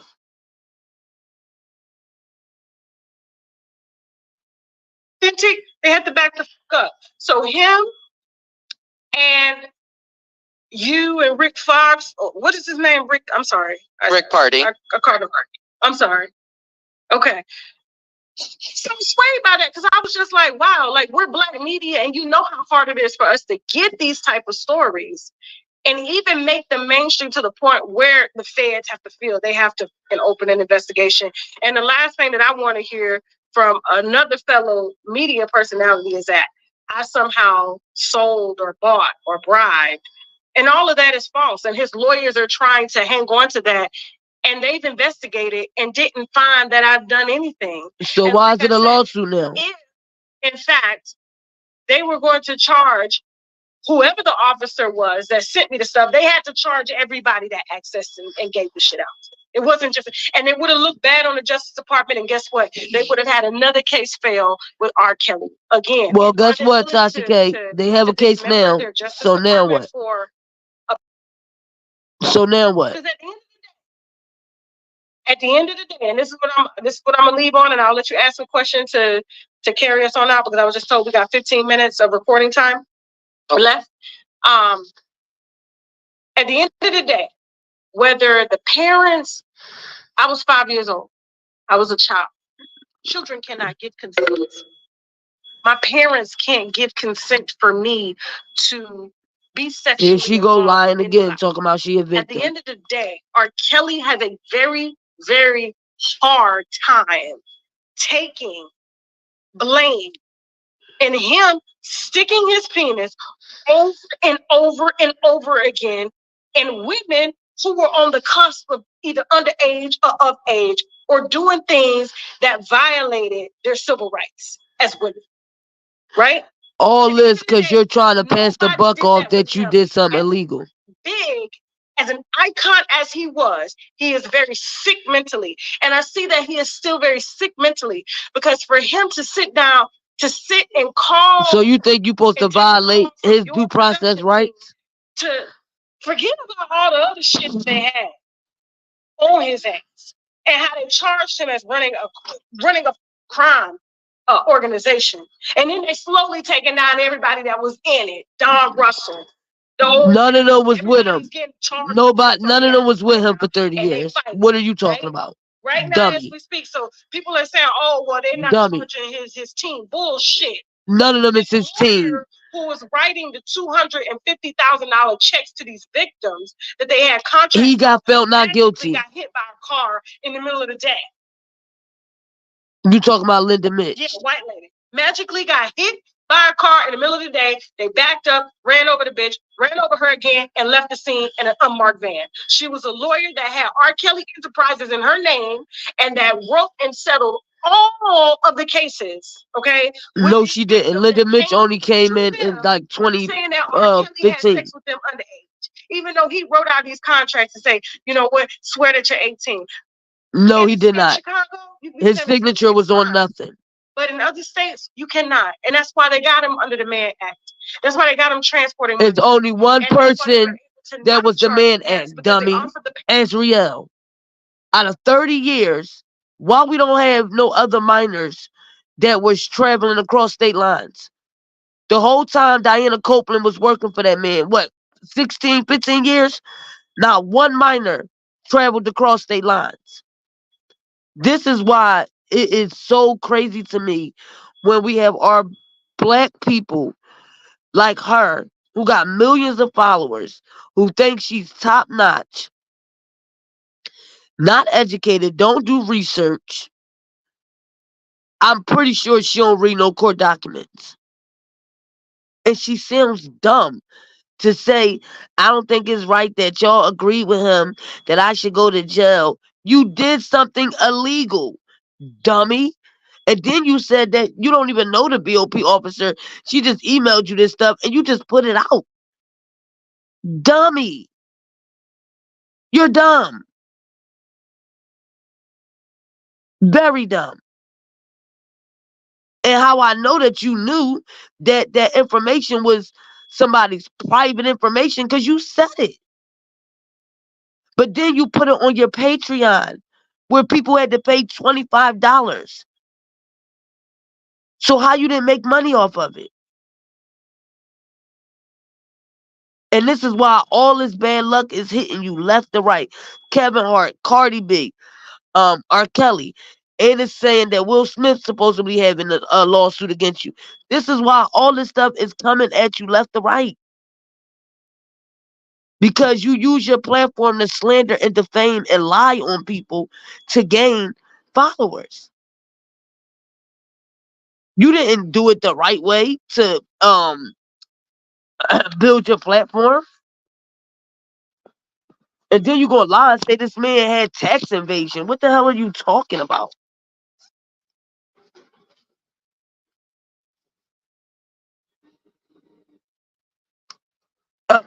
They're gonna lock up BOP officers to let a pedophile out. So you can violate his rights because you claim he a pedophile. So you can do anything to him because of how you personally feel about him. He can get his rights violated. And he can get stepped all over. It doesn't matter, whatever, because you feel because he's a pedophile. The hell? In exchange for their testimony to tell the truth so that they can lock his ass under the jail. Only one parent's got immunity, dummy. Rashana's parents, because they stated Robert didn't threaten them to lie. Robert didn't tell them don't go to the grand jury. And just like you lied and said that he paid the land fares $1 million to go out the country during the trial. That was another lie, which I believe you got that from Lisa Van Allen. You don't vet your information. Because at the end of the day, if I bring you my child, yeah, that could be considered, on my end. But at the end of the day, R. Kelly still committed. He still put his dick in children. What children? What children? Name the children. Name the children. Because I know one thing. I'm about to play the live with you and your mother. And your mother talking about how good of a mother she was, and she was so strict. She never let y'all go over nobody's houses, no family members' houses. And if Sukiyani lived around you, your mom would never let y'all hang around her. So how did you get raped? If your mom was this amazing mother, didn't let y'all go to other people's houses, y'all couldn't even spend the night at family members' house. Your mom didn't say nothing about that you were sexually assaulted on that live. Because you lied. You lied. You lied. Just like you lied under oath. Black women, black girls who were not protected at home and by him. And at the end of the day, I don't give a what he say. He can say, lock me up, put me in jail. But well, guess what? The lawsuit is here, honey. So now what are you saying? That's why this is so funny. Because you swore you was going to get out of this. Because as you claim he's a pedophile, don't nobody care about him. Shouldn't nobody care about him. Well, see how God works. Because you, Tawana, and all other 60 BOP officers will be in court. It's just the bottom line. He's sick, he's perverted, and I'm glad that his ass won't get out of jail until he's 85 plus years old. So that's just my thoughts on that. But you the same dumbass chick that was on here talking about R. Kelly's innocent. Make it make sense. You was the same chick that was on here screaming R. Kelly's innocent. You the same chick that Carrie Kelly sat in front of your face and told you that it was a lie about R. Kelly impregnating his niece. You never took the video down. You never took it down. Carrie also told you he lied about saying that Robert was on a tape with white girls. You never took the video down. This why you coming after Wack, Corey. But don't worry. Girl, it's going to be a point where you ain't going to have no turning back. You messing with Corey's family, chasing after his baby mama and his daughter. You going to mess with the wrong person one day, calling yourself trying to expose people and this, that, and the third. Just like you got your husband all in all this crap because he done lied under oath. Dumb. I've never spoken on this like this. No, you know what, I appreciate you for speaking to me. I know that this is out of your own platform and comfort zone. So I do appreciate you for even talking to me. But, you know, I'm sorry, but Natasha Simone should have kept it real like she did on her platform. Yes, that was illegal. And yes, if you partaked in that, then yes, I said that you should go to jail because you violated that man's rights. Period. Because after this interview, she talked so bad about Natasha Simone. She dragged her wig, talking about, yeah, she ain't played with me. She knew what it was. I shut her right down. She dragged the mess out of Natasha. Dragged the mess out of her. I want to apologize to you, woman to woman, Tasha to Tasha. Forget woman to woman. Tasha to Tasha, okay? Tasha to Tasha. I do want to apologize for how you felt when you did receive just everything and what you saw and how I was talking about the story. My intentions were not, of course, I'm not here to hurt anybody. I'm here to report a story. RKelly called us. We took the call. We you know, and we put it out there. So in the light of which you received this email, you know, or emails or just any kind of correspondence throughout the duration of this, along with your own personal story that you have, you did and we did what any other person in the media in our space would do. I'm here in the media on social media just like you. You use one platform and I use another platform, and we're both doing the same thing apart. Does that make sense? And I understand, yeah. And you know, and that's why I said, like, when I contacted you, I was like, listen, like, we can hash it out as grown women. I'm not on here to attack What you mean hash it out? How you trying to hash something out with her because she put out the story? It's like you trying to use a bully tactic. Like she shouldn't have put it out because RKelly's delusional.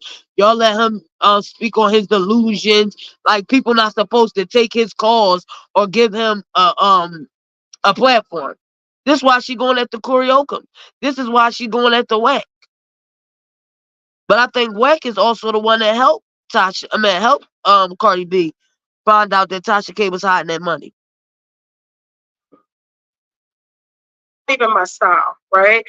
Yes, I'm very strong in my opinion, as you can see, but I don't need to disrespect anybody to get my point across. Like we're both grown women, we're both mothers, we're both in the media space, and I can respect that. But it was bothersome because I was just like, I felt like you guys were coming in on the tail end, and yes, you got a big exclusive, but there was just it wasn't no tail end. That's common sense, dummy. Nobody is going to put out nobody's personal information, dummy. You don't gotta be on the front end or the tail end to know that. That's common sense.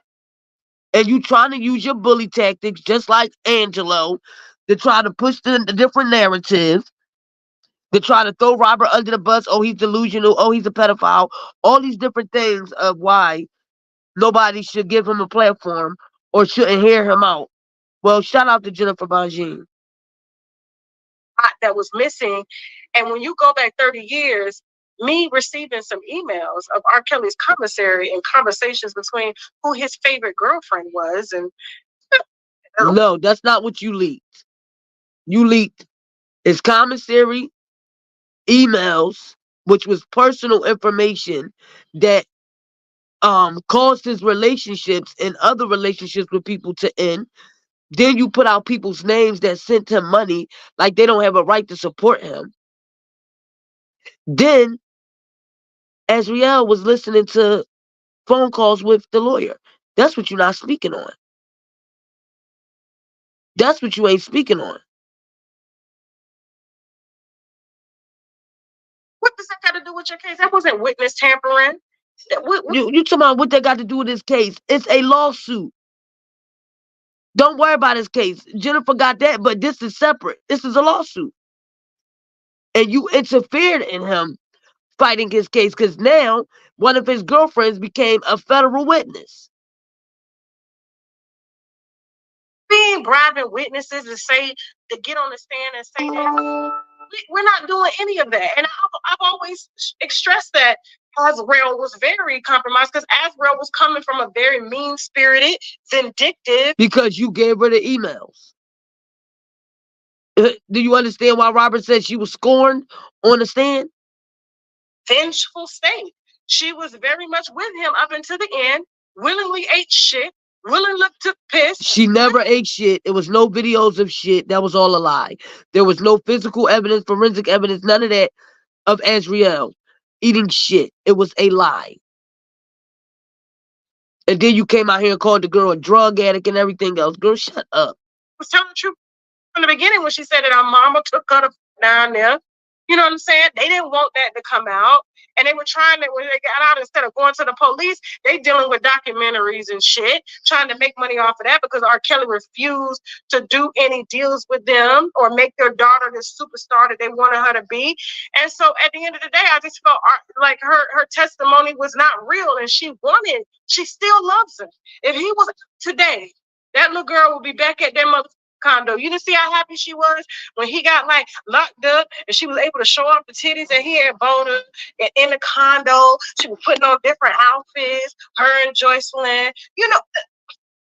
But then she ended up turning on the whole case. She ended up turning after you know, these emails and seeing there was other women involved and who was involved and how they were involved and I don't, you know, this you interfere with the federal case. To wrap up. Whose fault is that though? Yours. At the end of the day, whose fault is that? Yours. It's not her fault. It's his fault. You gave the emails up. Because I exposed that he had different. It was a federal investigation going on, dummy. With the little girl that was in the first tape. It had nothing to do with Rashana. We talking about Azriel. Listen, this is it's you know, it's a big case. It's there's a lot of different parts to it, and you know, you had your own. It's a case closed now. His ass is under the. Yep, and there was a case closed. Ha ha ha ha. Your ass got a lawsuit, dummy. How many years did it take for her to get this lawsuit? Oh, damn, we got it. She laughing. Ha ha, we got your ass. How long it been since this lawsuit? When this came out? 2 years in the making. Ha ha ha. Finally got your ass in the lawsuit. Now laugh at that, because I sure ain't hear you talk about it since. Some of the best work that they've done. Now I said if they were only sticking to the Azriel recent victims, they would have lost big time. And that's when I was just like, you know what? He may have been innocent in this because he honestly thought them girls was 18 because their parents took them down there. But when they roped everything into it, at the end of the day, R. Kelly is responsible. They didn't rope nobody else into it. What are you talking about? Sex with underage black women and meet them and picking them up. And it wasn't just no black women. This is how much you don't research. Just a dumb broad. She's the dumbest broad I've ever seen in my life. You was a strong black woman. I listen. So are you, sis. So are you. Thank you. She's fake as hell. Soon as she got off this live, she dragged the mess out of Natasha Simone. Then Natasha even went live. Like, damn, why you didn't say this stuff to my face? Like, why did you wait until after the interview? She dragged the mess out of her. But she up here talking about, oh, you a strong black woman, Tasha, and all this, that, and the third. Oh my goodness! I applaud you for you know sad. You stand firm, and I could tell that you're passionate in what you do, not just with this case. I can tell you're very passionate in making sure you have as much information as possible to speak as loud as you do. And no, she doesn't. I mean that in a very literal sense, you know, without doing your homework, you know, you're not sitting there mincing your words and biting your fingers and looking dumb. You know what I'm saying? So I applaud you for that. I like I said, I do Tasha to Tasha, woman to woman, media personality to media personality. I don't use my platform to make people feel bad. You know what I'm saying? I don't use my platform to incriminate anybody. I speak about different topics. I have various amounts of guests that come on. I invite you to come on my show one day. Absolutely. Absolutely. We could do something fun like that. Okay. So, you know, I every time I talk on this microphone, I make sure I use it responsibly. And if I'm wrong in something, I'm gonna be loud about it, as loud as I was in delivering it. So you messaging me and having me on your platform, I do want to let you know that my intentions, were not to make you feel away. It was not to, say, I want this lady in jail. That's, I want you to thrive, in the same space that we're both going to thrive together. I'm going to meet you. We're going to be on the same, we're going to be in the same room. You know what I'm saying? Yeah, And she no, dragged the mess out of you absolutely. after this. And I appreciate it. And I'm glad that we were able to dialogue about this, because there's been so many assumptions made. And I felt like, since you guys were a respected media outlet, that I'm like, if I'm going to tell this story, first of all, it's going to go to a Black outlet. It's going to go to someone who was able to leverage an interview the way that you guys did, and to somebody that I could dialogue with and feel safe enough to talk to, because there are a lot of people who feel that way, that I should be in jail, that I'm responsible for putting their R&B legend in jail and from saving their daughters, or them from selling their daughters to him as well. And so, it's a lot of sick motherfuckers out here. So unfortunately, I'm here to expose it all. Just like you said, you get it right, you're loud, and you get it wrong, you're just as loud. And I've been just as loud with the mistakes that I've made, and have owned up to that. And that's why I was just as loud against the Clarys as well as the Savages, or anybody else that brought me not the whole story. Sure. You brought me your story, but you didn't bring me the whole story. Once I got the whole story, my job is to report the whole story. So I don't know if y'all thought that I was in your pocket. But you put out the half story without having the whole story. So how does that make you right? You were supposed to vet the whole story before putting out a half story. I'm not a bitch that you put in your pocket. Okay? I don't have pockets. You feel me? Yes. So and that's why I just want to thank you for even listening to me, and agreeing to do it, because a lot of people would have ran. I ain't gonna lie, they were like, what the they do? They like, Tasha K want to talk to me. I ain't talking to her. This is set up. I called my producer right away. I called him right away. I was like, look. I said, you won't believe this. He was like, what? I said, unwind with Tasha K's in my inbox. He said, I know you lying. I said, now why would I lie about this? So no, I didn't run at all. As a matter of fact, I saw there was, because we're not following each other over there. So it goes to that other, and I said, oh man, it's been a minute. And I was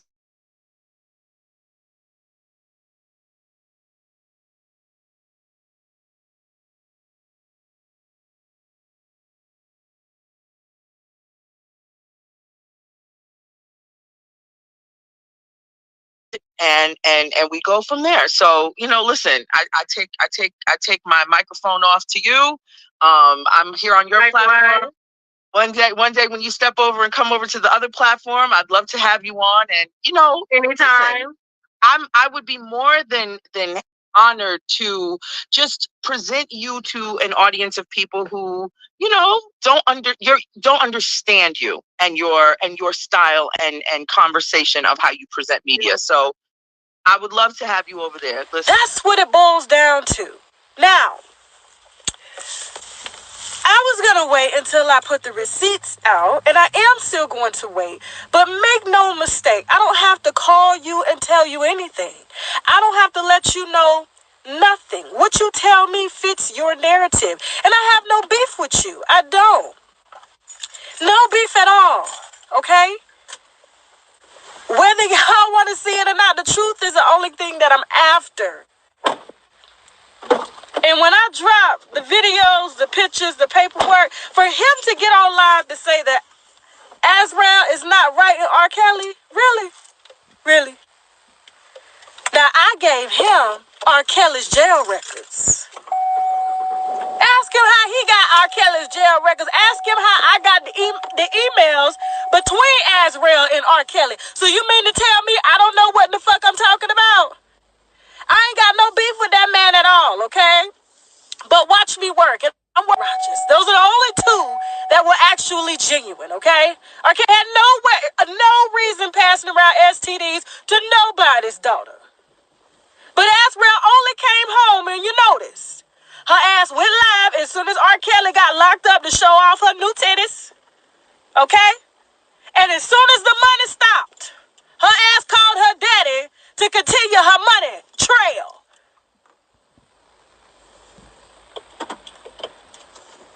My phone ain't buffering. It'll let me know if I'm buffering. Now, I listen, I done work with these people, and they gave me receipts to fit their narrative, but as soon as the narrative don't fit their narrative, all of a sudden I'm lying. I'm lying. All the shit I done put out and supported, I'm lying. Now you Tim's best friend after you done tried to have Tim locked the fuck up. Are you serious now? Are you serious?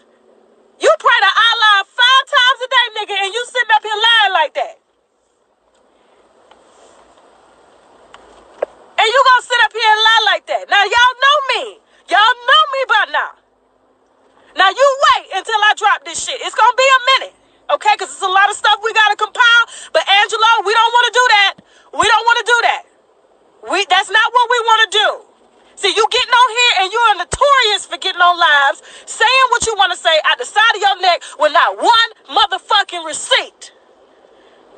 Now, bitch, you know I deal in goddamn receipts. You know I deal in receipts.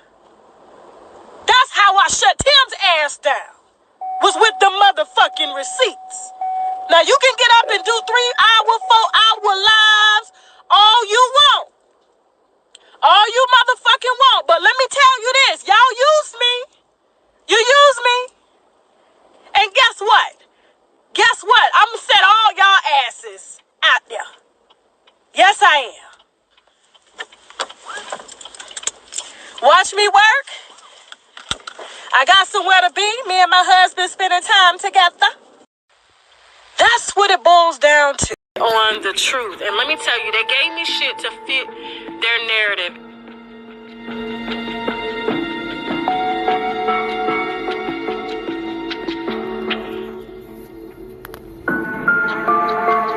Can I tell them shit about RKelly? And what we discovered in Chicago.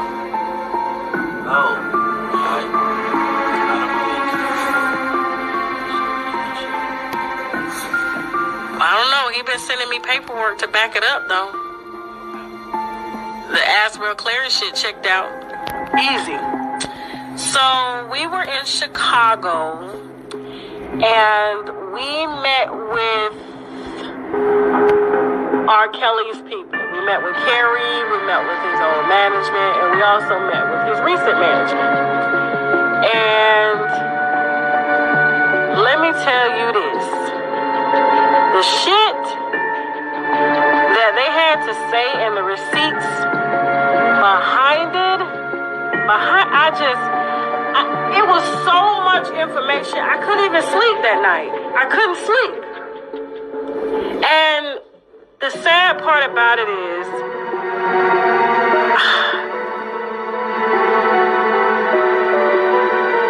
this time around, not the last time, this time around you guys are hearing exclusively from me that the receipts are checking out. But if all the receipts are checking out that I'm going to put out, RKelly may be innocent.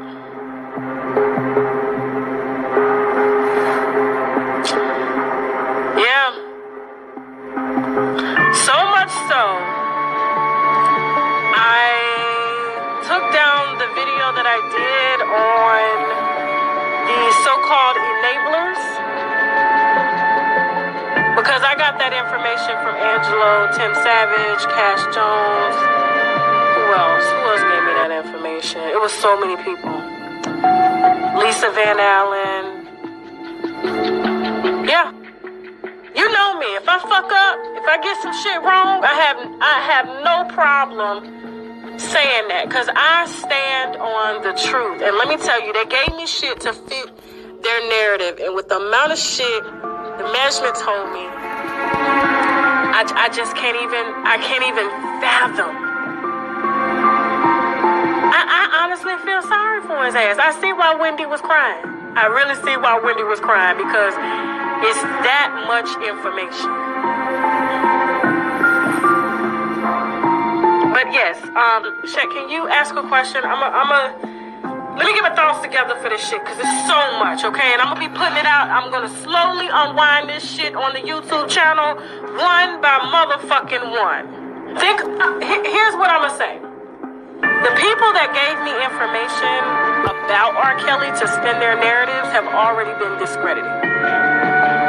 Tim Savage. D'Angelo Clary. And that ain't even his motherfucking daughter, my nigga. That ain't even his motherfucking daughter. And I knew I should have known it wasn't his daughter because he filmed a video with a little bitch in a bathtub naked singing a Lil' Kim song. And he been taking naked photos, half-naked photos of her ass on the beach. A real man would not take photos of his real daughter like that. Am I lying, Shaq? Could you take pictures of Tontu in a thong with her ass out on the beach if that was your daughter? That's not his motherfucking daughter. On the truth. And let me tell you, they gave me shit to fit their narrative.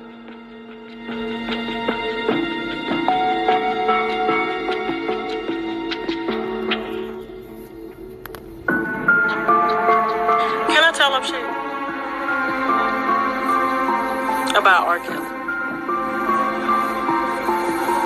and what we discovered in Chicago? Last week I told you that R. Kelly is in jail, you know, shaking in his flip-flops and socks and shit, because he don't know what in the fuck he gonna do. That's what he doing right now. Let me tell you. I got some powerful information for y'all tonight regarding this, okay? You know, I got people up there in Cook County. Shout out to my Cook County winos and shit, okay? They work for the government. Anyway, okay. So remember I told y'all Azrael had left? She's gone. Azrael is with her pappy. She's with her daddy, okay? I'm sure y'all probably figured that out, though. That's not rocket science, okay? She's home. And so, but the thing is, like, she is really, hold on for a second. Oh, hold on real quick. Hold on. Hold on. This is some more exclusive information, okay? Who? Jocelyn? Okay, hold on.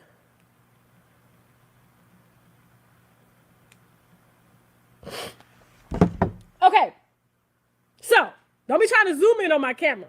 I'm sorry to be getting sidetracked, but I'm trying to get this information together and let these people know that this shit is about to go out. I was trying to call them earlier, so don't act like I had plenty of time to tell them. They just literally texted me back and said they were landed and they were in Chicago. Okay, so listen. All right, so yes, Azrael is gone, but she's still not gone mentally. You know, when you're with somebody that long, she's with this man since she was 17, and now that he's gone away, you know, she has a lot more time to think. But the other one doesn't have a lot of time to think, because let me tell you, her and R. Kelly be in communication all day. Okay, now right now he ain't got no more minutes on his phone. He can't call her, so they, you know, literally emailing and shit. So let me share some shit with you. Hold on. Okay, put it up. Okay, these are exclusive messages between R. Kelly and Jocelyn. Now, Azrael, this is some really fucked up shit too, because you would think that because these two were holding hands, Azrael and Jocelyn, that they were in communication with everything and how it's going on. But he had them so gone that they didn't even talk to each other. So, like, I'll give you an example. Azrael thought that she was the main one. Now, he tried to marry Azrael before he went to jail, but he just couldn't do it because they got him too quick. So he was going to marry her so that she couldn't in return testify against him. So he didn't get a chance to do that. So Azrael was always his favorite, like I told you. Jocelyn was the one that, you know, he kind of used as a sex pet. She trained everybody, fucked everybody he wanted her to, you know, and everything. And so mentally, even though Azrael is gone, that takes a lot of strength. She's, you know, with her family. You know, she was doing good. You know, she was, you know, you saw her on the Snapchat. A lot of people, if you don't follow her Snapchat or I believe it's Instagram too, you know, she was, you know, tweeting some things and stuff to kind of give you hints, and people were sending it to me, but I already knew, okay? I already knew what was going on. But, mentally, okay, so she's been away, but because the way he communicates with them, like Joycelyn knows that she was not number one. But now that Azrael is gone, she's number one. Okay? And I got some information I'm going to show you in just a second to corroborate this, okay? And so Azrael doesn't know. Well, now she does, okay? Her dad kind of gave her the information that I gave her to let her see for herself, but she's still having a hard time believing it because RKelly talked so much shit about Joycelyn. So she can't believe that he loves her. So he calls both of them Cookie, but Azrael didn't know that he called Joycelyn Cookie, and vice versa, because they're not allowed to talk to each other. Does that make sense? So when they're together, even though they're together, they're not talking to each other because each of them have been sworn, like they've made some type of pact with him that they're not allowed, or there will be consequences if they talk to each other. So he's been burning up his minutes trying to communicate to Azrael, but he wasn't really communicating to Joycelyn. He didn't start communicating to Joycelyn until Azrael left and she wasn't coming home. And that's when I told y'all about that. I said, now Joycelyn is now communicating with RKelly, and she's been telling him that Azrael's not coming home, but Azrael went with her daddy. Okay? And so now that she's home, it's, hold on for a second. Now that she's home, I guess her not talking to him, she's starting to miss him. It's just like when you go through any other relationship. And so now she, even though I provided the information to the parents, because I communicate with both sets of parents, Tim and his wife, Timothy Savage and his wife, as well as Angelo and his wife. Okay, but Angelo knows a lot of the shit. Tim doesn't. This is real shit. Okay, he knows a lot of the shit before I bring it to him, but some stuff he doesn't, and I give it to him, and he's like, okay. So I got some information between RKelly and Joycelyn. Okay, these are actual conversations between them. I'm not gonna put it up here because this is considered like somebody's private information or whatever. But my word, trust me. And let me tell you. For those of y'all, I honestly thought that RKelly could not read or write, but obviously he can't. Well, no, he can't really read because she's asking him. I'll read it to you. Hold on for a second. Hold on. Let me pull it up. Hold on real quick. Hit the wine glass if y'all having a good time. Hit the goddamn wine glass.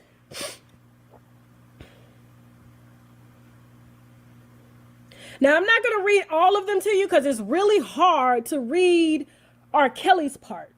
But let me show you what the dynamic is like and how he's talking to them. But like I said, they don't talk to each other, Joycelyn and Azrael. So for Azrael to find out that he was calling Joycelyn the same names, even though they call him daddy, both of them, but he doesn't talk. It's really fucked up. Hold on. Okay. All right, so let me get my little glasses on. Hope y'all ready. Exclusive here on Unwind with Tasha K. Robert Sylvester Kelly, 11/11/2019, 7:34:29 p.m. wrote hi, but he spelled hi, H-A-I. How are you? Now he's typing, okay? And then Joycelyn comes back and says, hey, daddy, I'm doing good. I really need you to call me as soon as possible. He read that. Then she says, daddy, also, how are you feeling? Are you okay? And then she goes and says, okay, I love you so freaking much as well. Because I'm going to read his messages in a minute. Just know that I need for you to read my letters this week with the lawyer. I need to get your response back on that letter ASAP. So she's sending him a letter because they're monitoring the calls and the emails. But letters, it's too many to come in, so they don't have a chance to read them all. Even though they'll open them up and make you think that they read them. Hold on for a second. I gotta clean my damn glasses real quick. Hold on. They got foggy. God damn it. Woo! Y'all having a good time? Okay. So then she goes on to say, I hate that she says, I will be waiting tomorrow. And also, we got this, Daddy. You mean so much to me, and I am deeply in love with you. I hate that I feel alone with you, not being right here by my side, beside me. But no, we are strong. We got this, and nobody can never take away that I have for you. It's too real. I could care less what anybody has to say about you or me because they don't know us. And I'm just going to leave it up to God and not stress over something God has planned. I'm going to stay positive, Daddy, and continue to be strong, period. I love you so freaking much, Daddy, and please call me as soon as possible. I love you. Good night. So RKelly writes back, hi, HAI, Cookie, COOKY. I love you, baby, so freaking much. Whew, it's so hard to read it. Thank for being strong, no matter what. Baby, you and me never part, okay? He was trying to say I was thinking, but he says I was thinking about you and me playing basketball together all day today. And what you to know that we will, I don't know what that word is, be strong, Joy. I love you so freaking much. He spelled freaking FRKING, so freaking much for that, baby. You can always, and he spelled ways, WHAYS, email me. And if I can, I will email you back. Just know that it's a 2-hour delay because, and the way he spelled because, oh my God, they ready our emails, but still email and continue to write, and he spelled write, WRIGT, send letters. That's what he said. Continue to write and send letters. I am sorry. I didn't know. He said this on 11/11/2019 at 10:07. I didn't know you love me this much. I am going to, I don't know, to see her what's going on. You will be visiting me because Azrael was visiting him. Okay? Just hold on. You will be visiting me after this visiting, Cookie. Just hang in there. And he spelled hang, HAING. Hang in there for us. And he spelled us, HUS, baby. I will be hanging there. I am deep in love with you. Tell me we got this, kiss. I love you. Good night. Now, I'm not going to read all his emails. It's too much. It's too fucking much, okay? But let me read another email. Hold on real quick.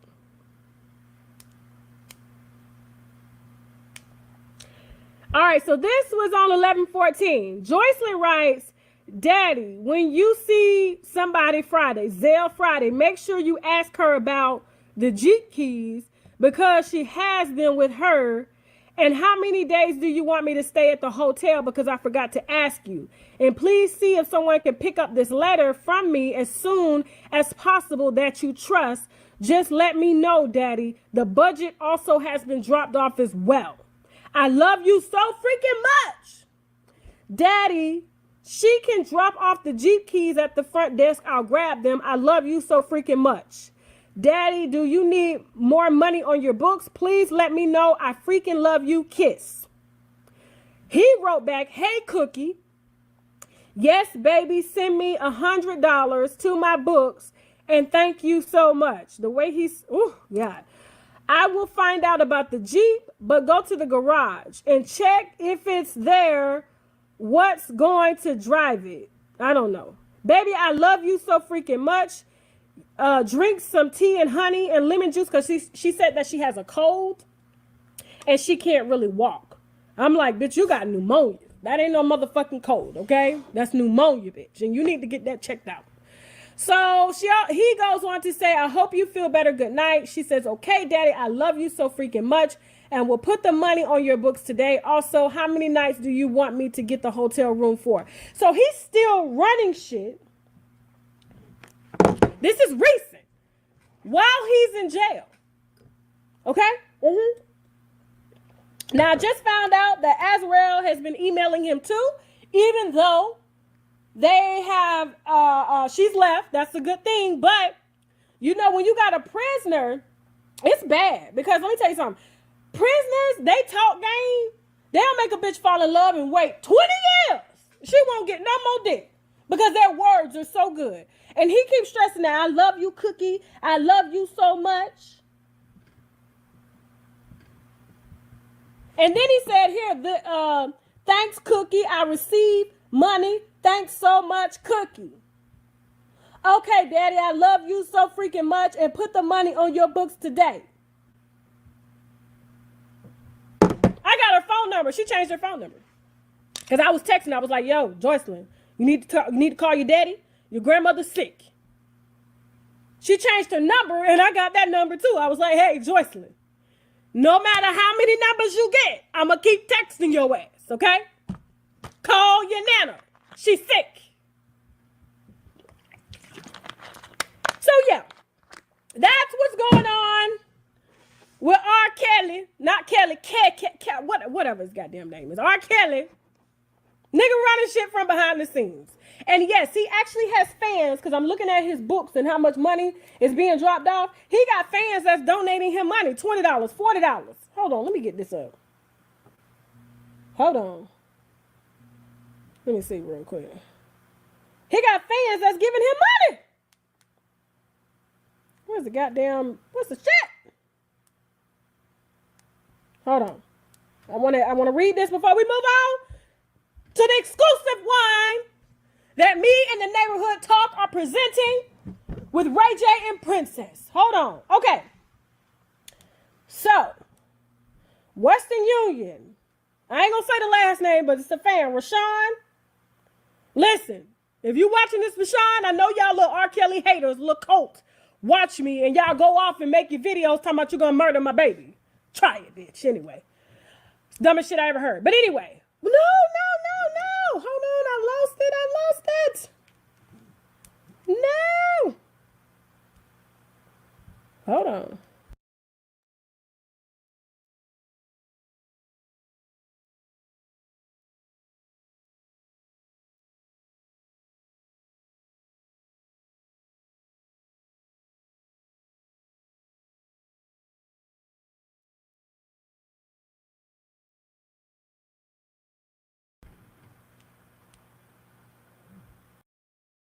I'm trying to do.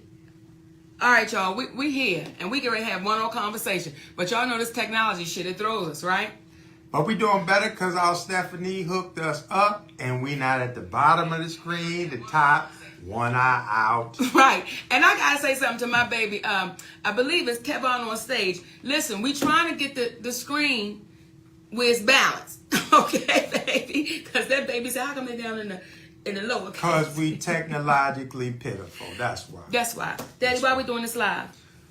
We wanted to discuss because of some new events involving certain individuals that were speaking in reference to Monique and I, and we wanted to address this. And the acronyms for our discussion today are going to be TAT, T-A-T, and it stands for Truth, Accountability, and Trauma. And before we get started, Daddy, I want to say something. Kick it. You know what? Oftentimes, there'll be some people that say, Mo, why y'all always be talking? And why y'all... Because do you know one thing our community suffers with? Is silence. We have been taught, keep the business in the house. Don't say nothing. And then there's the trauma. Because what happens oftentimes in the household, we keep it in, we don't say anything, we stay silent, and then you live your life in that trauma.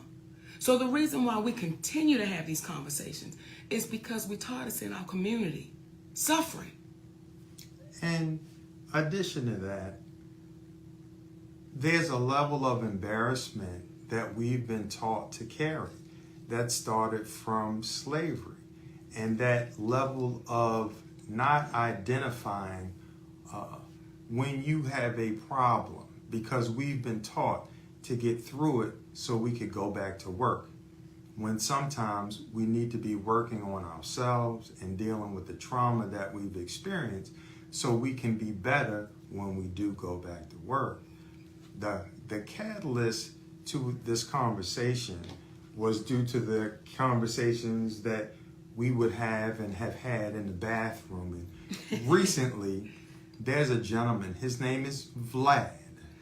And Vlad, since probably about 2018, and we're now in 2024, has been having individuals on his platform where he wants to speak about me as a piece of shit, I'm a bitch, I'm all kinds of names that he used in reference to me. Now, this is typically the time that I'm supposed to come back with my chest poked out and I'm going to clap back. But I want us to understand that there's a different way in which to approach certain situations, because I don't take it personally that he said what it is that he said. See, my daddy has a way of saying, you know what, mama, this ain't personal. Well, when you keep hearing your husband being attacked, and you know it's not true, and you hear people deal with us with their opinions, but they don't deal with us in facts. We deal with people in facts because our opinion doesn't matter. It's the facts that will always stand, because facts are facts. Your opinion is just that. And you know what they say about an opinion? It's like an asshole. Everybody has one. So I don't take any of it personal anymore. Thank you, Daddy. Okay, because you know there was a time you had to talk me down. Yeah. But what I will say is I take it personal when it keeps attacking our community. That's when it's personal for me.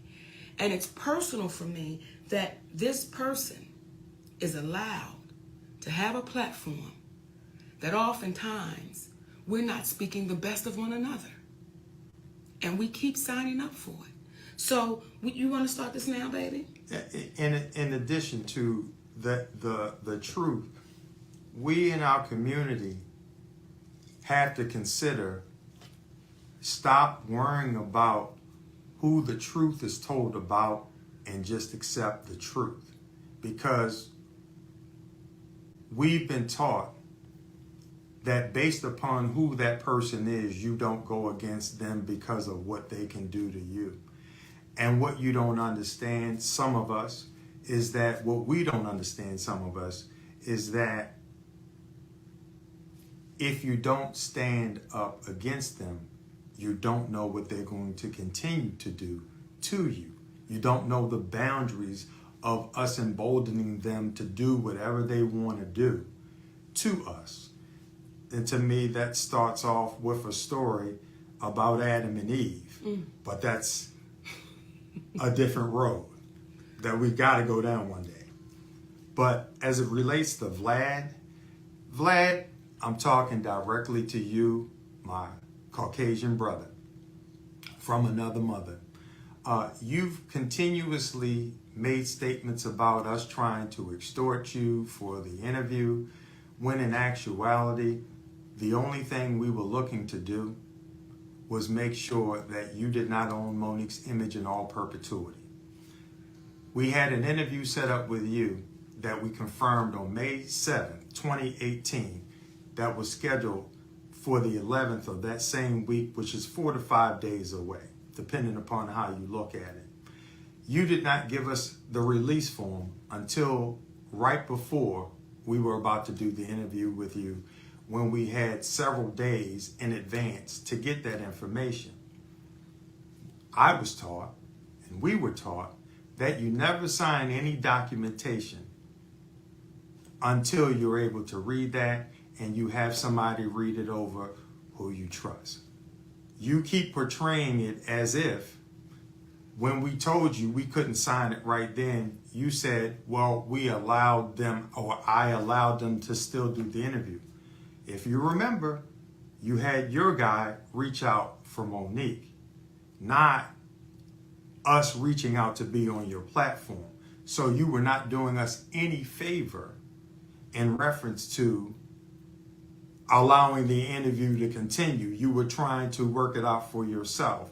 And when we had our attorney look at it, essentially, when we saw the language that you would own it in all perpetuity, which means once you sell your catalog, it was explained to us and we understood it as there was a possibility that whoever you sold that interview to, along with your others, that you owned in all perpetuity, they could cut it up and use it in any way in which they saw fit, which means we have no control over it. So what's standard in the entertainment industry, when you go on different platforms, they give you a licensing agreement and they ask for X amount of time in which to use this, and you either approve it or you don't. In your situation, we would have approved it. However, what happened was, once we looked into, or initially were looking to give you the licensing agreement, and you rejected it because you were like, you own it, and what you did, and we were trying to have control over Monique's image, we had a chance to look at you and the interviews you had done because we didn't know you. We're going to jump into the conversation or the email that you last sent to me on April 2nd of 2022 that is different from how you've been talking about me recently. Might as well jump into it, love. You know what, Daddy? Before we jump into it, I just want to explain something to the babies. Do it. When you get to a place called Hollywood, there's no one-on-one. There's no, let me walk you through it. Let me explain to you what's happening. So that word in all perpetuity, I didn't know what that meant. I had no idea what that meant. So I'm sure there were times in my career that I've signed release forms not understanding what I was signing. It's just a release form. Till you understand, when you sign that in all perpetuity, that means they own you. So I want to make sure you babies understand that's getting ready to be new to this business, new to the game. When they put something in front of you and say, sign this, if you did not go to school to read contracts or release forms or whatever, that's not what we do. So put it in the hands of somebody that would know what an all perpetuity means. So let me read this, okay? This is from you, Vlad, and we got to talk directly to you because you seem to have a lot to say, but we want to let the community know what you sent to us. Sydney, in the spirit of Monique working things out with Lee Daniels, I would like to extend my hand and work things out with you as well. I apologize for what I said about you. I felt frustrated that other YouTube channels that did interviews with her were allowed to show the interview on their YouTube channels, whereas I was only allowed to have it up for a limited time. But regardless of my personal feelings, this was your business decision, and the way I reacted was unprofessional and immature. I would like to offer her $5,000 for the interview if both of you sign a release form that allows us to keep the interview on our channel like every other channel does. Then he put Sway, Comedy Hype, Breakfast Club, etc. To which she's never signed a release form for them. Never. If that number doesn't work for you, I'm open to negotiating. I still feel that this is a very important interview with an Oscar winner that discusses both her professional and personal life, especially at a time when the Oscars are being discussed. Even if you choose not to accept this, I still take responsibility for my actions and hope that we can get past this and work in the future. Congratulations on your family's continued success. Now that was the email that Vlad sent to us when he saw Lee Daniels do the public apology. Now you want to read the response? I will. And just keep in mind, the reason why we're reading this is because the energy that he's giving now has gone back to, I'm a piece of shit, I'm this, I'm that, and all of that. My response to Vlad was, hello, Vlad. First, thank you for the apology. However, if your expression of regret is being made in the spirit of Lee Daniels apologizing to Monique, then remember he did it publicly. That's the same place that you ironically stated the less than flattering things that you did about me. So obviously, in being in alignment with what is right, wouldn't the best place to apologize be publicly? As a man, please know I took no offense to your name calling, as it didn't make any sense that you would have disdain for me listening to our attorney as you listened to your attorney, and I didn't begrudge you. What does hurt my heart, though, is that our community doesn't see that there are no black people who constantly bring white people on their platform to speak negatively about other white people, like you do as a white male interviewer with black people. Come on. Your offer of $5,000 means that you missed the point with us, my friend. You see, we are principled individuals that are not moved by money. If spiritually, it doesn't make sense. When Monique says no to a major streaming company's offer of $500K for an hour of work, or no to Tyler Perry, who offered Monique money as his way of saying he was sorry for whatever hurt and pain he caused Monique, but she declined in exchange for a public apology that cost nothing, then why ever would she/we say yes to an interview for $5,000 or more with you? My purpose for stating the aforementioned is twofold. One is to say that no amount of money would allow us to do a show with you as long as you are a part of hurting our community by constantly perpetuating beef. The second is, as a white man who dips into the black culture, it begs the question, why not use your voice and intelligence for the good of the people and speak truth versus trash, even if it may mean going against the powerful? You're a smart cat. Why not use your brains to be a bridge builder as opposed to being a divider of black men and black women? For the benefit of yourself and your family, please remember the universal law of return. What you put out is what you get back in return, and don't you and yours deserve the best instead of setting yourself up for beef? To that end, if you're going to apologize, do it the right way, publicly. Not for me, because I forgive you, but for yourself, being that you and yours deserve the best karmically. And now you see why they say I am so difficult to deal with. Because speaking with people directly without being emotional, disrespectful, or argumentative can be challenging to deal with, especially when it's coming from a black man. Come on. All the best to you and yours. Sincerely, Sydney Hicks. Now, when y'all hear that, and that person has these emails because they went back and forth. When y'all hear that, and then y'all still say, but why? Why talk about it? Let me tell y'all something. And for the babies that's in here right now saying, why? Then get out of here. You know why? Because constantly our community gets beat up and beat down. Constantly. And we're okay with that. We're okay to stand on the sidelines and say, since it ain't happening to me, I ain't going to say nothing. That's not who we are. That's not who we are. And we're going to keep speaking, and we're going to keep speaking loudly, and we're going to keep speaking up. So hopefully the next ones that come won't have to deal with this BS. Won't have to go through this. Hopefully, when Vlad hears these emails. That, by the way, he gave no response to. When he hears that, when you hear this, Vlad, maybe the next guest you have on your platform, you won't be so readily going after our black community. You won't be so readily, well, what about this and what about that? And what do you think about this and what do you think about that? And to our people, how many times have we seen white people on Vlad? And I'm not saying there's never been any. I'm not saying that. But how many times have we seen white people on Vlad, and Vlad is going against and asking what they think about other white people? Why do we keep taking the bait?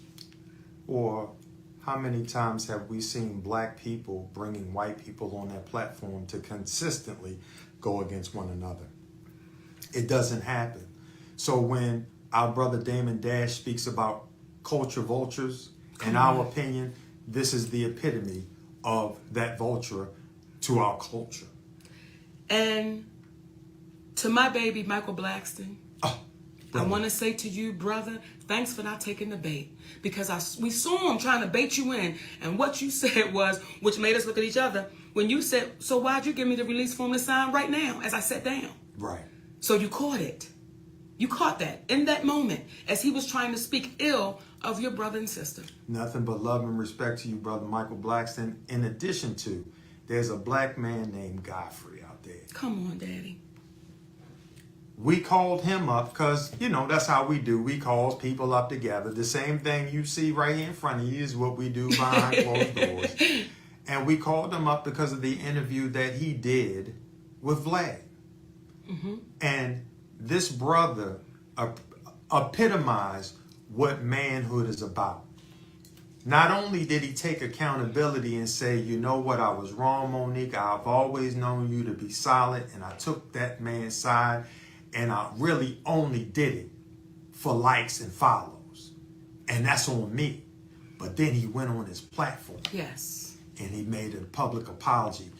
That's how easy it is when you take accountability. Yes. After you've heard the truth.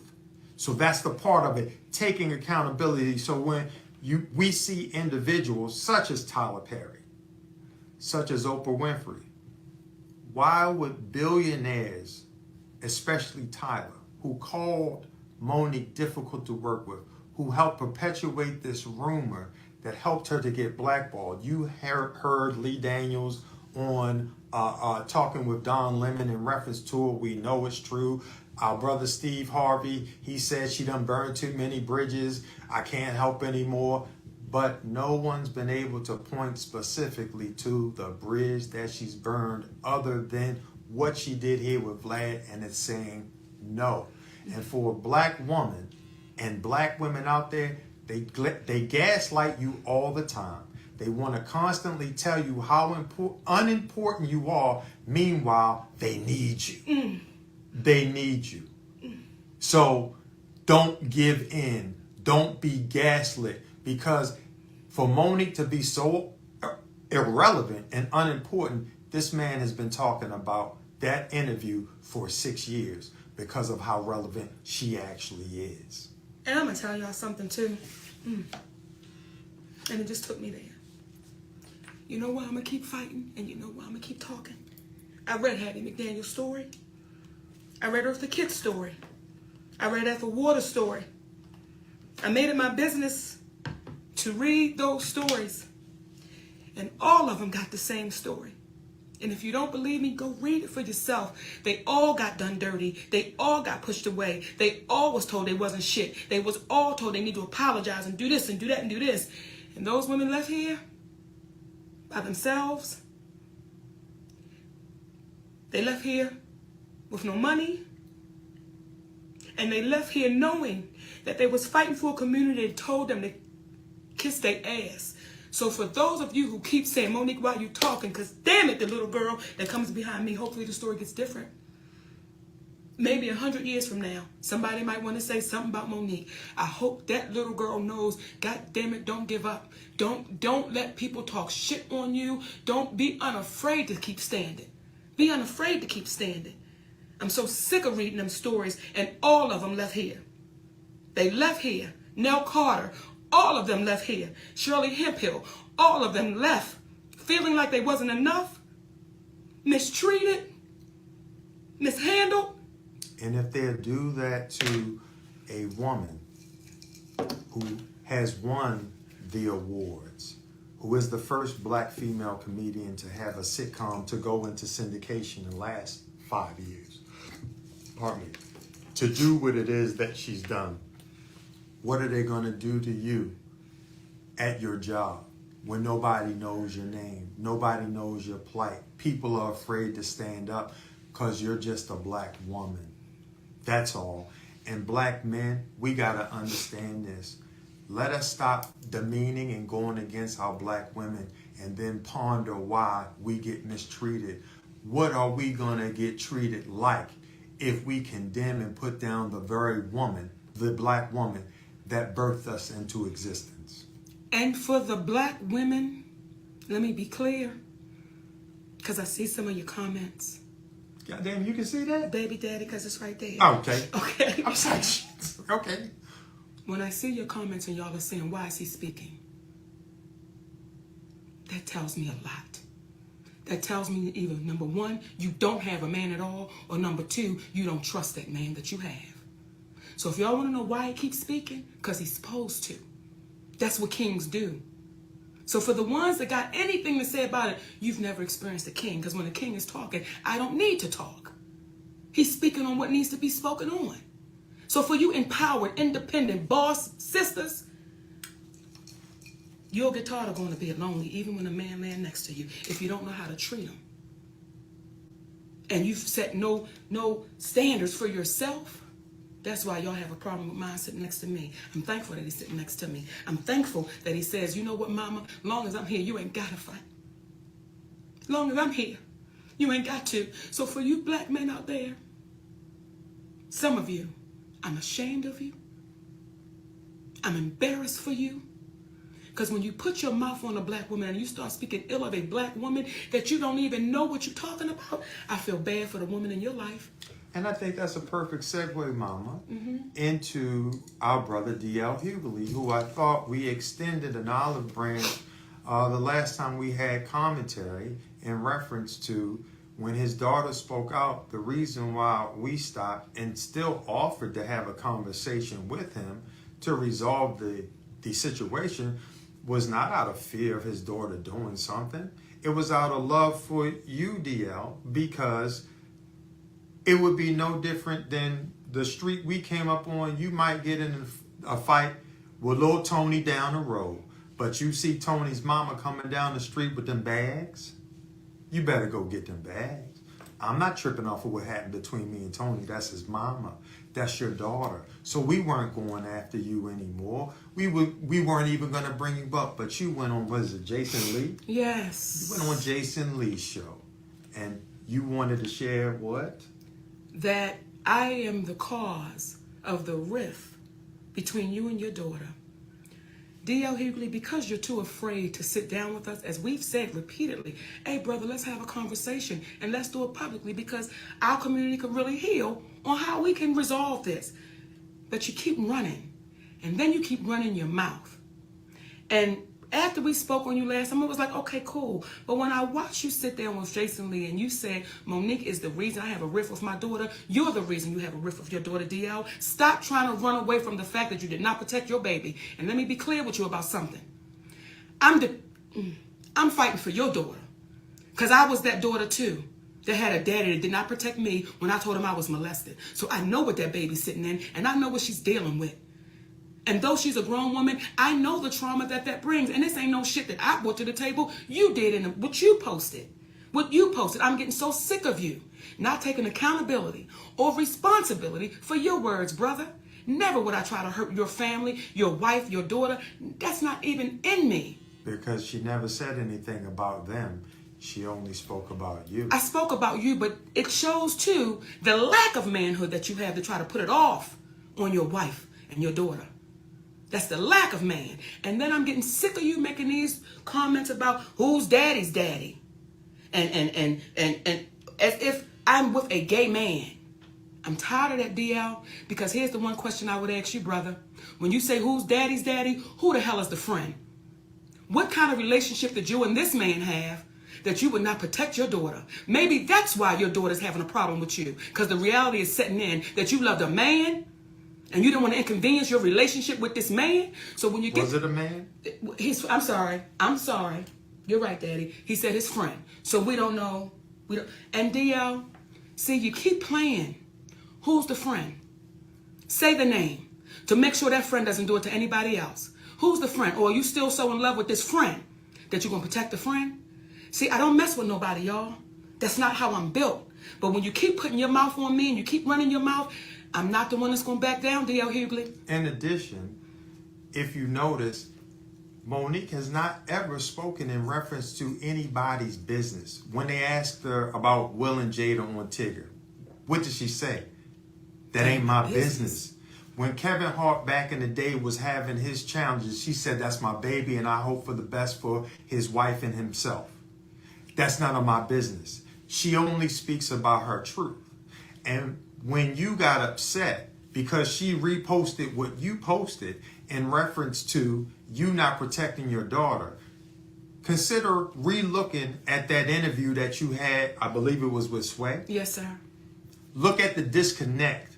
Look at the lack of remorse that you seem to have had when you did that. In addition to that, think about the years that have gone by where you've made your living off of talking about people, from pastors wanting to put up $1 million to box you, to fight you, but you from the whoop-ass tribe, but you went deathly silent, to Angela Stanton approaching you in the airport, as I understand it, you wanted to get security, from the black women who were ridiculed on by Don Imus and called them nappy head and ugly. Nappy head hoes. Nappy head hoes. And you went on Jay Leno and you said, well, I'm not saying they hoes, but their head was sure nappy. brother, you have a history of not protecting the black woman. Come on. And now it is embarrassing to you that she highlighted what you did in conjunction with the original problem being that she was on your platform, came to you after the young lady Jasmine played the game of would you rather your husband sleep with Lee Daniels with a condom on or Corinne Steffens with a condom off. And then she comes to you and it says, Brother DL, what we doing? And you say, that's just the way we do it. The problem is you can't be Malcolm X one day and then David Duke the next day. You can't be Medgar Evers one day and then you Strom Thurmond the next day. Either you're going to be for your community or you're not. So the truth, accountability, and trauma, and the reason why there's a level of ease, and I'll never say a bad word about you. I'm only sticking to the facts. The reason why people constantly talk about other people, because oftentimes there is an unaddressed trauma that you've experienced, DL, which may explain why you're sitting on a man's platform in the clear daylight with dark shades on. Maybe. But at the end of the day, you've had a history of not protecting the black woman, brother. And that's what she's addressing. So when she said, essentially, I feel sorry for your daughter, I feel sorry for your mother, your wife, do you not understand why? And there are other items that happened, that took place, but how do you nicely speak about the infidelities? How do you nicely address those infidelities and then your wife, as I understand it, finding out about a child that you had and that was lost, and once she found out about it, that child no longer existed. Now some will say, oh, that's low. That's the problem with our community. See, when people address you with the real, you got to come back and have a real conversation. This is not designed to be provocative. We're going to talk factually. We're going to talk reasonably. When you gave the community a bad bill of goods, when Monique produced a contract and you produced a memorandum of understanding. Come on, brother. What I would ask our community is look up what a memorandum of understanding is and ask yourself, why would Monique produce a contract that shows she was the headliner of a show? And this man would produce a memorandum of understanding. And last point about you, Brother DL. I heard you on Vlad, we heard you on Vlad saying, I've done some horrible things in my life, but anybody knows me knows I'm a solid cat. Do you not understand the contradiction there? Horrible things in your life, horrible. Not I may have made some mistakes in my life. I've done some horrible things in my life. This is what you said. But everybody that knows me knows I'm a solid cat. That is a oxymoron in the highest of order, good sir. So what happens is our community is so used to hearing and not listening that they're not paying attention to what it is that you're saying. Go ahead, Mama. I'm sorry, Daddy. And don't get caught up by the negatives. This conversation is for the positive. This conversation is for those that hear it. And for those that hear it, be unapologetic when you know you're standing in the truth. For those that hear it, be unapologetic that you are not backing down. Be unwavering, unflinching. Because if we continue to be that, it may stop the bully. It may stop the person that believes they're so powerful, I can do and say anything to you. So for the ones that can hear us, that's listening, be unafraid, baby. Because we get one ride that we know of. Just one. That we know of. We get in one ride. In this form. In this form. I'll be damned if I'm going to let somebody take my turn. This is my turn. And I'm going to take my turn the way I see fit. Take yours, baby. Right. Take your turn. And I want to keep speaking to our black men. Because sometimes you can see our black men speaking so ill of a black woman. And you be like, brother, how you feel about your mama, your aunties, your sister? And you're just speaking so freely about something that oftentimes you have no idea what you're talking about. And I want to go there. Because Let me just say this real quick. When I did Club Shay Shay, you know what I appreciate about Shannon Sharp? And you have people saying, he's not a real journalist. He's not. What he is a true brother. What he is a brother that says, I'm going to let you tell your story. I'm going to let you tell your story. That's what Shannon Sharp is. And that's why Shannon Sharp, Club Shay Shay, is so successful. Because that brother talks to you with no judgment. That brother ain't trying to put nobody against nobody. He's simply letting you tell your story. And I think some people may have a problem with our brother, Club Shay Shay. They may. And Brother Stephen A. Smith, this is directed to you. Yes, it is.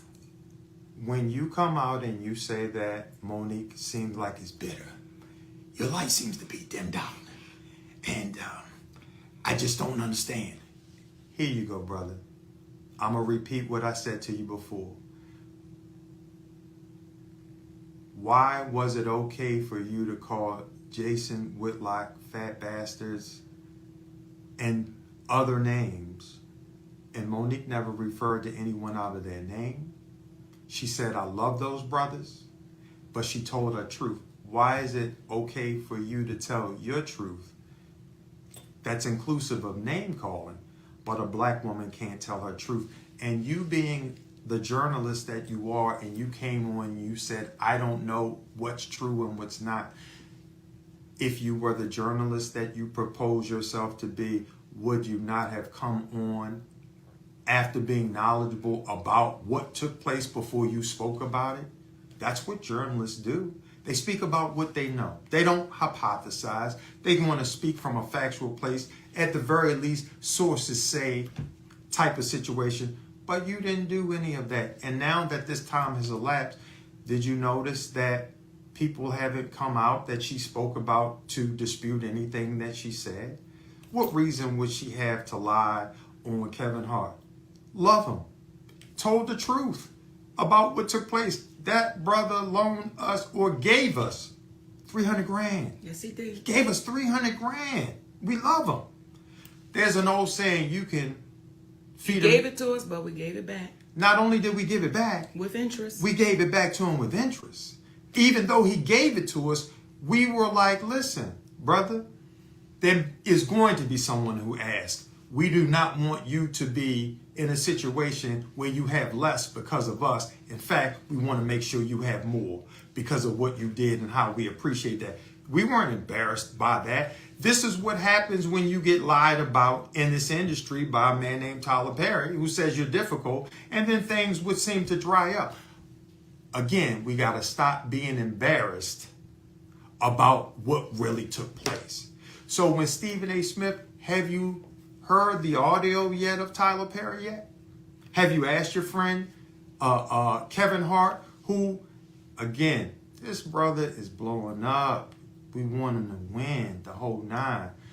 But when you constantly hear an individual speaking about that they are a brand, the only thing is, what good is it to be a brand if you lose your man and you let an individual who happens to be white, just happens to be white, and your manager get in the way of an arrangement that you set up with an individual you call your auntie? You tell them they like your mother, but then they don't get back to you in reference to it. So we're wrong, and she's wrong for having a discussion about the truth. The truth. I mean, Mama, recently there was an outreach for her to do an interview with him. And she said, I'm not doing an interview with him through you. I'm coming to you, Kevin, and I'm speaking to you, Kevin, and reached out to Kevin and said, hey, brother, through text, why is it that you would have somebody reach out to me for an interview when all you got to do is reach out? Sometimes you can be so big that you don't even know what's going on in your own affairs. And he said, no one from my team reached out to you. Well, guess what? They did. And we gave him the name and the individual, and I called her back to confirm she was who she really was.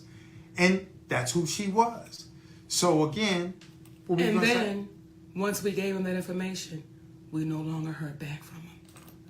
So here's what I'm saying too for the babies that's listening that want to come into this business. When you get into this business, don't lose yourself. Don't lose yourself, baby. Don't have people that knew you for a long time. When you come around again, they have no idea who you are. Don't lose yourself. I'm not saying don't change, because change can be good. Change can be good when you're learning new things and different things, and you might say, you know what, I want to be a better person. Not saying it at all. What we're saying is don't lose yourself. And we know people that's lost themselves. And now everything becomes so grand and so, so out there. And you're like, what you talking about? What happened to us just sitting down having some french fries and some chicken wings and having real conversation?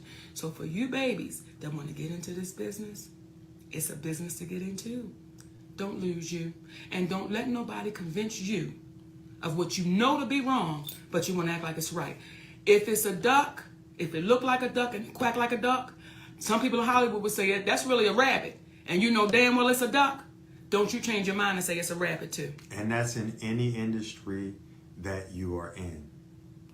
Don't change who you are, because if you do, you won't get the opportunity to run into true folk like Cat Williams.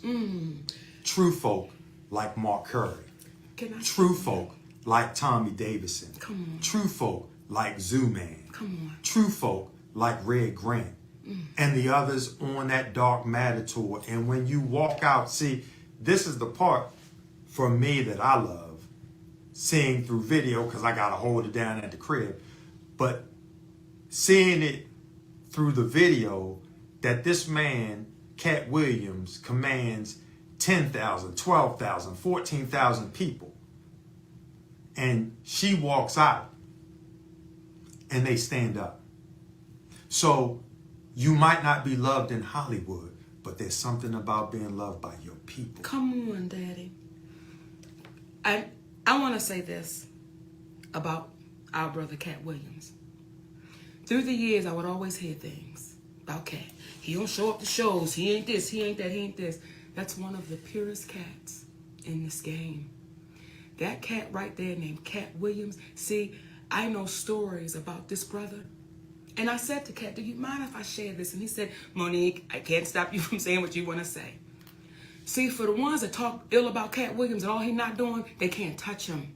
Because there was a woman named Yvette Wilson who played Endell on the Parkers. And when Endell took ill, it was a man named Cat Williams that stepped in and took care of that sister till she left this earth. But they won't tell you all that story about him. They won't tell you the story that when I walk into that production, their brother takes care of his folks. And when you hear the DJ say, Monique, I've been with Cat for 6 years. And this person say, I've been with Cat for this many years. And that means loyalty. That means somebody treating you right. So don't believe everything you hear if you can't see it for yourself. And what I see when I go onto that Dark Matter tour, every weekend I see people that love that 5'5" giant. They love that man. So sometimes when Hollywood say, you ain't enough, you ain't good. When your people say you enough, that's all you need, my babies. And to piggyback on what you're saying, Mama, let me tell you how Brother Cat is such a gangster in the best of ways. When we worked out the deal for Monique to go on the Dark Matter tour, he didn't send me to his people. He said, man, let's me and you work this out. And when I tell you, in about 5 minutes, what was conveyed and done normally takes, a bit longer than that. And the reverence and the flowers that he has bestowed on Monique, just a gentleman. Just a gentleman. A gentleman. And everybody on that tour had the same energy. Everybody cheering everybody on. Everybody's happy for everybody. So this weekend in Dallas, Texas, and in New Orleans. Come on now. y'all come on out, baby. Get some of this good. Because that's all it is. It's good. And for the babies that's coming in this business, get around people that's pure. Get around people that's, this right here is pure. That's the people you want to mess with. The people you want to be around is the people that's going to tell you the truth. Even if it don't feel good to you. But they're going to tell you the truth because they want you to be better. So for you babies, I want to go to Hollywood. I understand it because I was like that too.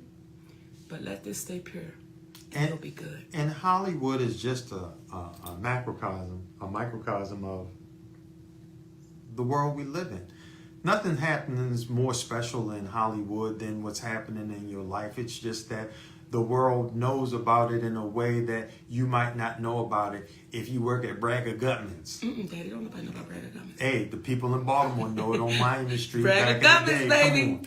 So the bottom line is, don't lose yourself no matter where you are. And we're not only going to address who doesn't act right, but those that do. So we got to highlight both sides. And we want to end, if you will, with the last cat. His name is Gary Owens. Okay. Gary Owens is an individual who Monique has never said anything about, an unkind word or anything, but he has felt the need to jump in and speak in reference to Monique. And what's funny is, oftentimes you're having comedians who are speaking ill about Monique, who haven't accomplished what Monique has accomplished, but because it's a black woman and it's so easy to demean them because of the lack of relevance our society will have for them, they get away with it.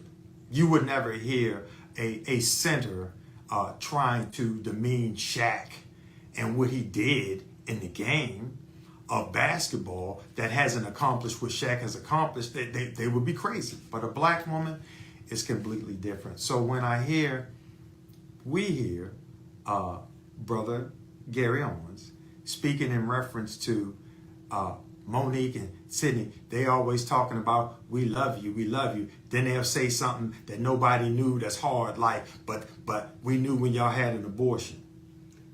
What? And this is where people say, oh, Monique, Gary Owens, let me tell you something. If you spent the same energy with your black wife, you may not have room to speak about nobody else.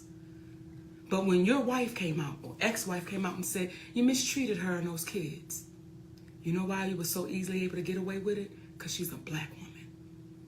Gee, I wanted the opportunity to say that, but I'm sorry, Daddy. Oh, no, that's all right, Mother. I'm sorry. But at the end of the day, do you think the time that you've used to focus on Monique telling her truth, like about Will Packer, did you go investigate and did you notice the trailers that blew up? I don't hear you speaking about that. Did you listen to the, I feel like Ozzie Davis when he said, did you know Brother Malcolm? It's like, did you listen to the audio of Tyler Perry? I didn't hear you speaking about that. I just keep hearing you demean and want to speak ill of Monique. And again, to piggyback on what my mama said, do you think it would be more beneficial or would have been more beneficial to you to use that energy to not focus on my black woman and focus on the black woman you used to have that was your entryway into this community that gave you the guest pass? And now with the guest pass, it's as if you feel like you're at home so much that you're starting to wear out your welcome, kicking up your feet when you're just a guest.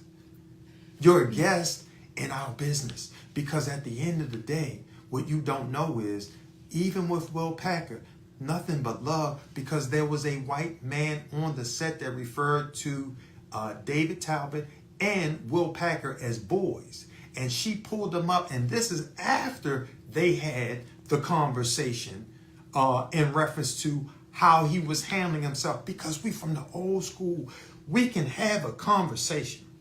We can have a disagreement. We can have a fight. And then afterwards, we're going to say, hey, you want to get a sandwich? We're good. You want a sandwich? Because this is what people do. Like, we don't want to see nothing happen ill to Will Packer. What we want to do is see good stuff happen, like you open up your heart and you don't work for the individual that's going to take advantage of your people. Tyler Perry, we want the best for you, because in wanting the best for you, you would have had the courage to say to Lionsgate, I can't in good conscience go to this black woman and ask her to do something for this white company for free when she has no contractual obligation to do anything for them. I'm going to need a budget that I need to go in with her because you are writing checks out for people to get a new house, which is beautiful. You write checks out to a waitress for $3,000. You let people use your private jet and all of these things get out. But why is it the thing that was done in the dark has you trying to take advantage of a black woman? Why? And you know what makes it so easy for Gary Owens, for Vlad, to speak ill of a black woman? Because they watch some of our black men do it, Stephen A. Smith. They watch some of our black men do it, D.L. Hughley. They watch our black men show a black woman no regard.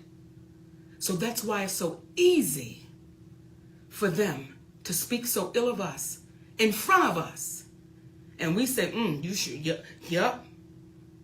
So when y'all talk about the ancestors, what would the ancestors say? What would they say, Stephen A. Smith? What would they say, D.L.? What would they say about your behavior? And ask your mother, Stephen A. Smith. Ask your sister, Stephen A. Smith. Have they ever, your black mom, your black sister, have they ever been in a situation where it was as if they were to be seen and not heard? Ask them. Because if you start understanding that, then you will understand to start believing the very individuals that brought you into existence. So the reason why, again, when we hear people say, why is he here? That's like saying, why did that man open the door for you? Right. Why is he opening your door for you? We've got to learn, which is funny because when we got together, excuse me. Yeah. When we got together, I had to say, do me a favor. Don't disrespect me. Allow me to treat you like a gentleman. Like a gentleman. Let me be a gentleman towards you. Yes. Let me be a gentleman towards you, though sometimes you can be a gentleman. Okay. But you know, and I want to say this, and I know we're supposed to be going, but I want to say this too, for some of you sisters that question it. My mother, I can remember my mother saying to me, Monique, you've given Sydney all the power. And I said, Mom, what you see me giving Sydney is respect. Something you never gave my father. And what your grandmama said? Well, Minnie? Yeah. Well, my grandmother, who was my Mimi that I spoke about in the special.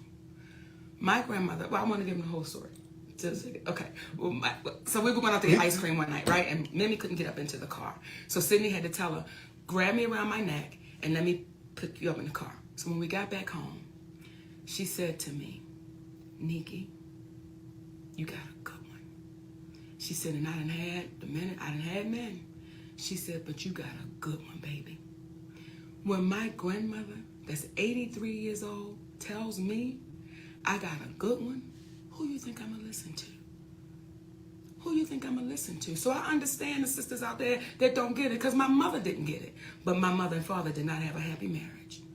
And they stayed married for what, 50 years?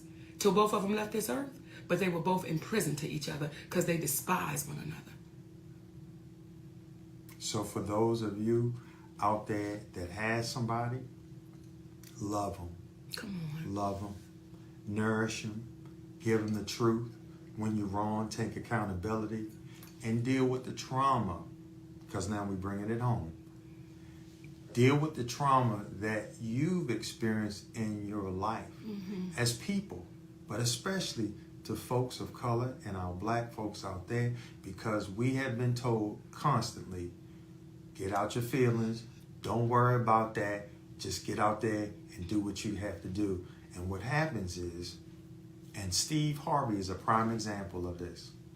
Steve Harvey, to me, is one of the hardest working people you're going to ever want to meet in this business.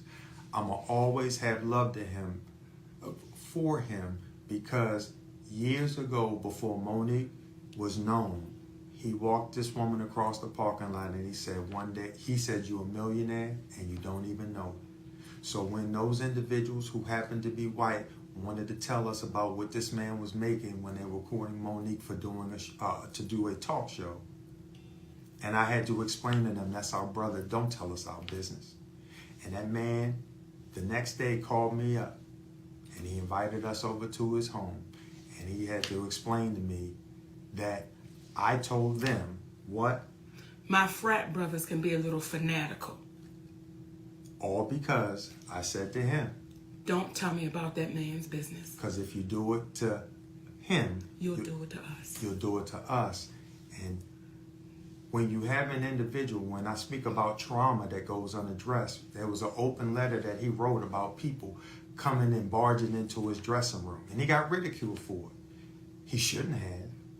Because in this business, folks think that they can walk right into your room when it's closed. And we as black folks, we know you don't walk into nobody's closed doors. You learned that when you walked in on mama and daddy the first time. And that was the last time.